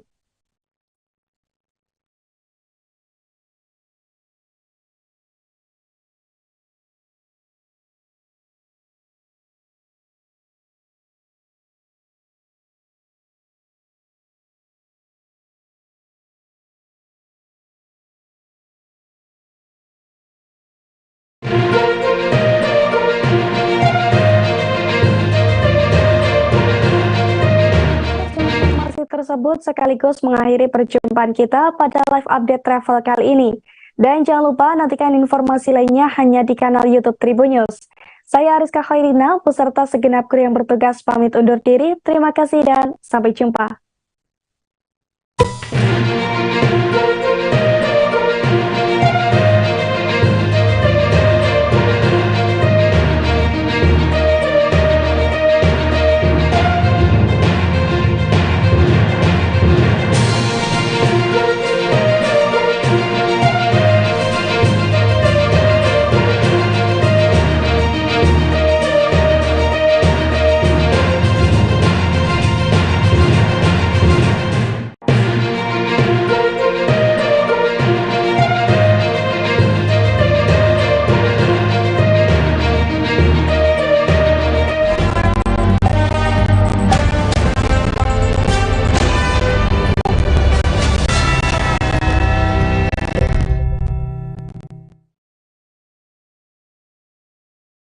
Halo, selamat sore Tribuners. Anda sedang menyaksikan live update Tribun News edisi Jumat 9 Desember 2022. Sore ini akan kami sajikan informasi teraktual dan menarik yang dilaporkan secara langsung oleh reporter lapangan kami.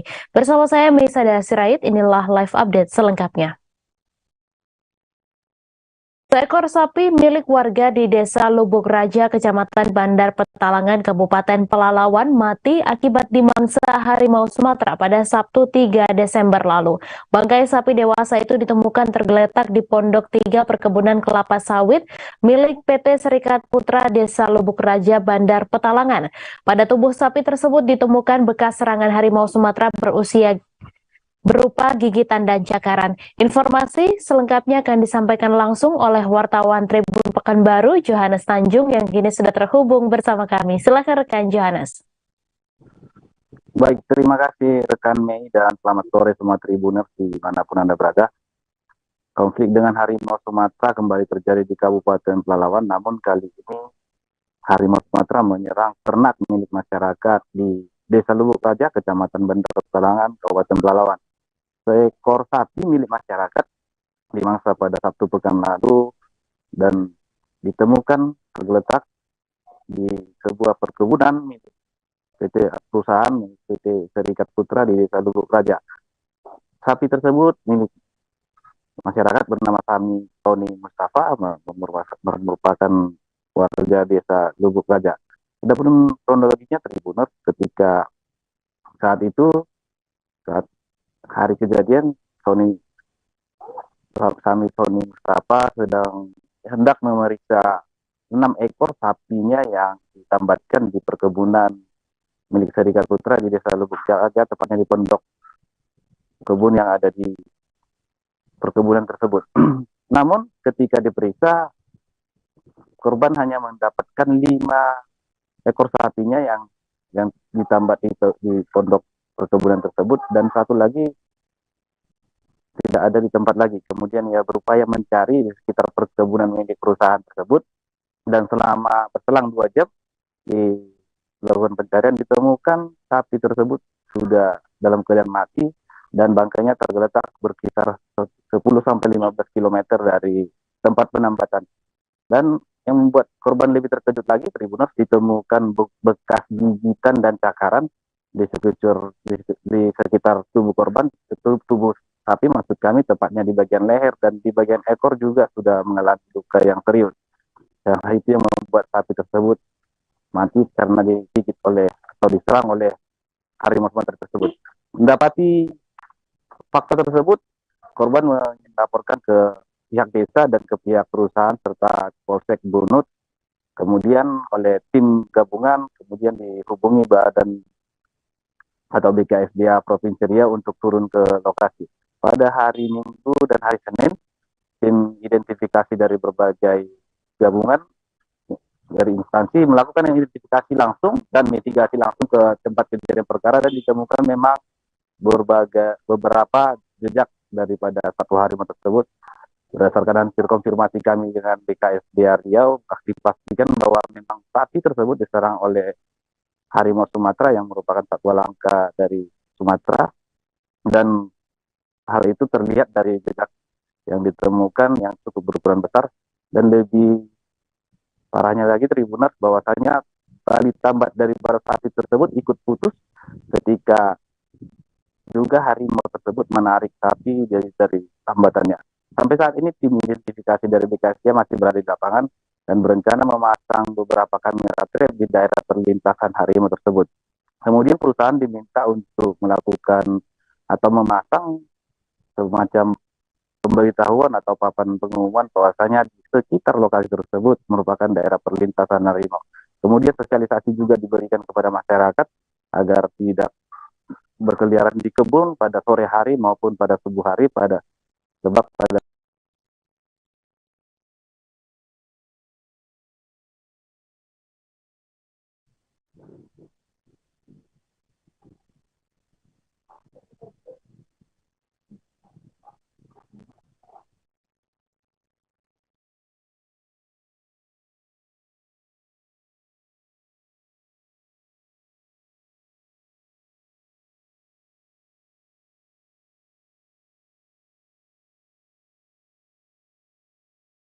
Baik, terima kasih rekan Johannes Tanjung atas laporan Anda. Selamat bertugas kembali. Kita beralih informasi selanjutnya, Tribuners. Pengadilan Negeri Jakarta Barat kembali menggelar persidangan perkara meme stupa Borobudur mirip Presiden Joko Widodo yang menyeret mantan Menpora Roy Suryo sebagai terdakwa. Sidang kembali digelar pada hari ini, Jumat 9 Desember, dengan agenda pemeriksaan saksi dari Jaksa Penuntut Umum. Pada sidang hari ini, Roy Suryo kembali hadir secara langsung di Pengadilan Negeri Jakarta Barat. Informasi selengkapnya akan disampaikan langsung oleh wartawan Tribun News Asri Fadila yang kini sudah terhubung bersama kami. Silakan rekan Asri. Iya, terima kasih Mei. Tribuners, hari ini sidang perkara meme stupa Borobudur milik Jokowi yang menyeret Roy Suryo sebagai terdakwa kembali digelar di Pengadilan Negeri Jakarta Barat. Sidang pada hari ini dimulai sekira pada pukul 10 waktu Indonesia bagian Barat dan masih berlangsung sampai saat ini. Roy Suryo tampak hadir didampingi tim penasihat hukumnya. Dalam persidangan kali ini, Roy Suryo terlebih dulu dicecar pertanyaan-pertanyaan oleh tim Jaksa Penuntut Umum. Di hadapan majelis, dia pun mengaku tidak memposting meme stupa Borobudur di akun Twitternya @krmtroysuryo2. Namun, dia hanya melakukan multiple quote tweet dari berita stream dan postingan warganet. Kemudian dia juga menurutnya kata lucu dan ambiar yang digunakan bukan bermaksud untuk menjelek-jelekan kelompok tertentu. Namun dirinya mengklaim bahwa kata-kata tersebut merupakan bentuk satir. Selain itu, dia juga menjelaskan bahwa dirinya telah melaporkan 3 akun pertama yang memposting meme Stupa Borobudur melaporkan ke polisi pada 16 Juli lalu. Ketiga akun tersebut yaitu @irutpagut, @newopang, dan @5vdy. Sayangnya laporan itu disebut Roy Suryo tidak ditindaklanjuti hingga sekarang. Tapi justru laporan terhadap dirinya lah yang ditindaklanjuti sampai memasuki tahap persidangan. Sebagai informasi juga, Tribuners, dalam perkara ini, Roy Suryo sudah didakwa Undang-Undang Informasi Transaksi Elektronik atau ITE, tepatnya pasal 28A ayat 2. Kemudian ada juga pasal 156A KUHP dan pasal 15 Undang-Undang Nomor 1 1946 tentang peraturan hukum pidana. Demikian yang kiranya dapat saya sampaikan, Mei. Selanjutnya saya kembalikan ke studio. Baik, terima kasih rekan Asri Fadila atas laporan Anda. Selamat bertugas kembali. Kita beralih ke informasi selanjutnya, Tribuners. Sebanyak 4 juta batang lebih rokok ilegal senilai 4 miliar rupiah di Bengkulu dimusnahkan Kantor Pengawasan dan Pelayanan Bea dan Cukai tipe Madya Pabean C Bengkulu. Pemusnahan dipimpin langsung oleh Kepala Kantor Pengawasan dan Pelayanan Bea dan Cukai, Ardani Naryasti. Jutaan barang rokok ini merupakan hasil penindakan yang dilakukan Kantor Bea dan Cukai Bengkulu. Informasi selengkapnya akan disampaikan langsung oleh wartawan Tribun Bengkulu, Beta Misutra, yang kini sudah terhubung bersama kami. Silakan rekan Beta. Ya baik, terima kasih Mei. Baik, selamat sore Tribuners. Saat ini saya melaporkan bahwa di Bengkulu kemarin itu telah dilakukan pemusnahan sebanyak kurang lebih sekitar lebih dari 4 juta batang rokok ilegal yang ataupun menjadi sitaan dari pihak Bea dan Cukai Bengkulu ataupun pihak Kantor Pelayanan dan Pengawasan Bea dan Cukai tipe Madya Pabean C Bengkulu yang kemarin dipimpin langsung oleh Kepala Kantor Manajemen. Jadi seperti yang tadi disampaikan oleh Mei, itu bahwa benar ada 4 juta batang rokok dengan nilai total sekitar 4,7 miliar yang kemarin dimusnahkan oleh pihak Bea dan Cukai.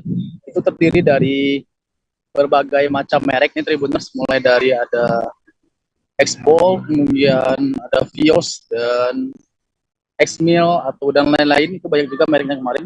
Namun untuk rokoknya sendiri itu rata-rata dengan bungkus berwarna hitam. Dan juga ada beberapa juga kemarin yang berwarna putih kebiru-biruan itu untuk rokok-rokok tersebut. Dan bahkan dari data yang dimiliki oleh Bea dan Cukai Bengkulu kemarin bahwa rokok-rokok yang dimusnahkan pada hari Kamis kemarin itu merupakan rokok-rokok sitaan ataupun tidak memiliki pita cukai ya Tribuners. Dan bahkan dari jumlah sekitar 4.200 batang rokok tersebut, sekitar 2.000 rokok maksud saya itu berasal dari ataupun didapatkan dari Kabupaten Rejang Lebong nih Tribuners kemarin. Jadi hampir dari setengah dari jumlah 4.000 batang rokok tersebut atau 4 juta batang rokok tersebut itu berasal dari kabupaten ya Tribuners. Sedangkan sisanya itu tersebar di beberapa wilayah kabupaten kota yang ada di Provinsi Bengkulu nih Tribuners. Jadi kami sampaikan juga nih Tribuners bahwa selain rokok-rokok kemarin juga dilakukan pemusnahan juga seperti beberapa minuman keras, kemudian juga ada beberapa barang juga seperti tembakau, kemudian ada juga barang-barang lainnya yang memang merupakan barang-barang ilegal hasil temuan dari Bea dan Cukai Bengkulu nih Tribuners. Dan semuanya itu kemarin sebenarnya dimusnahkan dengan cara dibakar dan juga didampingi juga oleh beberapa pihak seperti pihak TNI dan juga pihak kepolisian baik Polda maupun Polres setempat ya Tribuners, dan juga disaksikan oleh awak media nih Tribuners. Jadi, seperti Tribuners lihat di gambar yang ada di layar Tribuners bahwa memang hampir menyerupai gunung nih kemarin tumpukannya di Tribuners, yang semuanya kemarin dilakukan pemusnahan dengan cara dibakar oleh pihak Bea dan Cukai Bengkulu.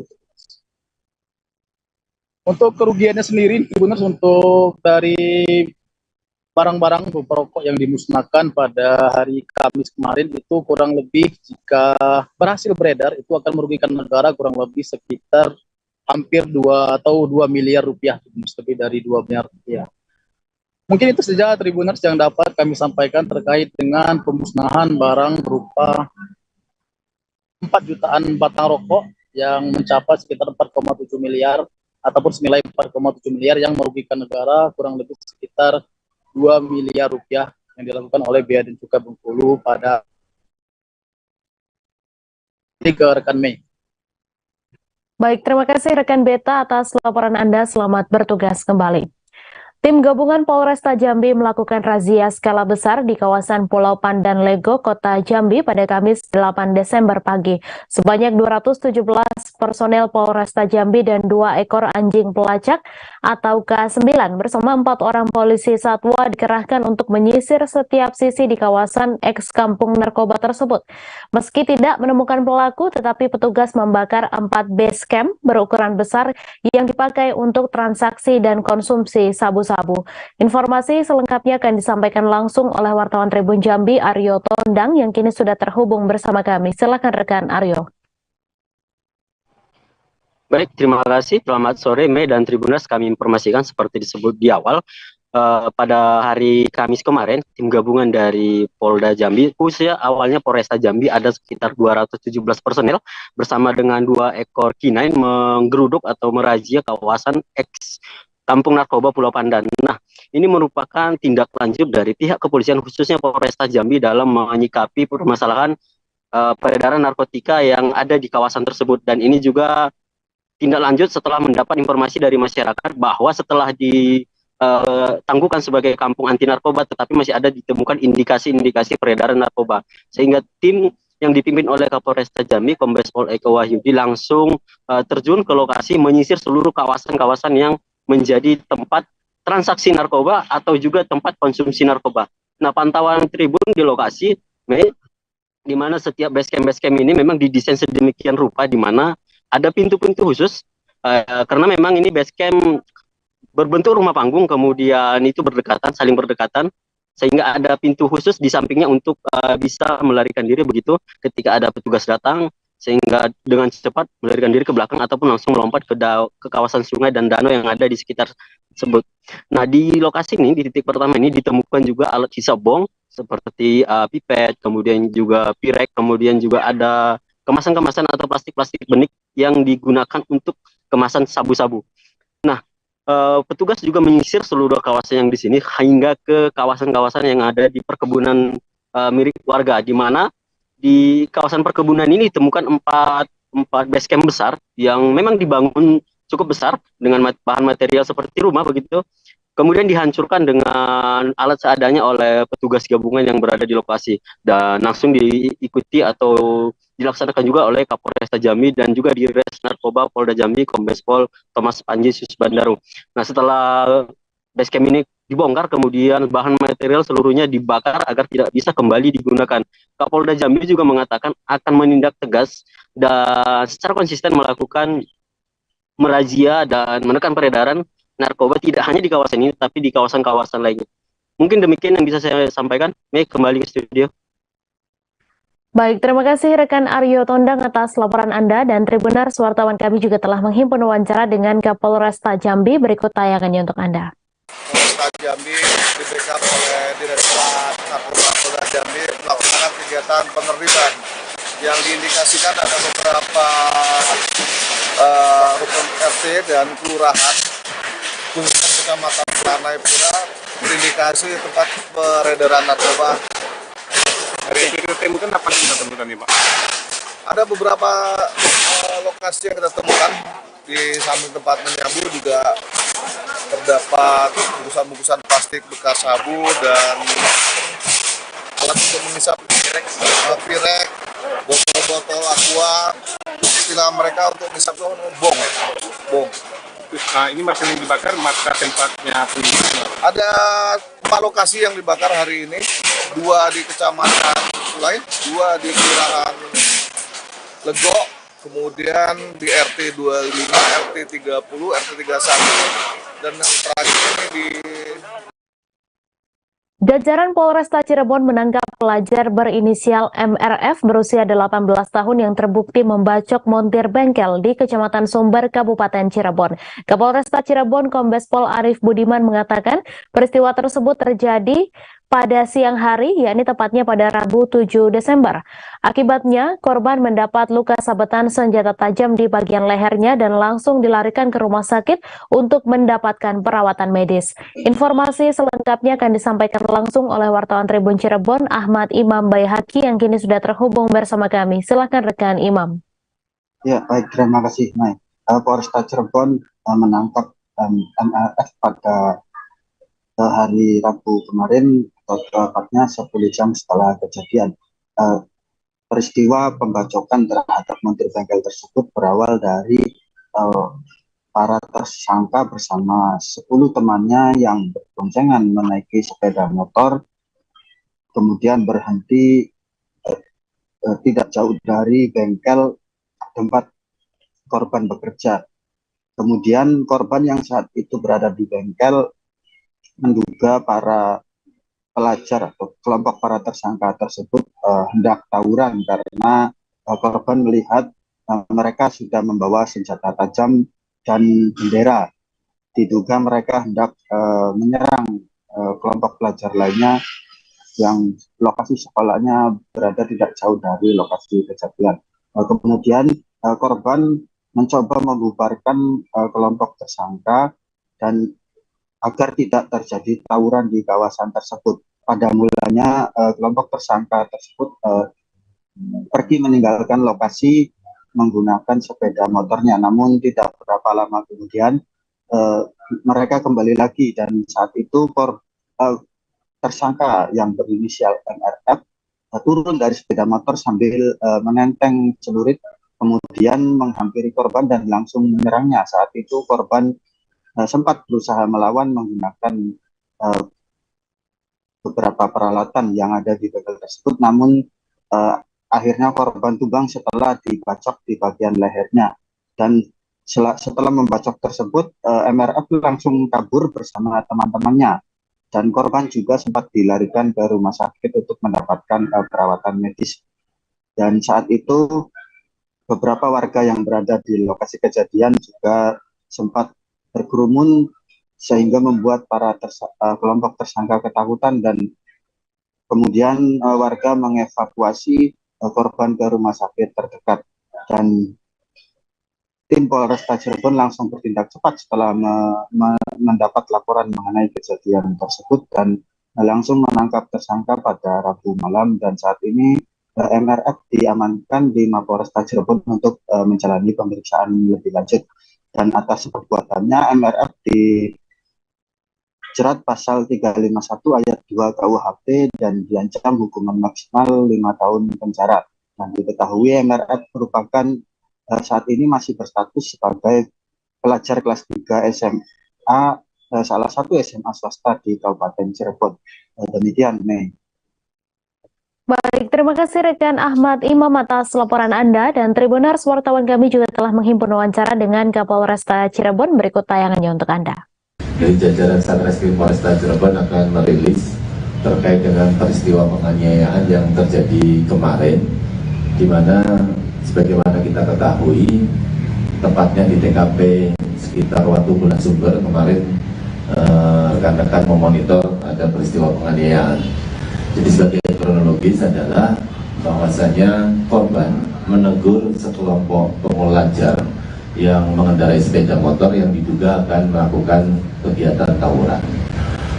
Atas peristiwa dimaksud, salah satu pelajar dimaksud kemudian tidak terima dan kemudian kembali ke TKP di Watu Belah, tepatnya di salah satu bengkel, dan kemudian melakukan penganiayaan terhadap korban. Penganiayaan menggunakan senjata tajam sebagaimana BB yang sudah kita amankan, dan senjata tajam disabetkan mengenai leher daripada korban. Salah seorang mantan polisi yang pernah bertugas di Polda Papua berinisial ES berusia 30 tahun terpaksa diringkus oleh polisi di Lebong. penangkapan terhadap ES setelah polisi menerima laporan adanya aksi pencurian kotak amal masjid di Kabupaten Lebong. Pelaku diamankan polisi saat berada di rumahnya di Kota Lubuk Linggau, Provinsi Sumatera Selatan pada Selasa 6 Desember lalu. Informasi selengkapnya akan disampaikan langsung oleh wartawan Tribun Bengkulu, Panji Destama, yang kini sudah terhubung bersama kami. Silakan rekan Panji. Oke, baik, terima kasih Saudara Mei. Oke, Tribuners menemukan ibadah seperti yang disampaikan oleh Saudara Mei sebelumnya. Saat sedang mau diamankan oleh pihak kepolisian, pelaku sempat melarikan diri. Akhirnya polisi melakukan tindakan tegas dan terukur untuk melumpuhkan pelaku. Dari pemeriksaan polisi, pelaku beraksi sudah di 7 TKP masjid yang berada di Kabupaten Lebong. Pelaku juga pernah diamankan oleh pihak Polsek Teluk Segara Polresta Bengkulu tahun 2019 lalu. Dari aksi pelaku ini, pihak kepolisian masih melakukan pengembangan apakah pelaku memiliki komplotan atau tidak. Untuk diketahui, pelaku S ini dipecat dari institusi Polri lantaran meninggalkan tugas tanpa izin saat berdinas di Polda Papua. Pelaku juga sempat bergabung di Satbrimob Polda Papua. Dari perbuatan pelaku, disangkakan pasal 363 KUHP tentang tindak pidana pencurian dengan pemberatan dengan ancaman penjara 7 tahun penjara. Selain itu, polisi juga mengamankan beberapa barang bukti, 1 lembar baju batik lengan panjang yang digunakan pelaku, 1 buah topi warna hitam, dan 1 unit R4 Toyota Avanza warna putih. Demikian Saudara Mei, laporan dari tribunbengkulu.com. Baik, terima kasih rekan Panji atas laporan Anda, dan Tribuners, wartawan kami juga telah menghimpun wawancara dengan Kapolres Lebong. Berikut tayangannya untuk Anda. Jadi tersangka Elian Saputra, ini 32 tahun, merupakan pecatan dari anggota Polri.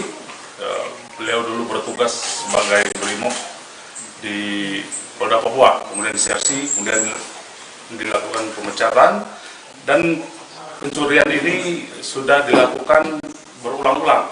Jadi beliau juga seorang residivis, pernah ditahan atas kasus yang sama. Kemudian untuk di wilayah Lebong, yang bersangkutan telah melakukan pencurian sebanyak 5 TKP, ya, yaitu di Masjid Al-Jihad di Tanjung Agung 2 kali, kemudian Masjid Al-Huda Desa Danu, kemudian Masjid Tik Tebing, kemudian Masjid Jami Al-Azhar Kelurahan Pasar Muaraman, kemudian Masjid Muhammadiyah. Telah ditemukan mortir di Balikpapan pada Kamis 8 Desember sekitar pukul 15 waktu Indonesia Tengah. Persisnya di kawasan Asrama Sentosa RT 20 Kelurahan Kelandasan Ulu, Balikpapan Kota, Balikpapan, Kalimantan Timur. Mortir tersebut ditemukan di kedalaman sekitar 40 cm di dalam tanah oleh seorang pekerja drainase bernama Wawan. Informasi selengkapnya akan disampaikan langsung oleh wartawan Tribun Kaltim Muhammad Zain yang kini sudah terhubung bersama kami. Silakan rekan Zain. Baik, selamat sore rekan, kami laporkan dari Kota Balikpapan, Kalimantan Timur, di mana seorang pekerja bernama Wawan telah menemukan sebuah mortir di kedalaman tanah kurang lebihnya 40 cm. Untuk mortir tersebut ditemukan saat dia sedang melakukan pemboran tanah, dan ketika dia melakukan pemboran itu ternyata alat bornya itu ataupun mata bornya itu mengenai suatu benda yang awalnya dia kira adalah pipa besi. Nah, kemudian setelah dia mencoba untuk menyingkirkan ataupun membuka tanah itu, dia mencoba untuk mengangkat sendiri, ternyata tidak bisa. Akhirnya dia melaporkan kepada aparat RT setempat untuk dibantu. Namun rupanya dari aparat RT sendiri mengetahui bahwa itu bukanlah merupakan sebuah pipa besi, melainkan sebuah mortir. Adapun untuk spesifikasi mortirnya sendiri, ini berdimensi kurang lebihnya 50 kali 15 cm dengan diameter 20 cm dengan bobot kurang lebihnya 70 kg. Untuk proses evakuasinya sendiri kemudian dari warga melaporkan kepada pihak kepolisian untuk dibantu melakukan pengangkatan, karena setelah di proses oleh pihak kepolisian, dari mortir tersebut ternyata dalam kondisi aktif dan berpotensi ledakan. dari kepolisian sendiri kemudian menurunkan tim penjinak bom dari Detasemen Gegana Brimob-Polda Kaltim untuk melakukan evakuasi. Dan selanjutnya dari temuan mortir tersebut akan dilakukan proses metode disposal, di mana untuk metode disposal ini adalah proses pemusnahan dengan cara ditembak, kemudian dari mortir tersebut akan meledak dan tidak menyisakan bahan-bahan peledak sedikit pun. Mungkin demikian yang bisa dilaporkan dari Kota Balikpapan, rekan Mei. Baik, terima kasih rekan Zain atas laporan Anda. Selamat bertugas kembali. Kita beralih ke informasi selanjutnya, Tribuners. Aktivis yang tergabung dalam Masyarakat Anti Korupsi Sulawesi Selatan atau MARS berkolaborasi dengan seniman Makassar Art Initiative Movement memperingati Hari Anti Korupsi tahun 2022 di Makassar pada Kamis 8 Desember. Hari Anti Korupsi jatuh pada 9 Desember 2022, namun MARS dan MAI memperingati sehari sebelumnya di bawah flyover Makassar. Informasi selengkapnya akan disampaikan langsung oleh wartawan Tribun Timur Wahyudin yang kini sudah terhubung bersama kami. Silakan rekan Wahyudin. Baik rekan Mei dan Tribuners dimanapun berada, dapat kami melaporkan dari Kota Makassar bahwa MARS atau Masyarakat Anti Korupsi Sulawesi Selatan menggelar aksi bersama seniman di Kota Makassar memperingati Hari Anti Korupsi Sedunia. Jadi Masyarakat Anti Korupsi Sulawesi Selatan bersama seniman memperingati Hari Anti Korupsi dengan melukis di bawah flyover di Kota Makassar. Mereka menuangkan ide dan gagasan terhadap keresahan dan berbagai ketimpangan yang terjadi khususnya di bidang korupsi di Indonesia. Sehingga dengan melalui aktivitas melukis, ide-ide dan gagasan yang dituangkan dalam kanvas disampaikan keresahan para seniman, sebab dianggap bukan hanya keresahan aktivis dan masyarakat biasa terhadap anti korupsi yang merajalela di Indonesia, tetapi seniman juga merasakan keresahan itu, sehingga MARS menggandeng seniman untuk memperingati Hari Anti Korupsi Sedunia. Jadi peringatan Hari Anti Korupsi Sedunia ini dilakukan sehari sebelum tepatnya Hari Anti Korupsi pada 9 Desember 2022. Jadi ada beberapa keresahan yang disampaikan oleh masyarakat anti korupsi seperti terkait dengan korupsi demokrasi yang dibungkam dengan berbagai kritikan yang mulai resah dan tidak bisa disampaikan secara langsung. Nah demikianlah Tribuners yang dapat saya laporkan dari Kota Makassar. Kembalikan ke studio. Baik, terima kasih rekan Wahyudin atas laporan Anda. Selamat bertugas kembali. Bawaslu Kaltara menekankan kepada ASN di lingkungan Pemprov Kaltara untuk tetap menjaga netralitas menjelang pemilu 2024. Ketua Bawaslu Kaltara, Suryani, mengatakan ASN sebagai perangkat pemerintahan harus memberikan layanan publik yang adil. Jika ASN tidak netral, Suryani khawatir pelayanan publik akan terganggu. Informasi selengkapnya akan disampaikan langsung oleh wartawan Tribun Kaltara, Ilhami Faudi, yang kini sudah terhubung bersama kami. Silahkan rekan Faudi.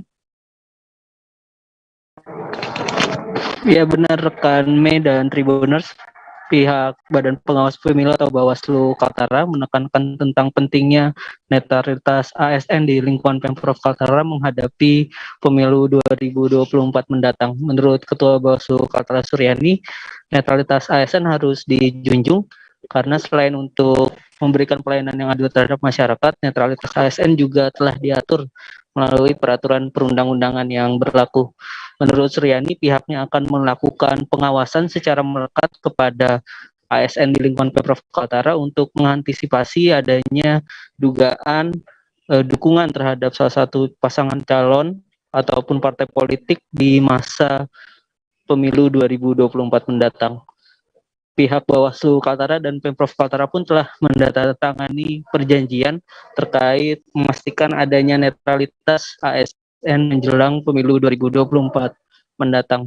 Sementara itu, Gubernur Kaltara Zainal Paliwang mengingatkan agar ASN tidak main-main dalam menghadapi tahun politik di 2024 nanti. Menurut Gubernur Zainal, pihaknya akan memberikan sanksi yang tegas jika nantinya ditemukan adanya ASN di lingkungan Pemprov Kaltara yang memberikan dukungan secara aktif baik kepada calon maupun partai politik pada saat kontestasi pemilu mendatang.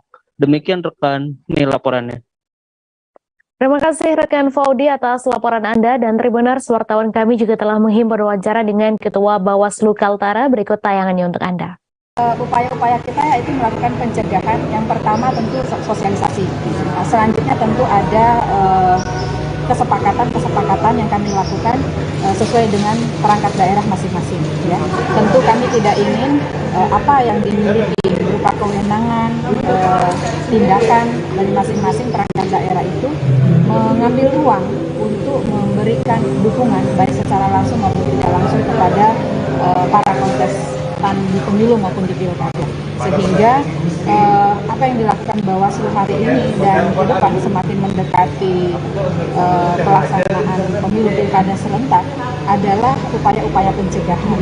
Nah, selanjutnya Bawaslu akan melakukan pengawasan secara melekat, baik secara langsung maupun tidak. Tentunya juga mendorong semua lapisan masyarakat untuk ikut mengawasi. Ya, tidak ragu menyampaikan laporan kepada Bawaslu ketika Beberapa pekan menjelang hari Natal dan Tahun Baru, terpantau harga beras di pusat pasar Kota Medan terus mengalami kenaikan. Adapun harga beras secara bertahap naik dalam sehari mencapai Rp200, lalu Rp300 hingga Rp500 per kilogramnya. Pedagang beras bernama Acai mengatakan harga beras mulai mengalami kenaikan dalam beberapa waktu menjelang hari Natal dan Tahun Baru 2023. Namun begitu, untuk ketersediaan stok beras hingga saat ini masih terjaga stabil hingga beberapa waktu ke depan. Informasi selengkapnya akan disampaikan langsung oleh wartawan Tribun Medan, Angel, yang kini sudah terhubung bersama kami. Silakan rekan Angel.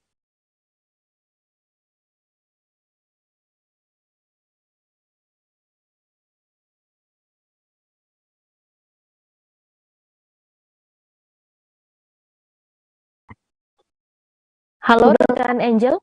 Ya, selamat sore Mei. Ya, silakan dengan laporan Anda. Ya, jadi beberapa pekan menjelang hari Natal dan Tahun Baru terpantau memang harga beras di pusat pasar Kota Medan terus mengalami kenaikan. Adapun harga beras secara bertahap ini naik dalam sehari mencapai 200, lalu 300 hingga 500 rupiah per kilogramnya. Nah, para pedagang juga mengatakan harga beras mulai mengalami kenaikan ini dalam beberapa waktu terakhir, dan ini akan berlangsung menjelang hari Natal dan Tahun Baru nantinya. Namun begitu, untuk ketersediaan stok beras hingga saat ini masih terjaga stabil hingga beberapa waktu ke depan. Nah, untuk diketahui, harga beras kualitas biasa yang sebelumnya itu Rp9.500, saat ini mencapai Rp11.000. Dan untuk beras kemasan kualitas premium sebelumnya harganya hanya Rp54.000, kini naik menjadi Rp56.000 per kilogramnya. Nah, sebelumnya juga Kepala Perum Bulog Sumut, Arif Mandu, menyampaikan stok beras pangan ini menjelang Nataru dipastikan juga aman hingga 3 bulan ke depan. Sekian nih. Baik, terima kasih rekan Angel atas laporan Anda, dan Tribuners, wartawan kami juga telah menghimpun wawancara dengan pedagang beras. Berikut tayangannya untuk Anda. Naiknya berapa persen kalau boleh tahu? Aku mana tahu persen. Aku untuk dari yang sebelumnya. Dari kemarin naik gope itu aja. Berarti sebelumnya 11.500. IR? Untuk IR kosong. Apalagi kok jenis Kubaram. Kubaram 12.000. 12.000. Dari? Itu masih tetap. Belum, masih model lama dia. Apalagi kok jenisnya? Kalau ramus, suku balam, ya kosong. Stok gimana kok? Hari. Maksudnya? Stok barang susah nggak gitu didapat gitu? Susah lah namanya, kalau kita kosong kan. Kalau suku balam rambut ya masih ada. Permintaan seperti apa? Dari mana kok itu kok? Yang untuk IR dari mana? Patokannya? Semua dari sana. Sebanyak 150 pebalap dari beberapa kabupaten di Provinsi Nusa Tenggara Timur ikut dalam kejuaraan daerah Bupati Sika Cup Gas Track Motocross tahun 2022 di Skyjump El Tari Maumere Circuit, tepatnya di belakang kantor Bupati Sika. Sementara itu, jumlah tim yang turun pada kejuaraan daerah Bupati Sika Cup Gas Track Motocross tahun 2022 ini sebanyak 40 tim yang berasal dari Kabupaten Manggarai, Ngada, Sumba Timur, Sumba Barat Daya, Kota Kupang, Nagekeo, Lembata, Flores Timur, Ende, dan Kabupaten Sika sebagai tuan rumah. Informasi selengkapnya akan disampaikan langsung oleh wartawan Tribun Flores, Albert Aquinaldo, yang kini sudah terhubung bersama kami. Silakan rekan Albert. Selamat sore rekan Mei dan Tribuners di mana saja berada. Dari Kabupaten Sika, Flores Tenggara Timur dapat kami laporkan bahwa sebanyak 150 pembalap dan dari 40 tim yang berasal dari beberapa kabupaten di NTT, baik di Flores Timur, Daratan Timur maupun Daratan Sumba ikut dalam kejuaraan daerah Bupati Sika Cup Gas Track Motocross tahun 2022 di Skyjump Circuit, tepatnya di belakang kantor Bupati Sika. Dan ajang atau event ini dilaksanakan untuk mengurangi angka kecelakaan lalu lintas yang di Kabupaten Sika, yang khususnya di NTT umumnya yang hingga akhir tahun ini jumlahnya meningkat. Dan rekan Mei dan sahabat Tribuners dapat kami laporkan pula bahwa hari ini merupakan hari kedua kejuaraan daerah Gas Track Motocross yang digelar di sirkuit di belakang kantor Bupati ini, yang diikuti atau ditonton oleh ratusan atau ribuan penonton yang datang dan menonton langsung jalannya event ini. Demikian rekan Mei dan sahabat Tribuners yang dapat kami laporkan dari Kabupaten Sika. Baik, terima kasih rekan Albert atas laporan Anda. Selamat bertugas kembali. Kita beralih ke informasi selanjutnya, Tribuners. Kegiatan pelatihan peningkatan kapasitas tenaga pendamping profesional program penguatan pemerintahan dan pembangunan desa di Hotel Sultan Raja, Kabupaten Minahasa Utara, Provinsi Sulawesi Utara berakhir pada Kamis 8 Desember. Penutupan berlangsung meriah dengan penampilan setiap kelas yang berlomba menampilkan yel-yel terbaik. Informasi selengkapnya akan disampaikan langsung oleh wartawan Tribun Manado, Arthur Rompis, yang kini sudah terhubung bersama kami. Silakan rekan Arthur. Ya, selamat sore Mei dan Tribuners Indonesia. Jadi kegiatan pelatihan pendamping desa yang diselenggarakan oleh Kementerian Desa dan PDTT di Hotel Sultan Raja telah berakhir. Jadi selama 3 hari para peserta dari 6 kabupaten di Sulawesi Utara mengikuti materi pelatihan yang dibimbing oleh sekitar 39 pelatih nasional dan pelatih lokal. Dan di akhir kegiatan para pendamping desa ini yang terbagi dalam beberapa kelompok tampil dalam lomba yel-yel. Jadi ini lomba yang bukan hanya sekedar lomba, tapi ini juga menunjukkan kekompakan dan semangat, serta di dalamnya berisi penguasaan materi terhadap materi yang diberikan.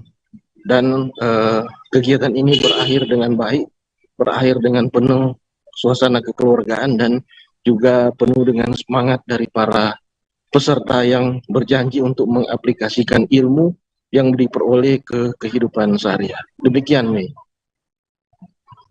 Baik, terima kasih rekan Arthur Rompis atas laporan Anda. Selamat bertugas kembali. Kita beralih ke informasi selanjutnya, Tribuners.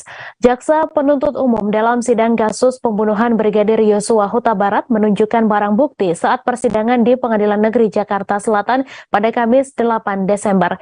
Barang bukti itu ditunjukkan kepada mantan Kadif Propam Polri Verdi Sambo yang juga menjadi terdakwa dalam kasus ini.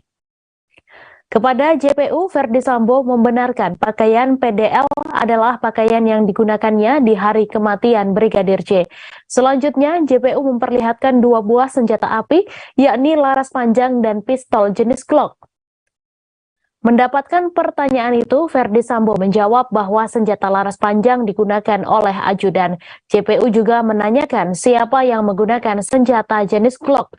Adapun senjata jenis Glock ini menurut kesaksian Verdi Sambo ia berikan kepada Barada Richard Eliezer.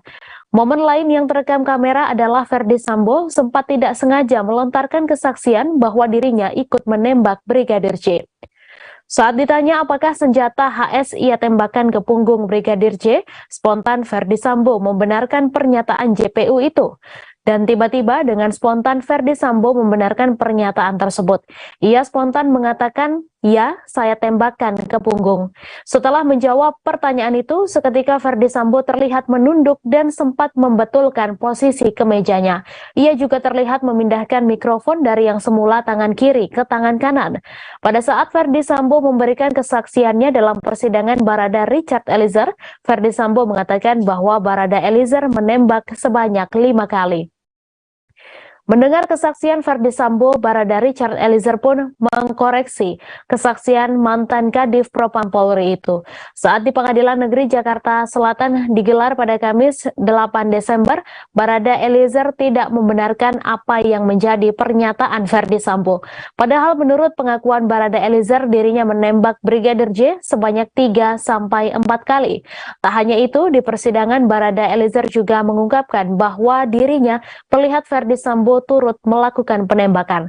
Selain itu, Barada Eliezer mengatakan bahwa Verdi Sambo tidak pernah memintanya untuk membackup suami dari Putri Chandrawati tersebut.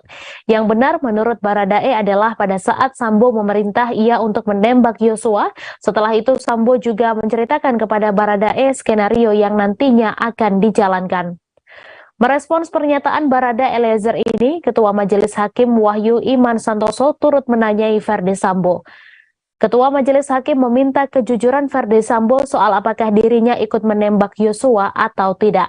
Verdi Sambo mengaku tidak ikut menembak Yosua dan hanya mengetahui Richard Eliezer menembak sebanyak 5 kali ke arah Brigadir J. Pada hasil autopsi yang menyebut ada 7 bekas tembakan. Adapun Verdi Sambo menjawab bahwa dirinya tidak tahu terkait adanya 7 bekas tembakan tersebut.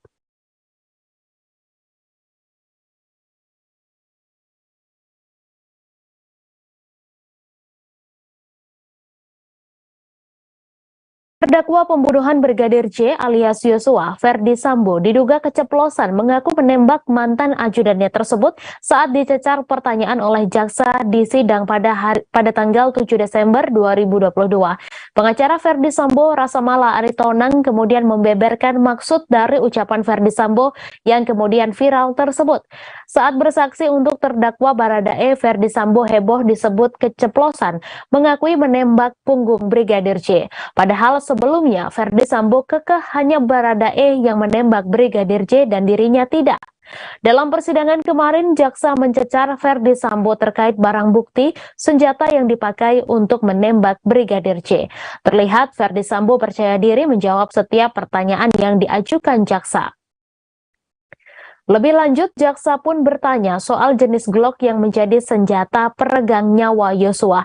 Melanjutkan pertanyaan, jaksa mendadak bertanya kepada Verdi Sambo perihal sang terdakwa yang menembak Yosua. Dengan jawaban terbata-bata, Verdi Sambo menyinggung soal dirinya yang menembak Yosua. Ucapan Verdi Sambo yang seolah keceplosan mengakui telah menembak Brigadir J itu sontak ramai diperbincangkan halayak. Tak lama setelahnya muncul klarifikasi yang diungkap Rasamala Aritonang. Menurutnya, Verdi Sambo sudah konsisten memberikan kesaksian di persidangan, termasuk soal pengakuannya yang tidak menembak Brigadir J. Setelah mendengar penjelasan pengacara Verdi Sambo, ada salah satu wartawan yang terdengar kembali menegaskan soal momen ketika Verdi Sambo mengaku menembak punggung Brigadir J. Rasamala membantah maksud Verdi Sambo adalah menembak Yosua. Ia mengatakan maksud Sambo adalah menembak dinding seusai mengambil pistol dari Yosua.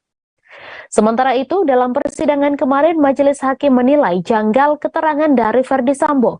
Pertama, seperti pada pernyataan Verdi Sambo yang mengatakan bahwa istrinya, Putri Chandrawati, sedang tidak enak badan.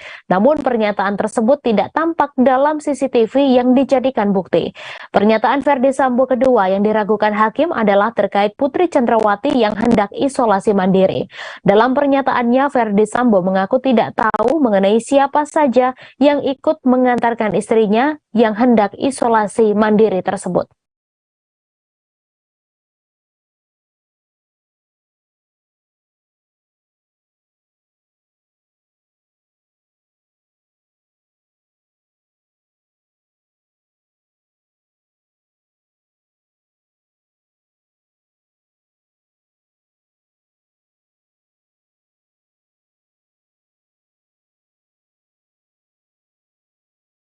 Kebakaran terjadi di rumah hingga kios warga di kawasan Lorong Tahu Mardika, Ambon pada Jumat 9 Desember. Kebakaran terjadi sekitar pukul 3 waktu Indonesia Timur dini hari. Menurut pantauan di lokasi sekitar pukul 5:10 waktu Indonesia Timur, api dan asap hitam membumbung tinggi di langit kota Ambon. Tak hanya rumah, kios warga hingga deretan toko baju bekar atau cakar bongkar pun ikut terbakar. Informasi selengkapnya akan disampaikan langsung oleh wartawan Tribun Ambon, Mesya Marasabesi, yang kini sudah terhubung bersama kami. Silakan rekan Mesya. Baik, halo Mei dan juga Tribuners. Jadi pada hari ini Jumat 9 Desember 2022 sekitar pukul 4 dini hari waktu Indonesia Timur, kebakaran di kawasan Lorong Pabrik Tahu Kelurahan Rijali, Kecamatan Sirimau, Kota Ambon, yang menyebabkan puluhan bangunan ikut terbakar hangus dan juga 2 orang dilaporkan meninggal dunia, 1 orang mengalami luka-luka. Ketiga korban ini sudah dilarikan ke Rumah Sakit Bayangkara Kota Ambon, Tribuners, dan belum diketahui pasti berapa besaran kerugian yang dialami dari kebakaran ini. Namun tadi Tribun Ambon.com juga sudah melakukan wawancara dengan beberapa pemilik tempat jual motor ya, seperti itu, karena kebakaran ini juga melibatkan kios-kios dan beberapa tempat jual motor seperti itu. Ada untuk satu tempat jual usaha motor bekas itu ada sekitar 30 unit motor yang juga ikut terbakar dan kerugian ditaksir mencapai ratusan juta, sekitar 300-an juta Tribuners. Sementara untuk kerugian lainnya belum diketahui pasti dari data yang dihimpun oleh pemerintah kota ya. Dan sementara untuk lokasi kebakaran saat ini sudah dilakukan tanggap darurat oleh pemerintah kota Ambon, seperti itu Tribuners. Demikian yang dapat saya laporkan. Baik, terima kasih rekan Mesya atas laporan Anda. Selamat bertugas kembali. Kita beralih ke informasi selanjutnya, Tribuners. Satlantas Polres Minahasa Utara melaksanakan Operasi Patuh 2022 menjelang perayaan Natal dan Tahun Baru pada Kamis 9 Desember. Operasi Patuh 2022 Satlantas Polres Minut dipimpin langsung Kasat Lantas Julio Jagratara Tampoy di depan Terminal Air Madidi. Saat mendapati pengendara motor yang tidak memakai helm, Kasat meminta agar patuh dengan aturan memakai helm karena itu untuk keselamatan pengendara. Ada juga salah satu star PUPR yang tidak memakai helm dan motor yang dikendarainya tidak membayar pajak, sehingga anggota Satlantas meminta seharusnya mereka mengetahui aturan tidak memakai helm dan membayar pajak. Dengan begitu mereka kemudian meminta maaf. Kemudian ada juga seorang perawat yang tidak memakai helm. Dengan begitu, Kasat meminta seharusnya seorang perawat mengetahui tentang keselamatan berkendara karena ia merupakan seorang perawat. Bahkan ada beberapa pengendara motor yang langsung berbalik arah saat melihat anggota Satlantas di jalan. Uniknya, beberapa pengendara yang ingin berbalik arah dipanggil oleh anggota untuk diberikan teguran saat akan berbalik arah. Kasat Lantas Polres Minut Ibtu Julio Jagratara Tampoy didampingi KBO Ibda Roni Raturandang ketika diwawancarai mengatakan operasi ini dilaksanakan seluruh Satlantas Polres jajaran Polda Sulawesi Utara. Ia mengatakan mantan Kasat Lantas Polres Tomohon ini mengatakan operasi dilakukan untuk menciptakan kondisi yang aman, nyaman, dan lancar dalam berkendara. Menurut Julio, operasi patuh mulai hari ini dan selama 2 minggu ke depan. Mantan KBO Satlantas Polresta Manado ini menyampaikan dari hasil operasi masih banyak pelanggar yang tidak memakai helm dan ada juga yang memakai knalpot racing.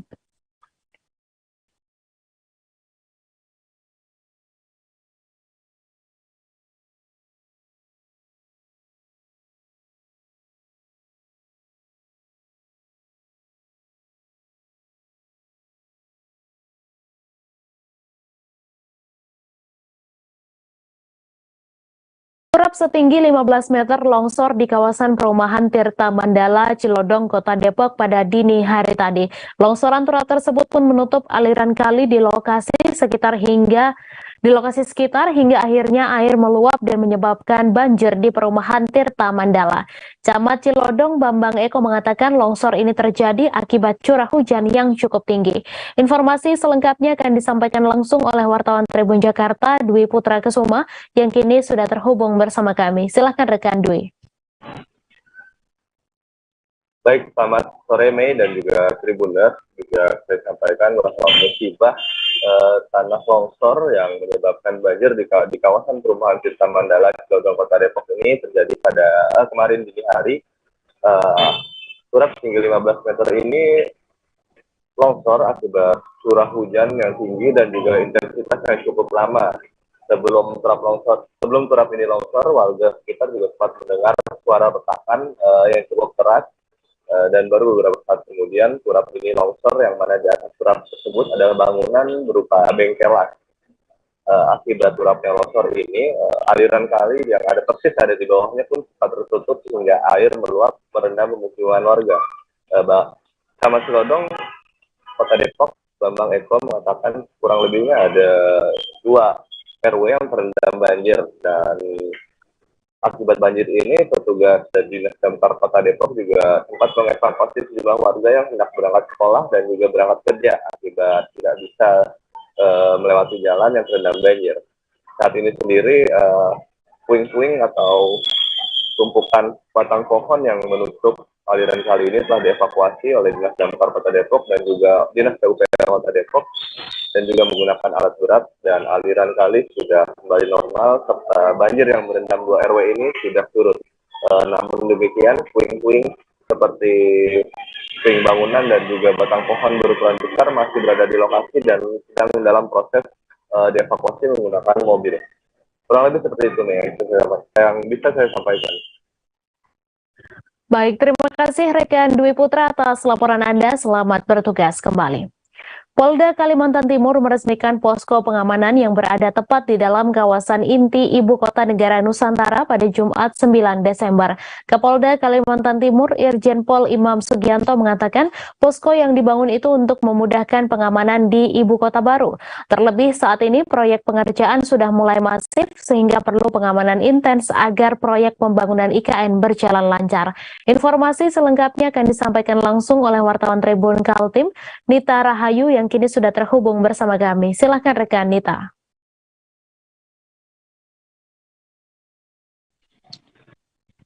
Ya baik, di studio dapat kami laporkan dari Kabupaten Penajam Pasar Utara bahwa pada Jumat 9 Desember 2022 ini Polda Kalimantan Timur meresmikan posko pengamanan yang berada tepat di dalam kawasan inti Ibu Kota Negara atau IKN Nusantara. Kapolda Kaltim Irjen Pol Imam Sugianto mengatakan bahwa posko yang dibangun itu untuk memudahkan pengamanan di Ibu Kota terbaru. Terlebih saat ini proyek pengerjaan sudah mulai masif dan perlu pengamanan yang intens agar proyek pembangunan di IKN dapat berjalan lancar. Kemudian beberapa hal yang menjadi atensi terkait dengan pengamanan di Ibu Kota Negara, kata Kapolda, mulai dari adanya ditemukan pencurian yang yakni berupa alat berat milik kontraktor yang mengerjakan proyek IKN tersebut.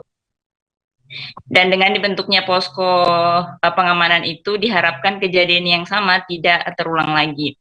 Kemudian posko tersebut juga Mai dan Tribuners dikerjakan kurang lebih selama 4 bulan dan lokasinya berada tepat di tengah-tengah kawasan inti Ibu Kota Negara dan sehingga lokasi tersebut dianggap strategis untuk dijadikan posko pengamanan. Dapat kami informasikan juga bahwa posko tersebut dilengkapi dengan ruangan administrasi, ruang rapat, ruang istirahat, dan beberapa fasilitas lainnya. Tidak hanya itu, Kapolda juga mengisyaratkan bahwa posko tersebut nantinya akan ditingkatkan dan dijadikan sebagai Polresta IKN. Kemudian disinggung mengenai personil yang akan bersiaga serta sistem penjagaan seperti apa yang akan diterapkan di posko. Kata Kapolda saat ini masih dalam tahap penyusunan. Karena di IKN sendiri saat ini yang berjaga atau melakukan pengamanan masih di bawah kendali oleh tim pengamanan IKN Operasi Nusantara yang dibentuk oleh Polda. Kemudian pada tahun 2023 mendatang akan ada penambahan personil untuk Polda yang akan berjaga di wilayah ibu kota negara. Jumlahnya dikatakan Kapolda sebanyak 500 personil. Demikian, Mai. Baik, terima kasih rekan Dita atas laporan Anda. Dan Tribuners, wartawan kami juga telah menghimpun wawancara dengan Kapolda Kalimantan Timur. Berikut tayangannya untuk Anda. Ada pos-pos lain, akan ada tambahan pos-pos lain. Kita mengeliminir, sudah ada beberapa laporan kehilangan, kecil itu ya. Ini harus kita mitigasi, kalau tidak ini nanti akan berlanjut terus. Pelaku harus ketangkap. Ada berapa personil Pak yang akan ditambah Pak? Kurang lebih 500 sekian tahun depan. Tapi itu dinamis, akan bisa bertambah lagi. Kita sesuaikan dengan tingkat ancaman yang ada di sekitar proyek pembangunan KIPP. Laporan selama ini baru hanya pencurian Pak? Pencurian sementara, ya pencurian. Mudah-mudahan nggak ada lagi deh. Masyarakat kita, saya menghimbau ke masyarakat, ojo nyuri-nyuri lah, nanti daripada dikandangkan sel nanti, ya. Siap. Oke ya. Siap. Terungkap fakta baru kasus dugaan ruda paksa yang dilakukan oleh seorang pas pampres berinisial Mayor BF kepada prajurit wanita TNI di sebuah hotel di Bali. Setelah dilakukan penyelidikan oleh penyidik Pusat Polisi Militer TNI, tidak ditemukan bukti adanya kasus ruda paksa. Panglima TNI Jenderal Andika Perkasa mengatakan dari hasil penyelidikan sementara, perwira pas pampres dan prajurit wanita TNI melakukan tindak asusila atas dasar suka sama suka tanpa ada unsur pemaksaan. Saat ini, korban yang merupakan perwira muda perempuan Divisi Infanteri 3 Kostrat berinisial Letda CAJKGER berpotensi sebagai tersangka. Sebelumnya, Mayor Infanteri BF yang menjabat sebagai wakil komandan di salah satu detasmen pasukan pengamanan presiden atau Pas Pampres telah ditetapkan sebagai tersangka. Menurutnya, kedua pelaku dapat dijerat dengan pasal 281 tentang asusila dan dapat dipecat dari TNI karena kasus ini. Kini proses penyelidikan masih berjalan dan akan terus dikembangkan. Sebelumnya, Jenderal Andika Perkasa mengatakan Mayor BF sudah diproses hukum atas kesalahannya. Hal ini dikatakan sebelum ada bukti kasus asusila dilakukan atas dasar suka sama suka. Kasus ini telah diperiksa di Makassar, Sulawesi Selatan karena korban bertugas di Divisi Infanteri 3 Kostrat. Namun kini kasus ini akan ditangani langsung oleh Pusat Polisi Militer atau Puspom TNI. Andika menjelaskan jika perbuatan Mayor BF sudah memenuhi unsur pidana dan tidak akan memberi kompromi atas perbuatannya. Selain itu, ia juga dengan tegas akan memecat Mayor BF karena melakukan perbuatan tersebut kepada sesama prajurit TNI. Kepala Staf Kepresidenan Jenderal Purnawirawan Muldoko menanggapi kasus oknum Pas Pampres yang diduga meruda paksa prajurit TNI wanita di sebuah hotel di Bali ketika acara KTT G20 pada 15 hingga 16 November 2022. Muldoko menyatakan di TNI aturan dan hukum yang berlaku sudah jelas. Menurutnya dalam kasus ini akan dilihat terlebih dahulu pelanggaran kasus ini termasuk disiplin murni atau disiplin tidak murni. Mantan Panglima TNI ini juga mengungkap kasus ini akan ditentukan di pengadilan militer dan hukuman yang diberikan dapat berupa pemecatan jika terbukti bersalah. Terkait tindakan yang akan diberikan kepada korban, menurutnya perlu dilakukan rehabilitasi atau pendekatan psikologi agar korban dapat menghilangkan trauma.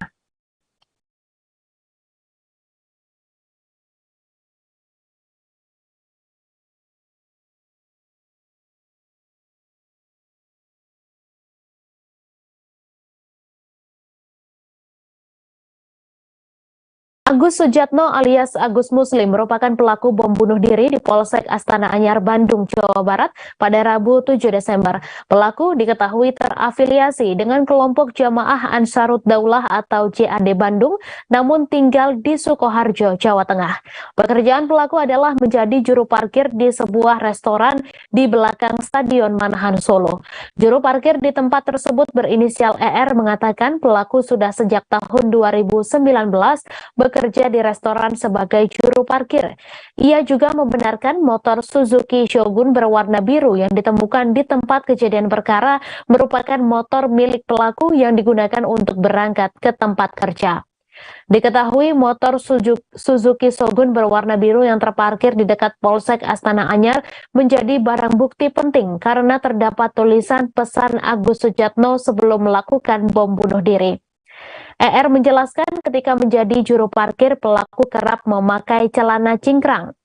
Pelaku menjadi juru parkir di restoran tersebut dari pukul 9 pagi hingga 9 malam dan bekerja 2 hari sekali. Menurutnya, penghasilan pelaku menjadi juru parkir cukup besar karena dapat membawa uang Rp500.000 per hari. Di mata ER, Agus Sujatno merupakan sosok yang pendiam karena jarang berinteraksi dengan juru parkir yang lain. Pelaku Agus Sujatno tinggal di sebuah kos di wilayah Desa Siwal, Kecamatan Baki, Kabupaten Sukoharjo. Ketua RT setempat Suparno mengatakan tidak mengenal pelaku karena dari awal datang tidak melapor ke RT. Suparno juga tidak mengetahui sudah berapa lama pelaku tinggal di kos tersebut dan baru diberi informasi oleh pemilik kos setelah kejadian bom bunuh diri di Bandung. Menurutnya, pelaku dan keluarga sangat tertutup dan tidak pernah mengikuti kegiatan RT setempat. Sementara itu diketahui seorang polisi bernama Aibtu Sofyan meninggal dunia akibat ledakan bom di Polsek Astana Anyar, Kota Bandung. Aibda Sofyan merupakan Babin Kamtipmas di Kelurahan Karanganyar, Astana Anyar, Kota Bandung. Ia menjadi korban meninggal dunia akibat teror bom bunuh diri yang dilakukan Agus Sujatno alias Agus Muslim. Seorang mantan teroris Robi Rubiansyah alias Abu Askar menjelaskan alasan aparat penegak hukum dijadikan target oleh kelompok JAD. Ia mengungkap di mata kelompok JAD, sebuah negara yang tidak menggunakan asas Islam akan dipandang sebagai musuh Islam. Mantan tersangka kasus bom Kedutaan Besar Myanmar 2013 ini mengatakan aparat penegak hukum menjadi target JAD karena membela negara yang tidak berasaskan Islam dan dipandang sebagai penolong sistem setan. Menurutnya, kelompok JAD memiliki rasa kekeluargaan, ideologi, dan militansi yang tinggi. Meskipun jumlah anggotanya sedikit, namun sangat berbahaya karena 3 hal tersebut.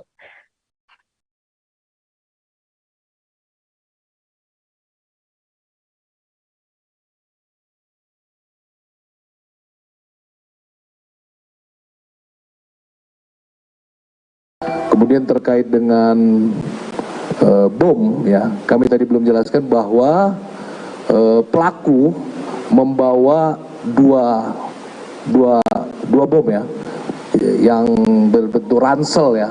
Jadi yang pertama di punggung, yang kedua di depan dada. Namun peristiwa itu yang meledak adalah yang ransel punggung. Ketika meledak, yang di dada terpental. Jadi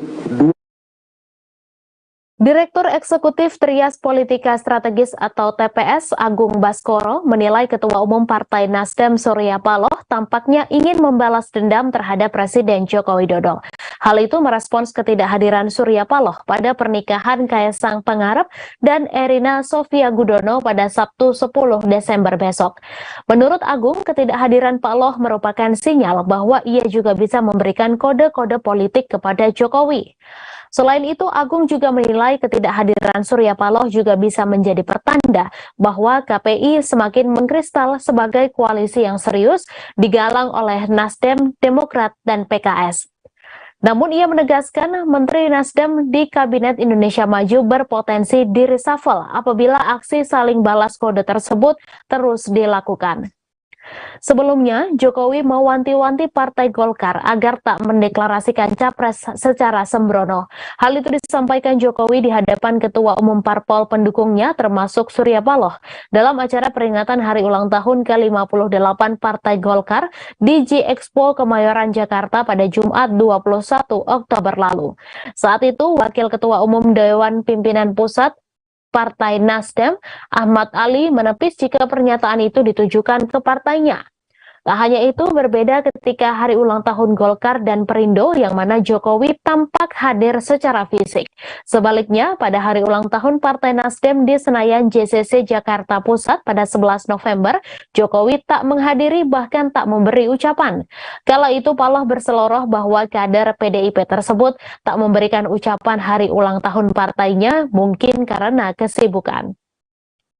Berbeda dengan tokoh-tokoh lain seperti mantan Presiden Susilo Bambang Yudhoyono, Paloh justru dipastikan absen pada pernikahan putra Jokowi, Kaesang. Ketua Bidang Media dan Komunikasi Publik DPP Partai Nasdem, Charles Meikiansah, mengatakan Paloh telah menyurati Jokowi perihal ketidakhadirannya. Menurut Charles, Paloh tak menghadiri pernikahan putra Jokowi itu dikarenakan sedang berobat ke luar negeri.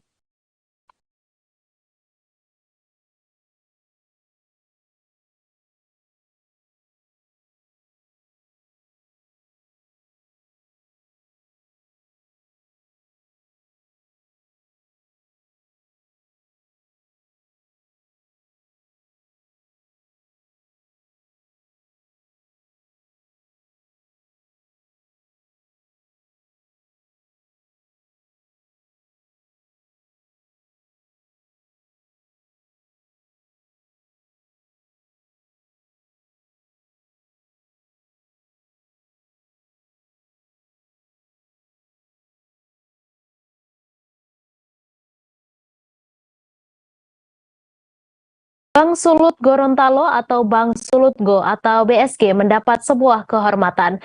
Torang Pebang menjadi tempat konsultasi studi komparasi bumper perda di DPRD Sulawesi Tenggara dan Bank Sultra terkait penyertaan modal.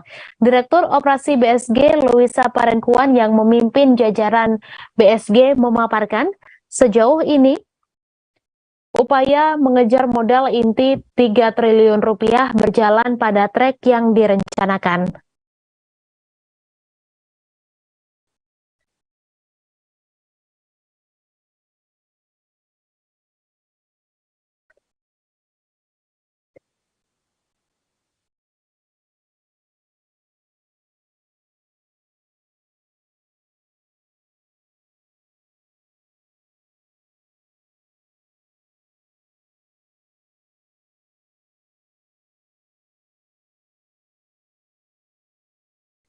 Hal itu sesuai POJK nomor 12 tahun 2020 tentang konsolidasi bank umum modal inti perbankan minimal 3 triliun rupiah. Pemimpin Divisi Perencanaan BSG Iskandar Mojo menjelaskan beberapa strategi yang dilakukan untuk mendorong modal inti, di antaranya pertumbuhan organik. Selain itu adalah setoran modal oleh pesaham yang ada. Hal ini dilakukan berkala setiap tahun. Sejauh ini Iskandar mengatakan pemenuhan modal inti masih berlangsung. Pemprov Sulut merupakan pemegang saham pengendali dengan kurang lebih 36% dari saham. Kemudian BSG memiliki investor strategis PT Mega Corpora yang memiliki 24,9% saham di Torang Pebang. Staf Direksi Bidang Pemasaran Permodalan BSG, Ferry Masengi, menambahkan BSG pertama BPD yang memiliki investor strategis. Bahkan Kopkar BSG merupakan pesaham terbesar kelima. Wakil Ketua Bumper Perda DPRD Sultra, Bustam, mengatakan pihaknya memilih BSG sebagai tujuan studi komparasi karena memiliki investor strategis. Dijelaskan saat ini pembahasan Raperda penyertaan modal Bank Sultra tengah berlangsung di DPRD Sultra.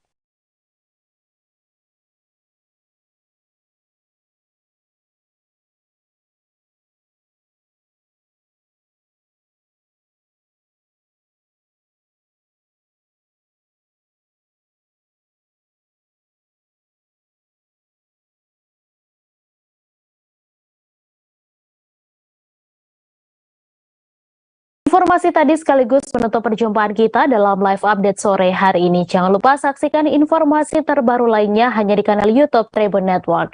Terima kasih atas kebersamaan Anda. Saya Mesa Dasirait beserta kru yang bertugas pamit undur diri dan sampai jumpa.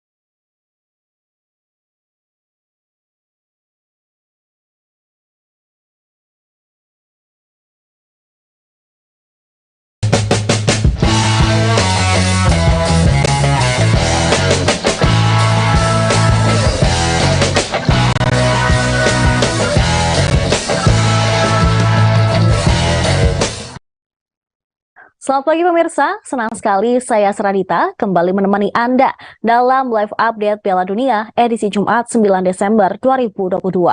Matchday Kroasia versus Brasil, adu Neymar dan Luka Modric. Belanda versus Argentina diprediksi melewati drama adu penalti hingga 5 pelatih menjadi tumpal Piala Dunia 2022. Selain 3 highlight tadi, masih ada informasi menarik dan terbaru lainnya yang akan kami sajikan selama beberapa menit ke depan. Kita jelas selengkapnya di Tribun News. Timnas Spanyol memecat Luis Enrique setelah gagal membawa La Roja lolos babak perempat final Piala Dunia 2022. Spanyol gugur di babak 16 besar setelah kalah adu penalti dari Maroko pada Selasa kemarin. Kegagalan itu membuat Federasi Sepak Bola Spanyol atau RFEF sepakat mengakhiri kerjasama dengan sang pelatih Luis Enrique.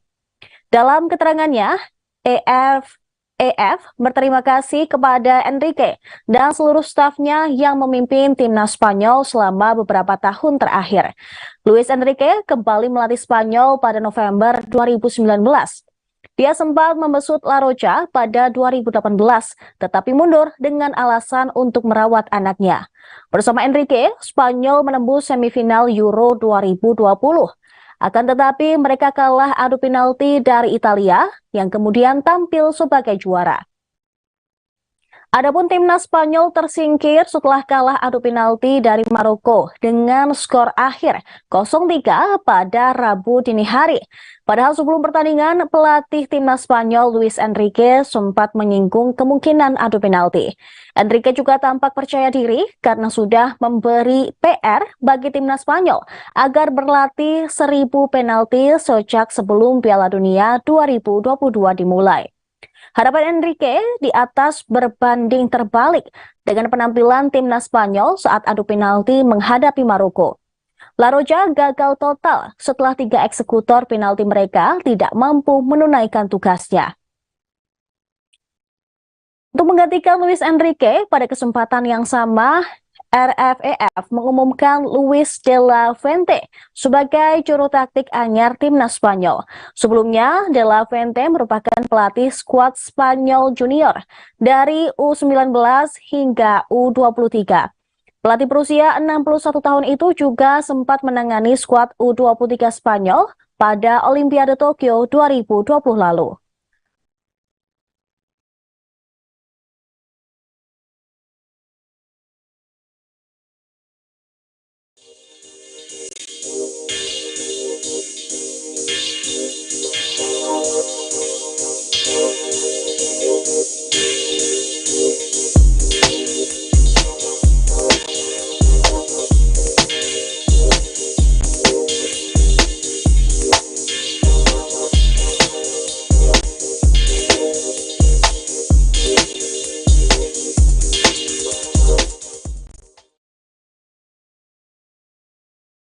Isu tak sedap menerpa timnas Portugal menjelang perempat final Piala Dunia 2022. Cristiano Ronaldo dikabarkan mengancam hengkang dari timnas Portugal setelah dia dicadangkan pada laga sebelumnya.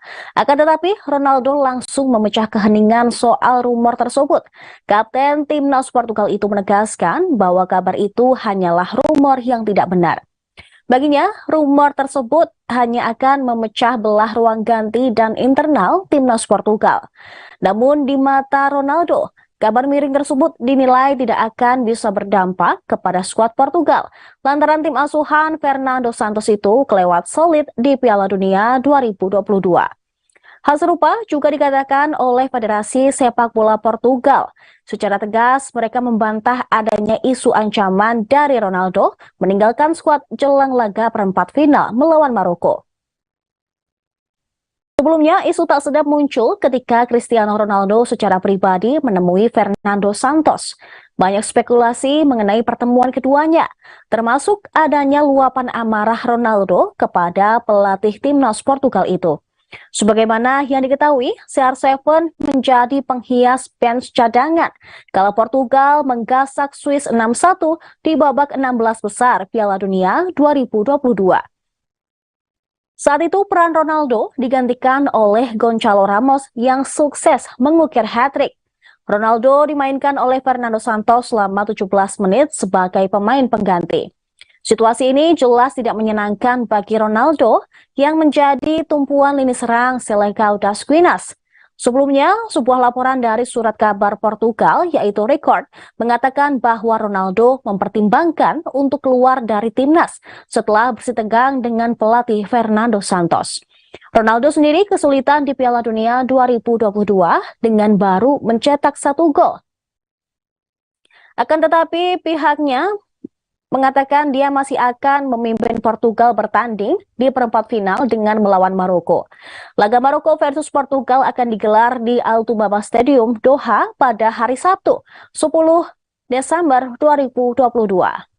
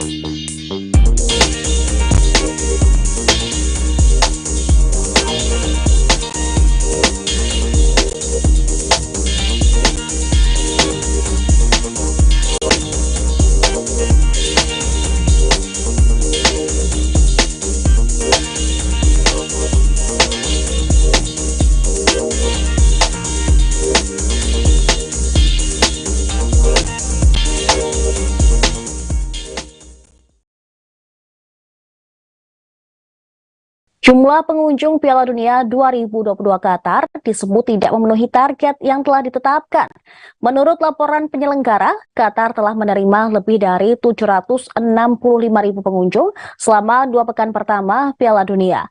Namun tampaknya jumlah tersebut masih jauh dari harapan, mengingat Qatar menargetkan 1,2 juta pengunjung selama berlangsungnya Piala Dunia 2022. Dan saat ini Piala Dunia telah memasuki babak perempat final, maka lonjakan besar pengunjung tidak mungkin terjadi secepatnya. Sebelumnya, pihak penyelenggara telah mengidentifikasi periode puncak pengunjung internasional, yakni pada 24 hingga 28 November, selama penyisihan grup, yaitu ketika 32 tim memainkan 4 pertandingan setiap hari. Komite tertinggi untuk pengiriman dan warisan yang menyelenggarakan turnamen mengatakan bahwa di 17 hari pertama Piala Dunia 2022 ada sekitar 765.859 pengunjung internasional. Seorang pejabat Qatar yang tidak ingin disebutkan namanya membenarkan angka tersebut.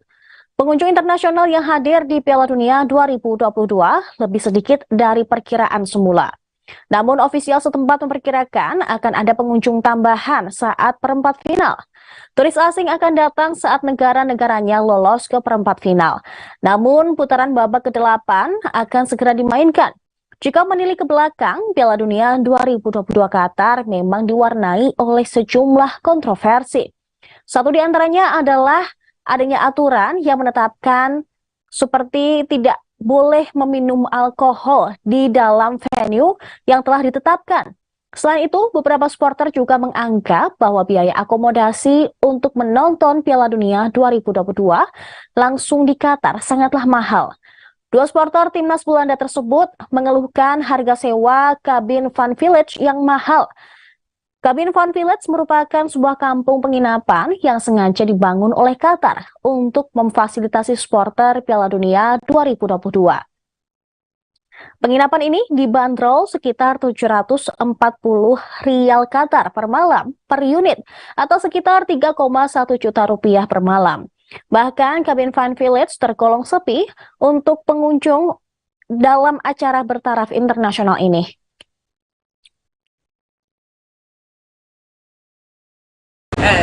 Up to now, we enjoy it very much. Yeah. what things that you most enjoy? Everything is very well organized. The only things we are sleeping in a fan village over here, and it's like a container. It's cabins with just 2 beds in it. That's okay, but it's basic, pricey. Yeah, it's pricey and basic. Yeah. And how long will you stay here? Till the Dutch team will play. Yeah. Lebih dari 90% warga Portugal menolak Cristiano Ronaldo menjadi starter dalam laga Maroko versus Portugal di perempat final Piala Dunia 2022. Survei yang dilakukan media Portugal itu dilakukan kepada para warga setempat. Ternyata 93,6% hasil survei memilih Gonçalo Ramos ketimbang Cristiano Ronaldo sebagai starter. Hasil ini tak lepas dari aksi Gonçalo Ramos yang tampil gacor saat menggantikan Ronaldo di laga Portugal versus Swiss pada babak 16 besar. Gonçalo Ramos ternyata lebih gacor sebagai ujung tombak Portugal. Dia mampu mencetak 3 gol dari kemenangan Portugal 6-1 atas Swiss. Warga Portugal pun terkesima dengan penampilan Gonçalo Ramos ketimbang Cristiano Ronaldo. Sebelumnya, warga Portugal juga melakukan hal serupa kepada Ronaldo, tepatnya sebelum laga Portugal versus Swiss di babak 16 besar Piala Dunia. Sebanyak 70% warga Portugal menolak Cristiano Ronaldo menjadi starter di laga kontra Swiss.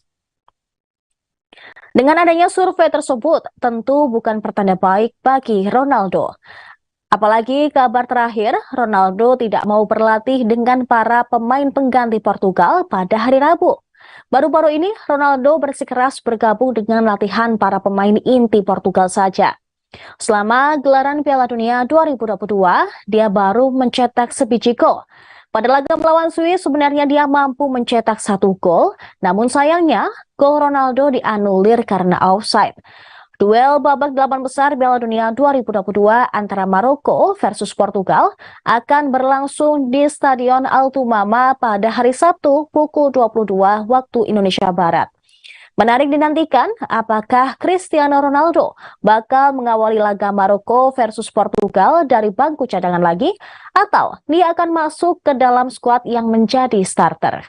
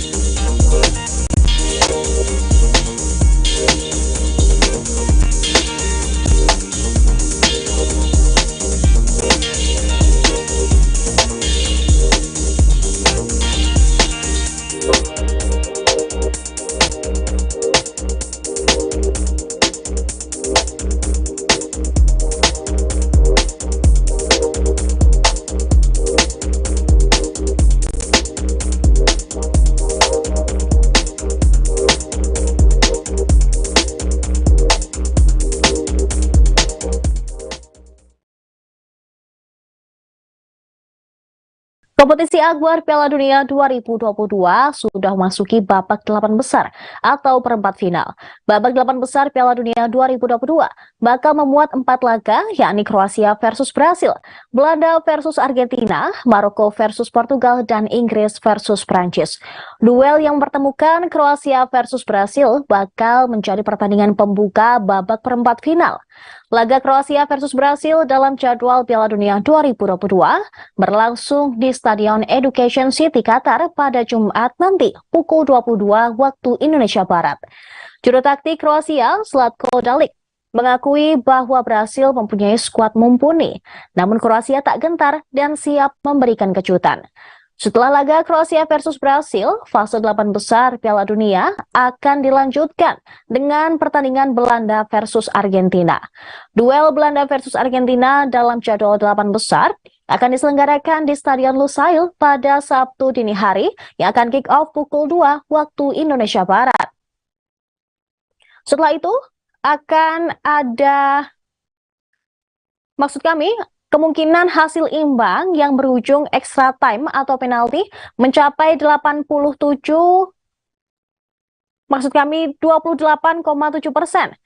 Selanjutnya akan ada laga Maroko versus Portugal di Stadion Altumama. Bagi Maroko, ini merupakan penampilan pertama mereka di perempat final Piala Dunia FIFA. Duel Maroko versus Portugal akan digulirkan pada hari Sabtu pukul 22 waktu Indonesia Barat. Selanjutnya, fase 8 besar akan ditutup oleh laga Inggris versus Prancis di Stadion Al Bayt Al Khor. Pertandingan Inggris versus Prancis tersebut bakal dilaksanakan pada hari Minggu pukul 2 dini hari.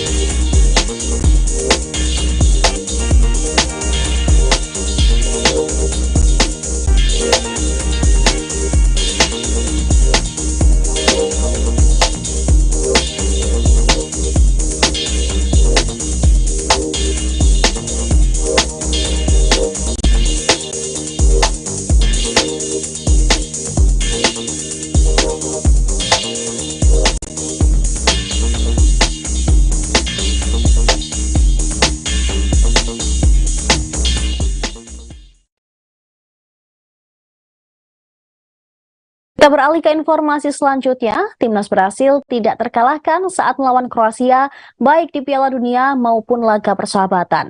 Pertandingan antara Brasil dan Kroasia akan tersaji pada babak 8 besar atau perempat final Piala Dunia 2022. Mereka akan duel yang berlangsung di Stadion Education City pada Jumat malam nanti. Prediksi hasil perempat final Piala Dunia 2022 menempatkan Brasil berpeluang besar melaju ke semifinal ketimbang Kroasia. Secara head-to-head, kedua tim telah bertemu sebanyak 4 kali. Dalam 4 pertemuan itu, Brasil tampil dominan dengan 3 kemenangan dan sekali hasil imbang tanpa sekalipun kalah dari Kroasia. Di sisi lain, skuad asuhan Zlatko Dalic belum pernah kalah dalam 10 pertandingan terakhir di semua ajang. Dengan catatan tersebut, Kroasia memiliki rekor kemenangan lebih baik daripada Brasil yang meraih 4 kemenangan dan 1 kali kekalahan ketika menghadapi Kamerun di babak fase grup Piala Dunia 2022. Komposisi pemain Kroasia diprediksi tidak akan jauh berbeda saat menang menghadapi timnas Jepang. Kiper Dominik Livakovic yang berhasil menepis 3 tendangan penalti Jepang akan tetap turun dalam laga nanti. Zlatko Dalic juga diprediksi akan tetap memainkan trio Luka Modric, Marcelo Brozovic, dan Mateo Kovacic di lini tengah timnas Kroasia.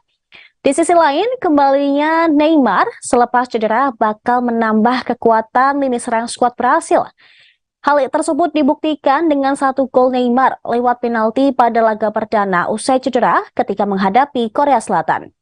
Tite akan menggeser Neymar di lini kedua untuk mengatur serangan bersama Vinicius Junior dan juga Raphinha yang punya naluri menyerang tinggi. Sedangkan ujung tombak penyerangan, tim Samba akan dihuni oleh Richarlison yang sejauh ini sudah membukukan 3 gol di Piala Dunia 2022. Timnas Kroasia diprediksi akan menggunakan skema 4-3-3 dan starter line up-nya kemungkinan akan diisi oleh Dominik Livakovic, Josip Juranovic, Dejan Lovren, Josko Gvardiol, Borna Sosa, Luka Modric, Marcelo Brozovic, Mateo Kovacic, Andrej Kramaric, Bruno Petrovic, dan juga Ivan Perisic. Sementara timnas Brasil kemungkinan besar akan menggunakan skema 4-2-3-1. Alisson Becker akan tetap menghuni starter 11 timnas Brasil, kemudian disusul oleh Eder Militao, Marquinhos, Thiago Silva, Danilo, Lucas Paqueta, Casemiro, Raphinha, Neymar Junior, Vinicius Junior, hingga Richarlison. Prediksi skor antara Kroasia versus Brasil menurut WhoScores akan dimenangkan oleh Brasil dengan skor telak 2-0. Sementara Sportsmall memprediksi Kroasia dan Brasil akan berakhir dengan kemenangan tipis 1-2. Sementara Sporting News memprediksi kemenangan Brasil atas Kroasia dengan skor 2-0.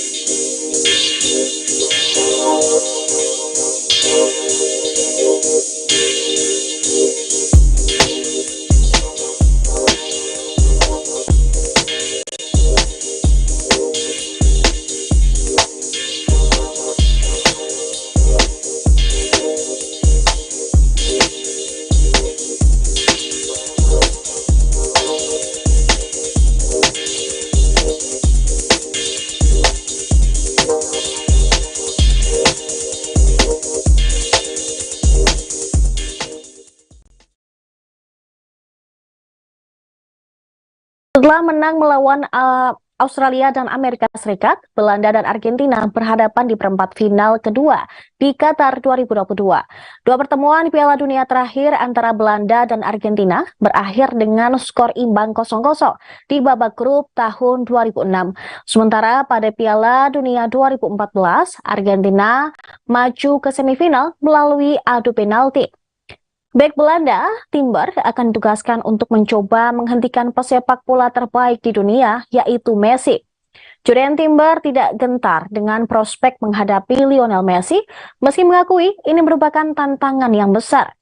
Pelatih Argentina, Lionel Scaloni, kemungkinan akan memulai dengan formasi 4-3-3, atau bisa juga beralih ke 3-5-2 seperti saat melawan Australia. Jika menurut skema yang pertama, yaitu 4-3-3, Angel Di Maria mungkin akan kembali ke starting line up. Jika Scaloni memilih pertahanan 3 orang, maka Lisandro Martinez akan dimasukkan dengan mengorbankan Papu Gomez. Pertahanan 3 orang mungkin memberi Argentina kesempatan untuk bersaing langsung melawan formasi Belanda. Dan bisa menjadi cara untuk menggagalkan serangan Denzel Dumfries yang mencetak 1 gol dan membantu 2 dalam kemenangan 16 besar terakhir mereka. Prediksi line up Belanda kemungkinan akan diisi oleh Noppert, Timber, Van Dijk, Ake, Dumfries, De Jong, De Roon, Blind, Klaassen, Gakpo, dan Depay. Sementara prediksi line up timnas Argentina kemungkinan akan diisi oleh Martinez, Molina, Romero, Otamendi, Acuna, Fernandes, Di Paul, McAllister, Di Maria, Messi, dan Alvarez. Peluang kemenangan Argentina adalah 44,2% menurut Opta Analis. Belanda dinilai memiliki peluang 27,1 dengan hasil imbang sebesar 28,7%. Laga berpeluang besar berakhir imbang dan harus ditentukan lewat adu penalti. Sementara itu, Sportsmall memprediksi laga Belanda versus Argentina berakhir 2-2 pada waktu normal.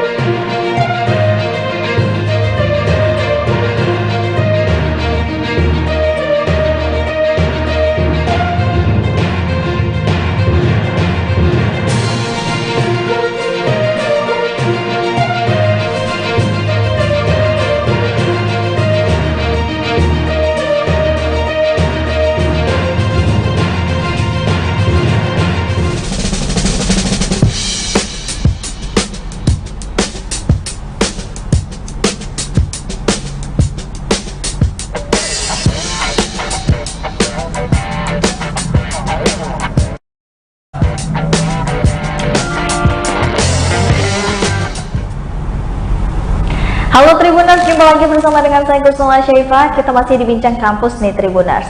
Untuk kali ini kita bakalan membahas sesuatu yang tentunya ini berkaitan dengan olahraga, karena di sini saya sudah ada dua orang mahasiswi ya dari UIN. Di sini sudah ada Sofi dan juga ada Melinda. Halo, mungkin boleh sapa dulu Tribuners di rumah. Nama panggilannya Tribuners gitu. Nah, mungkin Sofi sama Melinda sebelum kita masuk mengulik beberapa prestasi kalian, kita pengen dengar dulu dong keseharian Sofi dan juga Melinda ini sebagai apa dan seperti apa. Oke, dari Sofi dulu boleh. Ya, kesehariannya seperti biasa kan, menyesuaikan kampus. Kadang kalau mau ada kejuaraan itu biasanya TC setiap hari. TC itu apa? TC itu kayak sebelum melaksanakan kejuaraan itu, Kak. Oke, gitu. Untuk Melinda sendiri? Sama kayak Kak Sofi, ya sebagai mahasiswa latihan, terus ngampus, Latihan, ngampus gitu ya. Berarti Sofi dan juga Melinda ini apa namanya, seorang pemain voli ya? Iya. Seorang pemain voli yang pastinya kita udah tahu kalau pemain voli mesti kuat gitu ya, ototnya gitu kan ya, tenaganya gitu kan. Tapi memang sebelumnya udah suka voli atau memang baru kuliah aja nih masuk organisasi? Sudah gitu. dari dulu, kebetulan dari kecil. Kok Sofi dari SD. Oh, dari SD. Latihannya. Kalau Sofi dari SD, kalau Melinda memang Sama, dari udah SD. suka dari SD juga. Iya. Gitu ya? Kenapa membuat apa yang membuat kalian suka dengan volley? Karena kan nggak kebanyakan tuh biasanya cewek-cewek kan sukanya yang mungkin tenis gitu kan, yang nggak terlalu kena ke fisik gitu kan. Kalau volley kan harus fisik banget gitu. Saya sendiri aja agak susah banget tuh. Kak, kalau dari aku pertama tuh kayak iseng gitu aja kan. Pertama ngeliat, oh kayaknya seru nih, terus abis itu diajak, terus ayo gabung kayak gitu. Lama-lama kayak udah jadi hobi gitu. Jadi hobi gitu ya. Sama kayak Melinda juga. Sama kalau aku, dari orang tua dulu diajak gitu latihan mama kebetulan ini suka voli ya, terus diajak-ajak kayak gitu. Diajak-ajak akhirnya kamu juga suka ikut volley ya dari sekarang. Nah, Tribuners, ini untuk informasi dari Tribuners bahwasanya Sofi dan juga Melinda ini baru saja memenangkan juara 1 ya. Apa nama kejuaraannya? Pomprov. Pomprov ini singkatan dari Pekan Olahraga Mahasiswa Provinsi. Iya, Nah, provinsi ini Sofi dan juga Melinda serta tim yang lain itu berhasil membawa pulang juara 1 ya. Iya. Juara 1 secara tingkat provinsi. Iya. Dan tingkat nasional juga kalau nggak salah ya. Iya. Tingkat nasional itu juara 5. Itu Iya. nama ininya apa tuh? Apanya Kak singkatannya? Pomnas. Pomnas. Bahkan olahraga nasional. Iya, mahasiswa nasional. Mahasiswa nasional. Oke. Jadi untuk tingkat provinsinya, Sofi dan juga tim dari UIN ya, khususnya dari UIN, voli dari UIN itu berhasil membawa juara 1 ya untuk provinsi. Tapi kalau untuk secara nasionalnya membawa 5 besar juara ya. Nah, ini keren banget buat Tribuners. Dan ini bisa menjadi potensi dari atlet-atlet ya kan ya. Jadi kan atlet juga belajarnya dari sekarang gitu kan. Iya nggak? Iya. Nah, dari sekarang aja udah diajarin kan, siapa tahu untuk kedepannya lebih berminat, lebih untuk mendalami itu bisa jadi atlet dan bisa jadi prestasi. Bahkan sekarang aja Sofi sama Melinda ini udah mempunyai sebuah prestasi gitu, bahwasannya voli ini bisa jadi prestasi gitu. Nah, mungkin bisa ceritain nggak sih awal mulanya bisa mengikuti perlombaan ini kayak mana? Dari lomba yang dari mana Kak? Dari kecil atau? Dari waktu masuk kuliah aja. Kalau masuk kuliah itu pertamanya kayak kan dari SMA emang udah ikut klub gitu kan Kak. Terus habis itu di kuliahan ada kenalan, terus dari kakak tingkatnya itu kemudian dia kayak nawarin ayo ikut kejuaraan ini, terus habis itu ya udah terus latihan, kemudian ikut kejuaraan, alhamdulillah terus bisa bawa nama kampus menang. Oke, bisa bawa nama kampus. Kalau dalam satu tim itu berapa? Biasanya kalau apa? Satu lapangan 6 orang. Satu lapangan 6 orang gitu. Itu memang ada tim cadangannya lagi atau apa gitu? Ada gitu. Kalau perlombaan kayak gitu. Iya. Tapi kalau main-main biasa aja gitu? Iya segitu. Kalau tingkat nasional tuh minimal 14 orang. Tapi kalau nggak ada pemainnya ya bisa 10, bisa 11, 12 tergantung pemain itu. Gitu. Nah berarti memang dari menjadi mahasiswa itu kamu udah diajak gitu ya untuk ikut UKM ini. Memang UKM ini ada di UIN sendiri? Iya ada. Oke, nama UKM-nya apa tuh? UKM ORI. UKM ORI, singkatannya? Olahraga. Apa ya? Ayo olahraga apa tuh? Olahraga. Taunya olahraga gitu. Olahraga aja ya sebenarnya. Tapi ini mencakupi semua olahraga. Semua olahraga. Yang ada di UIN ya, yang ada di Universitas UIN Tribuners. Mulai dari sepak bola, futsal, mungkin juga tenis, bulu tangkis dan lain sebagainya, termasuk juga voli ini. Berarti kalian mengikuti voli yang khusus putri ya? Iya. Ada gandanya juga nggak sih? Ada cewek cowok gitu? Enggak, kebetulan kalau voli nggak ada kayak gitu. Nggak ada ya? Nggak ada. Jadi dia cuma khusus untuk cewek, cowok sendiri. Oke, cewek-cewek gitu kan ya? Itu nggak seimbang gitu. Kalau cewek cowok dan salah. Nah, berarti kan kalian sudah mulai udah lumayan cukup lama ya bermain voli dan suka voli gitu ya. Ada kendala nggak sih waktu pertama kali main voli itu? Ada Kak, pasti ada. Mungkin bisa nih boleh ceritain dari pengalaman kalian masing-masing nih. Kalau kendalanya apa ya? Belum menguasai. Oke, belum menguasai. Ya, kalau itu kan kita butuh latihan gitu. Semakin kita latihan pasti nanti semakin bisa. Pasti ada kendalanya lah setiap itunya kan. Setiap latihannya. Kendalanya tuh belum menguasai lapangan ya. Kayak teknik-tekniknya belum. Itu ada tekniknya juga ya? Iya, ada. Nah kalau misalkan kayak kecil nih kayak saya gitu kan kadang agak susah ya main voli gitu ininya. Kadang kalau yang kecil-kecil malah tenaganya tuh banyak. Tenaganya banyak ya? Iya juga sih. Iya saya pernah punya teman juga sih waktu SMA gitu kan yang badannya kecil gitu tapi jago banget main volinya. Rata-rata jago banget tuh main volinya dan pukulannya tuh jauh-jauh gitu kan ya. Memang itu ada tekniknya? Ada. Itu apa tuh tekniknya? Kalau voli itu kan ada passing, terus service gitu ya. Itu ada teknik-teknik sendiri kalau passing atas muka seperti itu. Terus dia bagian yang umpan-umpan. Ada juga yang umpan-umpan ya. Itu kayak mana tuh?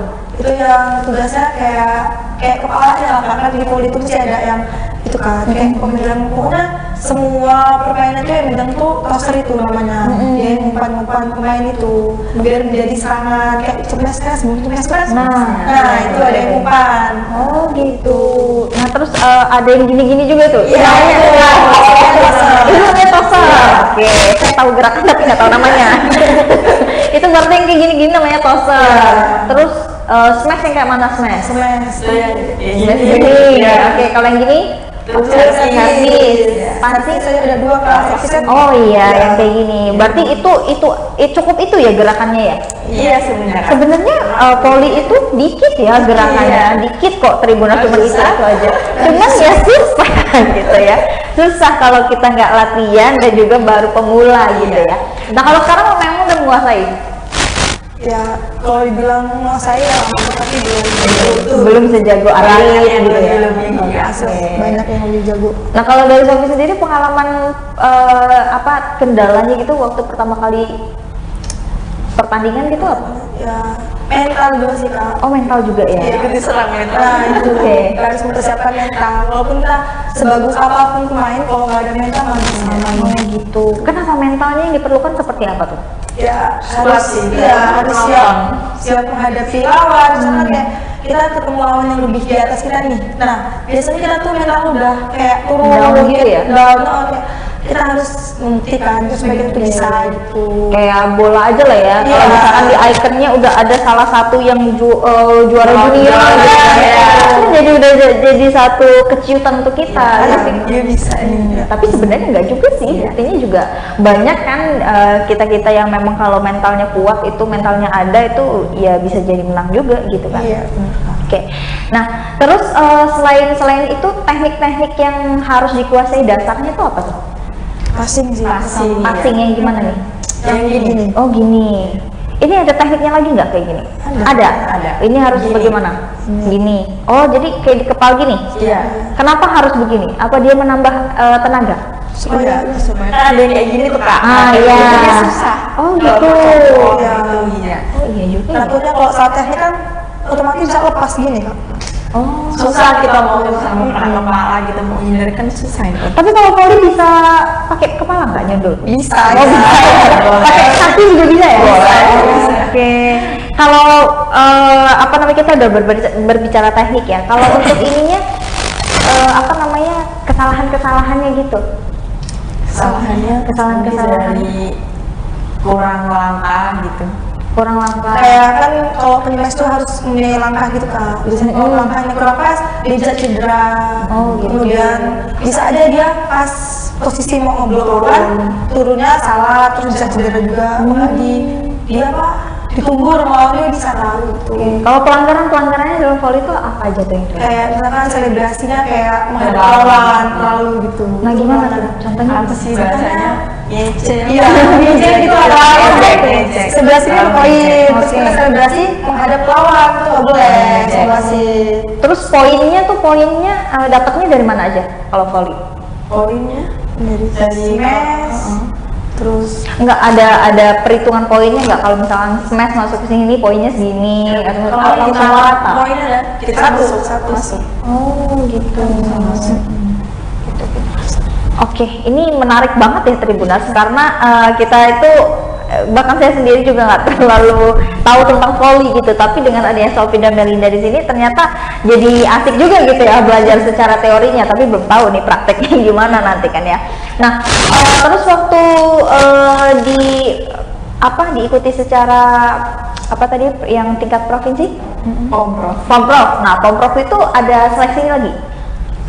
Mau ke Pomnas ya? Enggak, dari UKM dulu. Diajaknya diberitahunya dari UKM. Iya, dari UKM kan? Dari UKM terus dikumpulin orang-orangnya siapa aja gitu. Iya, kayak dia dipilihin kayak yang pemainnya menurut mereka layak gitu. Oke, berarti ada seleksinya ya, ada seleksinya. Berarti banyak dong anggotanya ya?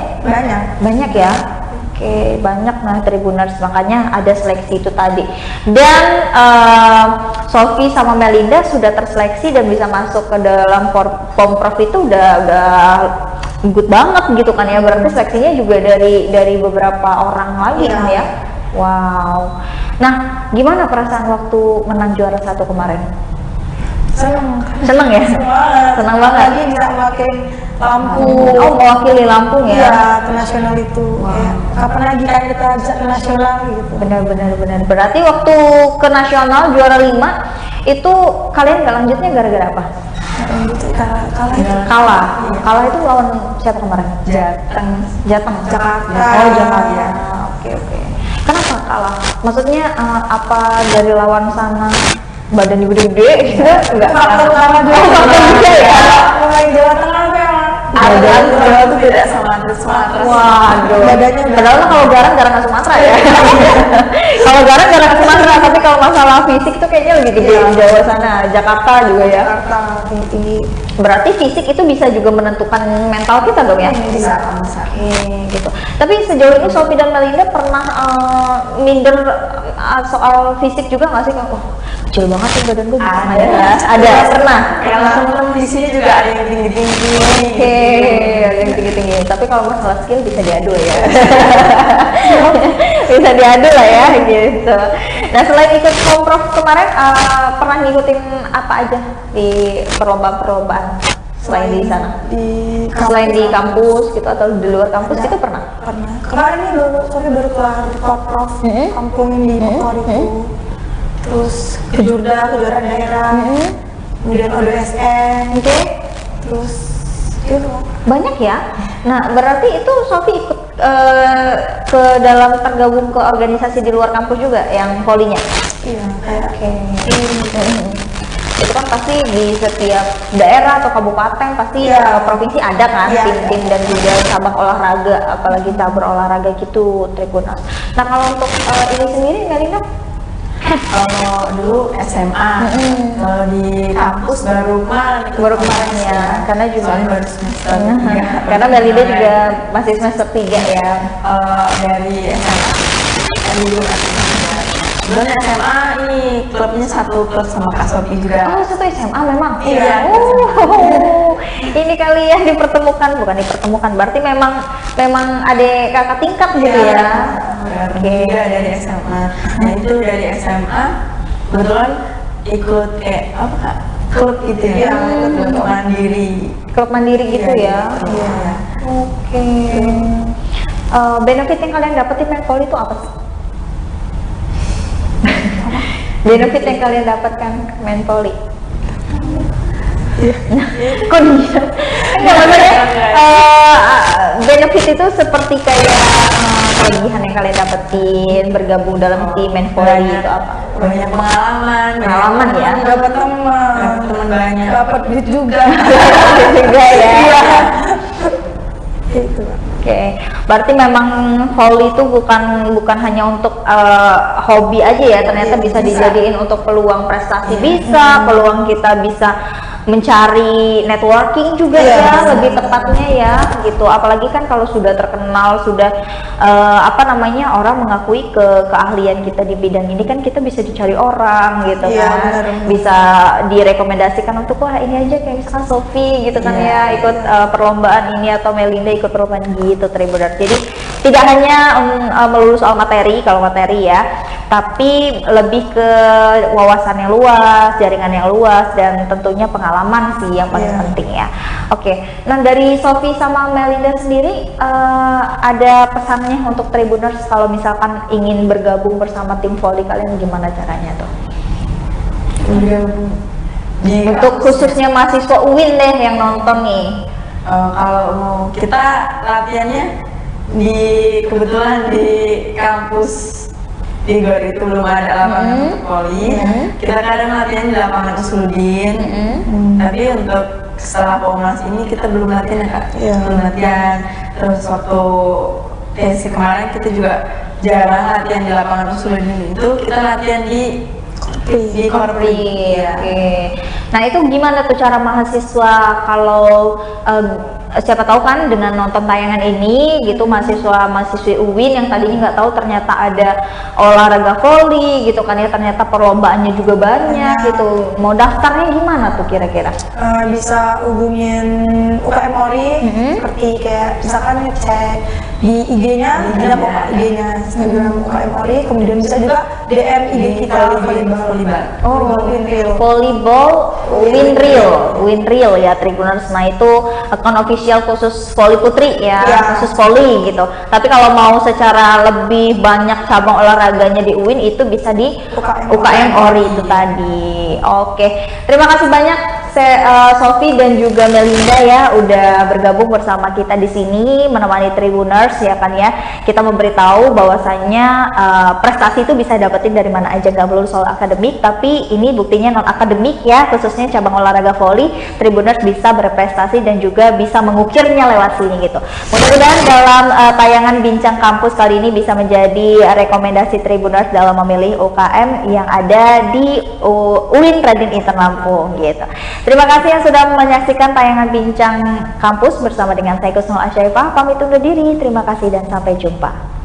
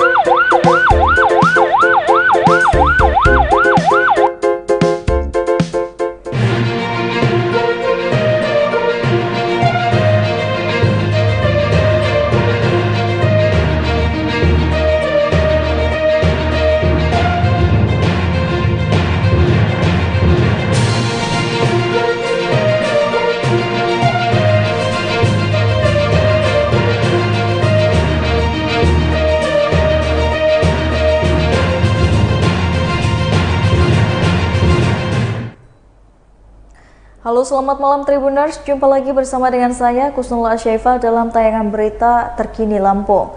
Kami akan menyajikan informasi yang menarik terkini untuk Anda seputar Lampung. Dan inilah berita terkini selengkapnya. Polresta Bandar Lampung gelar rekonstruksi pelaku pembacokan satu keluarga peragakan 24 adegan. Pelaku pembacokan sekeluarga yang diduga orang dalam gangguan jiwa atau ODGJ di Sukabumi, Bandar Lampung beberapa waktu lalu pada Kamis 8 Desember 2022 kemarin menjadi rekonstruksi perkara Mapolresta Bandar Lampung. Pada proses rekonstruksi perkara itu sendiri, pelaku Sutrisno memperagakan sebanyak 24 adegan yang melakukan pembacokan. Penasehat hukum Sutrisno Chan Nurul Hidayah mengatakan dirinya dipanggil penyidik Polresta Bandar Lampung atas permintaan jaksa untuk melakukan rekonstruksi tersebut.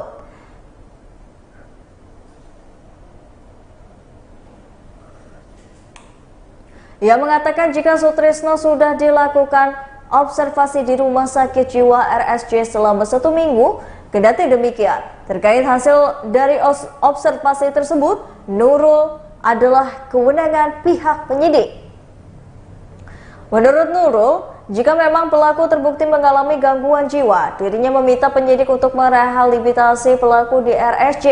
Namun jika pelaku terbukti bukan ODGJ, pihaknya menyerahkan kepada penyidik untuk melanjutkan perkara tersebut.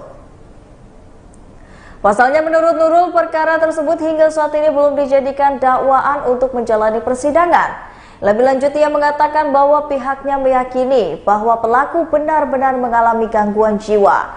Pasalnya, menurut Nurul, pelaku kerap kali mengalami kebingungan dan gemetar saat berkomunikasi. Diketahui sebelumnya, warga Bandar Lampung digegerkan dengan peristiwa satu keluarga dibacok diduga dilakukan oleh ODGJ, dan insiden itu terjadi di Kampung Rupi, Jalan Pulau Singkep, Sukabumi, Bandar Lampung pada Minggu 14 Agustus 2022 lalu. Pelaku melakukan pembacokan terhadap 5 orang sekaligus, 2 orang diantaranya meninggal dunia.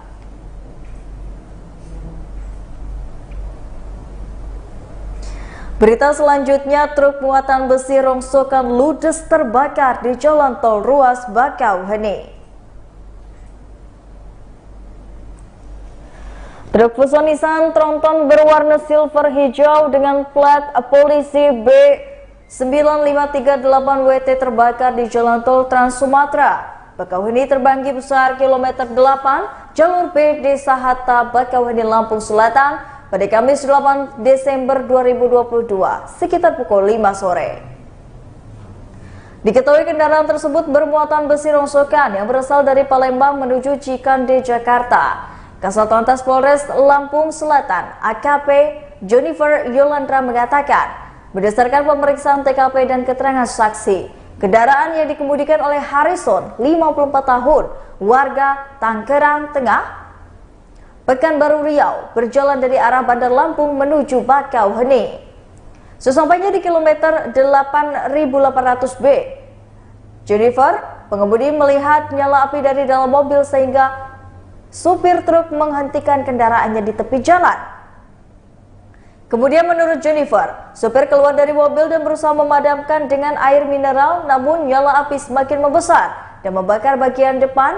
Karena jalanan yang sedikit menurun, kendaraan tersebut tiba-tiba meluncur dan berjalan sendiri di kilometer 08B. Lalu kendaraan tersebut menabrak pagar guardial sebelah kiri jalan, sehingga untuk terguling ke pinggir jalan tol sebelah kiri. Jennifer mengatakan tidak ada korban jiwa akibat laka lantas tersebut, namun kerugian material akibat laka lantas diperkirakan mencapai 120 juta. Lalu ditambahkan pagar guardial juga mengalami kerusakan 5 lembar dengan total kerugian 20 juta. Kabid Damkaramat Lampung Selatan Ruli Fikriansyah mengatakan, pihaknya mendapat laporan pukul 17.05 dan 15 menit kemudian pihaknya sampai di lokasi. Butuh 2 unit mobil pemadam kebakaran dan 8 petugas Damkaramat Lampung Selatan untuk memadamkan api ini. Ruli mengatakan baru 1 jam kemudian api berhasil dipadamkan.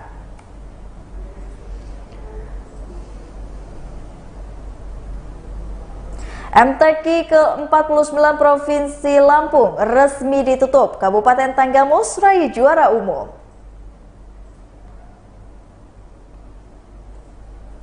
Penutupan Musabaqah Tilawatil Quran atau MTQ yang ke-49 tingkat Provinsi Lampung pada tahun 2022 di Kabupaten Mesuji dibanjiri ribuan penonton.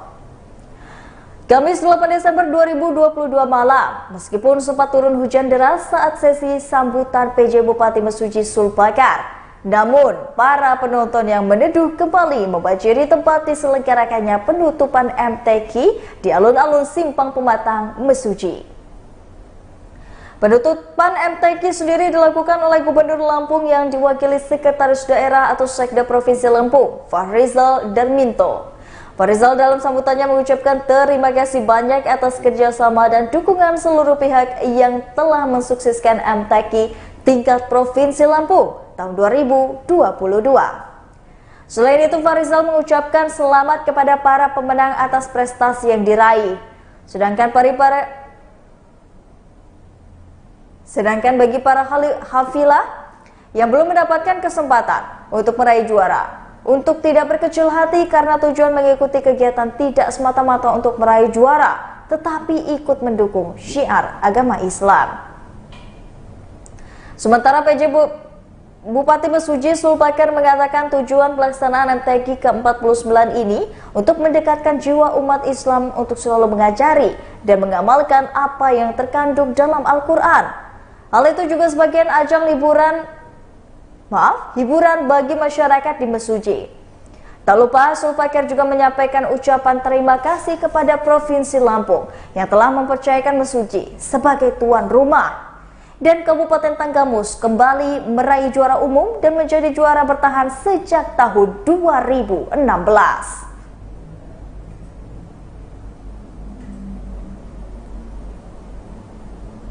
Sempat putus akibat banjir. Jembatan gantung sementara di Sukau Lampung Barat rampung dibangun.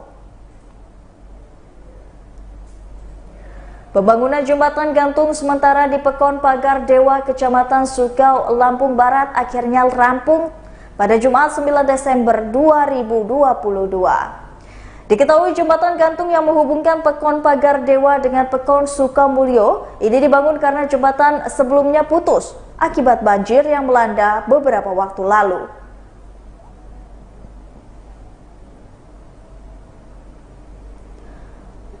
Budi, selaku Pratin Sukamulya, mengatakan jembatan gantung di Pekon Pagar Dewa itu selesai dibangun pada Kamis kemarin jam 2 siang dengan waktu pengerjaan 12 hari.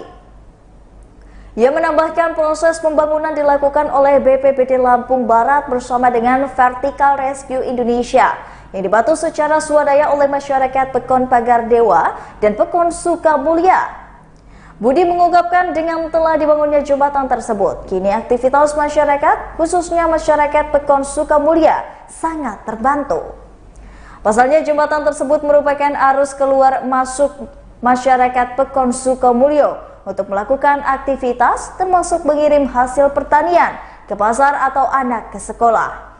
Budi mengakui semenjak putusnya jembatan, pergerakan ekonomi masyarakat Pekon Sukamulya sempat terhambat karena masyarakat Pekon Sukamulya tidak lagi mengirimkan hasil-hasil produksi mereka keluar dikarenakan akses jalan sudah tidak ada lagi.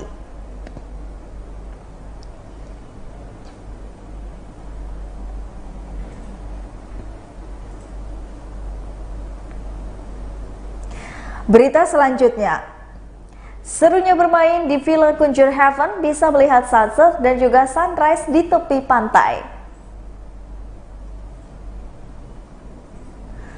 Bermalam di Villa Kunjur Heaven di Desa Kunjir, Kecamatan Rajabasa, Lampung Selatan, ini bisa menjadi pilihan untuk berakhir pekan. Sebab saat menginap di Villa Kunjur Heaven, pengunjung dapat melihat sunset ataupun sunrise di tepi pantai. Selain itu, dari Villa Kunjur Heaven ini pengunjung atau juga dapat melihat keindahan Gunung Rajabasa dari tepi pantai. Lokasi Villa Heaven ini jaraknya kurang lebih 20 km atau setengah jam dari pusat kota Kalianda. Bila datang dari arah Bandar Lampung, jarak yang harus ditempuh kurang lebih 60 km atau 1 hingga 1,5 jam perjalanan. Pengelola Villa Kunjur Heaven Riko Afriza pada Jumat 9 Desember 2022 mengatakan, konsep bangunan villa ini berbentuk cottage di tepi pantai dengan latar belakang pemandangan Gunung Rajabasa. Di belakang Villa Kunjur Heaven ini terdapat satu tempat lesehan dengan view laut dan juga Gunung Rajabasa. Riko mengatakan, di Villa Kunjur Heaven terdapat 2 kamar yang masing-masing kamarnya bisa untuk 4 orang.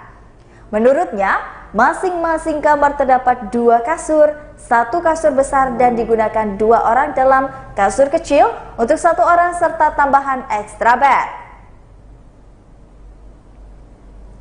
Selain itu di dalam kamarnya sudah dilengkapi smart TV dan juga internet, kamar mandi klose duduk serta wastafel. Riko mengatakan di Villa Kunjur Heaven juga terdapat kolam renang dan beanbag berwarna-warni yang bisa digunakan untuk bersantai. Untuk harga bermalam di weekdays Senin sampai dengan Jumat, ini dibanderol dengan harga 1.500.000 dan untuk weekend Sabtu dengan Minggu sekitar 1.800.000. Dan selama Desember ini ada promo diskon weekday Senin sampai Jumat sekitar 980. Sedangkan untuk weekend Sabtu dengan Minggu hanya dibanderol dengan harga 1.455.000.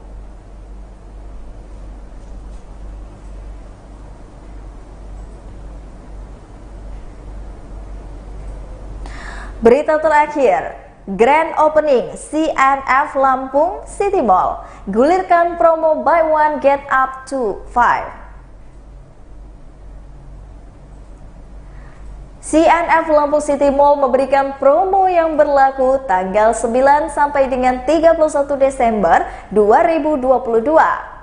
Kepala Toko CNF Lampung City Mall, Yulianti mengatakan, promo ini adalah promo branding buy one get up to 5 yang berlaku untuk produk perfume dan non-perfume slash item.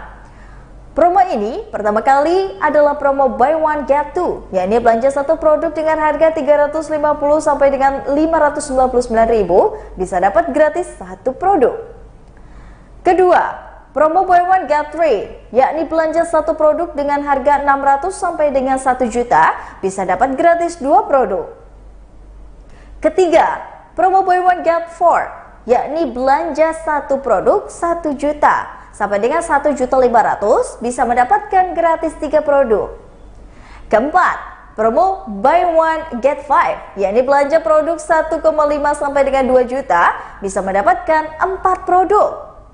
Menurut Yuli, pada Jumat 9 Desember 2022, promo ini digulirkan untuk menyambut grand opening CNF Lampung City Mall yang ada di lantai ground Lampung City Mall. Ia mengatakan, CNF Lampung City Mall adalah gerai yang memiliki konsep one-stop beauty shopping. Di sini juga menjual parfum serta non-parfum, yakni skincare, make up, kutek untuk perfume and advance, Miracle, YSL, Mobiusin, Tools, and masih banyak lagi. Adapun harga parfumnya mulai dari 100.000 sampai dengan 2 juta. Untuk skincare ada Pitika, Trilogy, Vanilla, CO, dan masih banyak lainnya. Sedangkan untuk harga skincare-nya mulai dari 100.000 sampai dengan 1 jutaan. Selanjutnya untuk make up ada Kutek, ada Flormar. Make up harga 100 ribuan dan Kutek harga 40 sampai dengan 70 ribuan.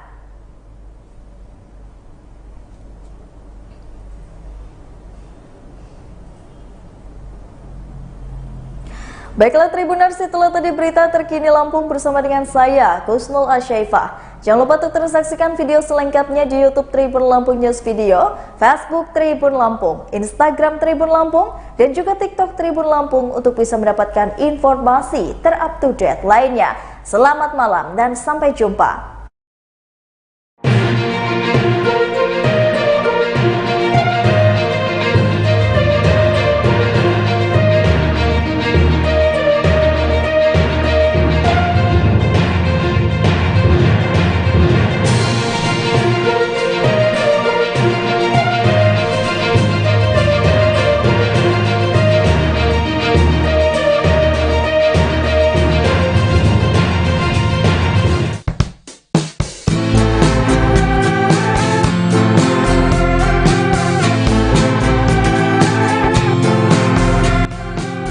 Halo Tribuners, kembali lagi di Wisata Lampung. Wisata Lampung kali ini sedang berkunjung ke Beranda Cafe and Resto. Beranda Cafe and Resto merupakan satu di antara tempat nongkrong kekinian dengan konsep halaman teras. Alamatnya ada di Gang Lambang 1, Iring Mulyo, Kecamatan Metro Pusat, Kota Metro.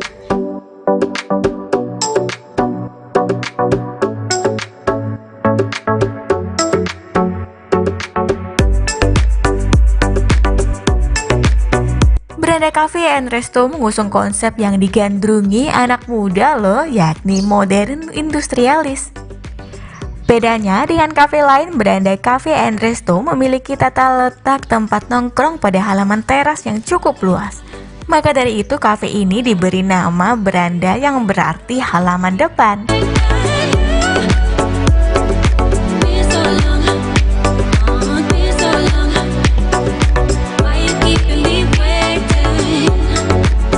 Terdapat cukup banyak tempat duduk memanjang pada halaman depan Beranda Cafe and Resto. Halaman tersebut dialasi rumput hijau sintetis, ditempatkan pula banyak tanaman hias di sekelilingnya, beserta panggung musik yang jadi pusat perhatian hiburan. Hiburan musik didendangkan setiap hari Rabu, Jumat, dan juga Sabtu malam.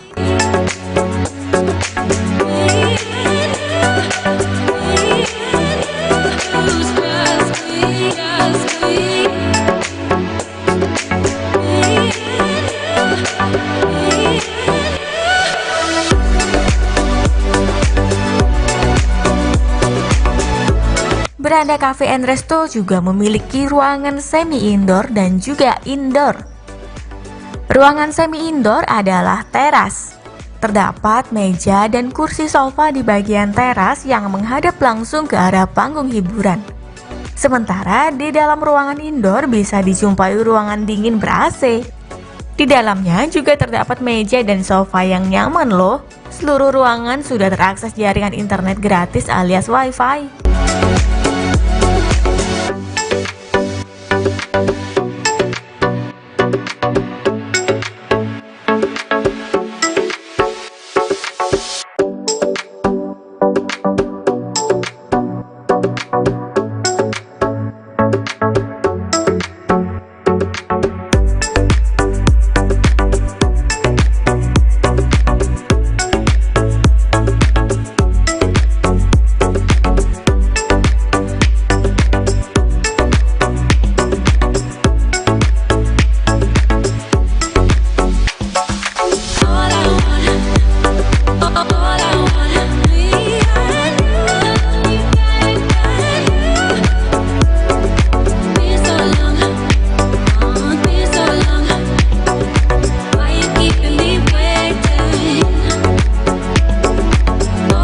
Selain tempatnya yang kekinian, Beranda Cafe and Resto juga memiliki menu makanan dan juga minuman nikmat loh. Ada ramen spicy, nasi goreng beranda, dan paru sambal dendeng. Lalu pada kategori minuman wajib menjajal dam-dam, coconut coffee, dan juga Beranda Cafe.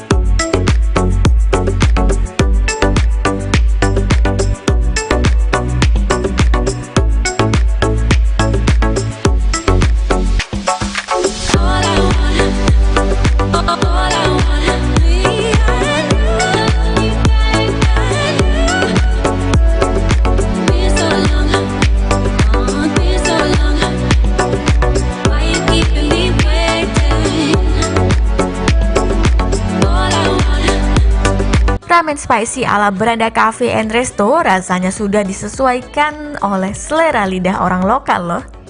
Penikmat bisa merasakan cita rasa gurih creamy dan sedikit pedas, lalu tekstur mie-nya juga lembut dan juga kecil.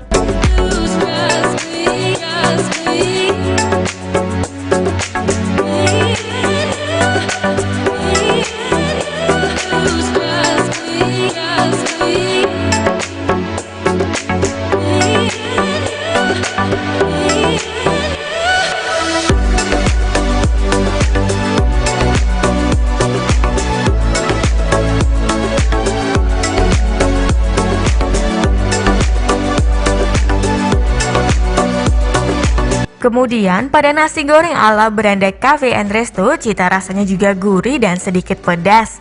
Menu rekomendasi tersebut memiliki rata-rata rasa yang pedas. Tapi kepedasan rasa yang paling nendang jatuh pada paru sambal dendeng.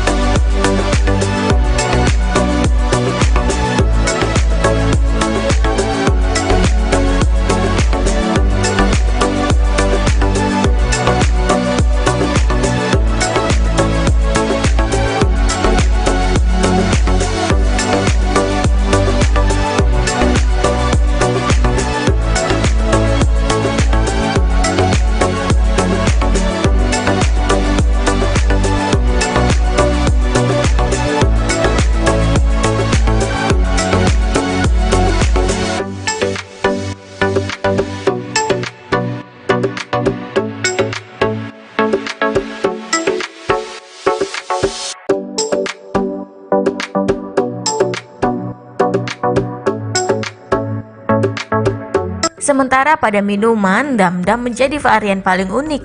Dam-dam merupakan minuman segar yang serupa dengan rujak buah. Selanjutnya, pada minuman coconut coffee, minuman ini jarang ditemukan di kafe lain. Rasanya segar dan sedikit gurih.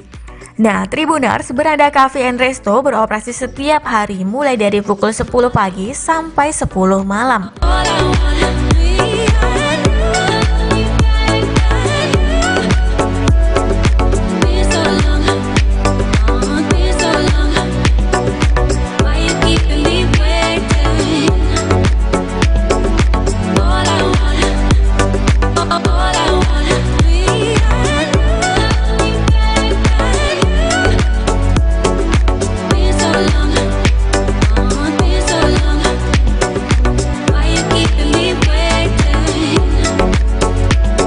Oh iya, setiap pukul 10 pagi sampai pukul 5 sore terdapat promo bundling ramen plus es teh loh, hanya sebesar Rp30.000 saja harganya.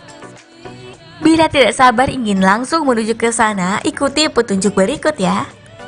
Jarak dari Taman Merdeka sangat dekat, yakni sekira 400 meter. Sedangkan dari kampus BFKIP Unila sekira 2,6 km.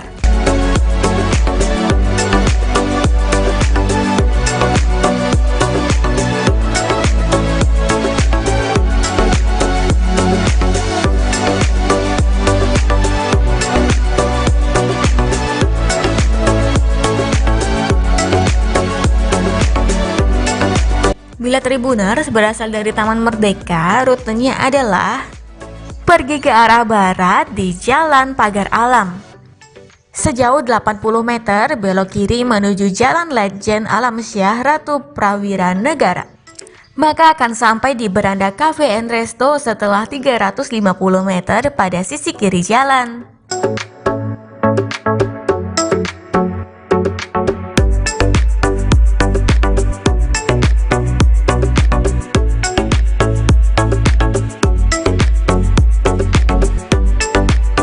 Kemudian, bila Tribuners berasal dari kampus BFKIP Unila, sebaiknya ambil arah barat laut di Jalan Budi Utomo. Setelah 300 meter, belok kanan menuju Jalan Soekarno-Hatta. Terus ikuti jalan sejauh 2,4 km, maka akan langsung sampai di Beranda Cafe and Resto.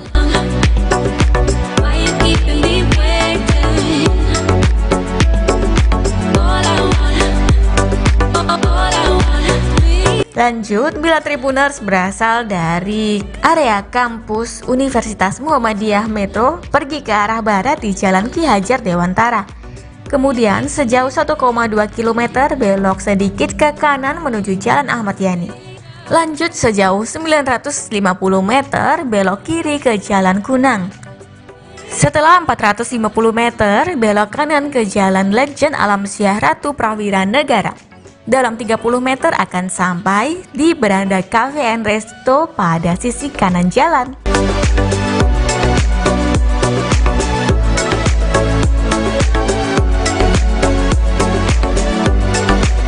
Baiklah Tribuners, inilah wisata Lampung di Beranda Cafe and Resto.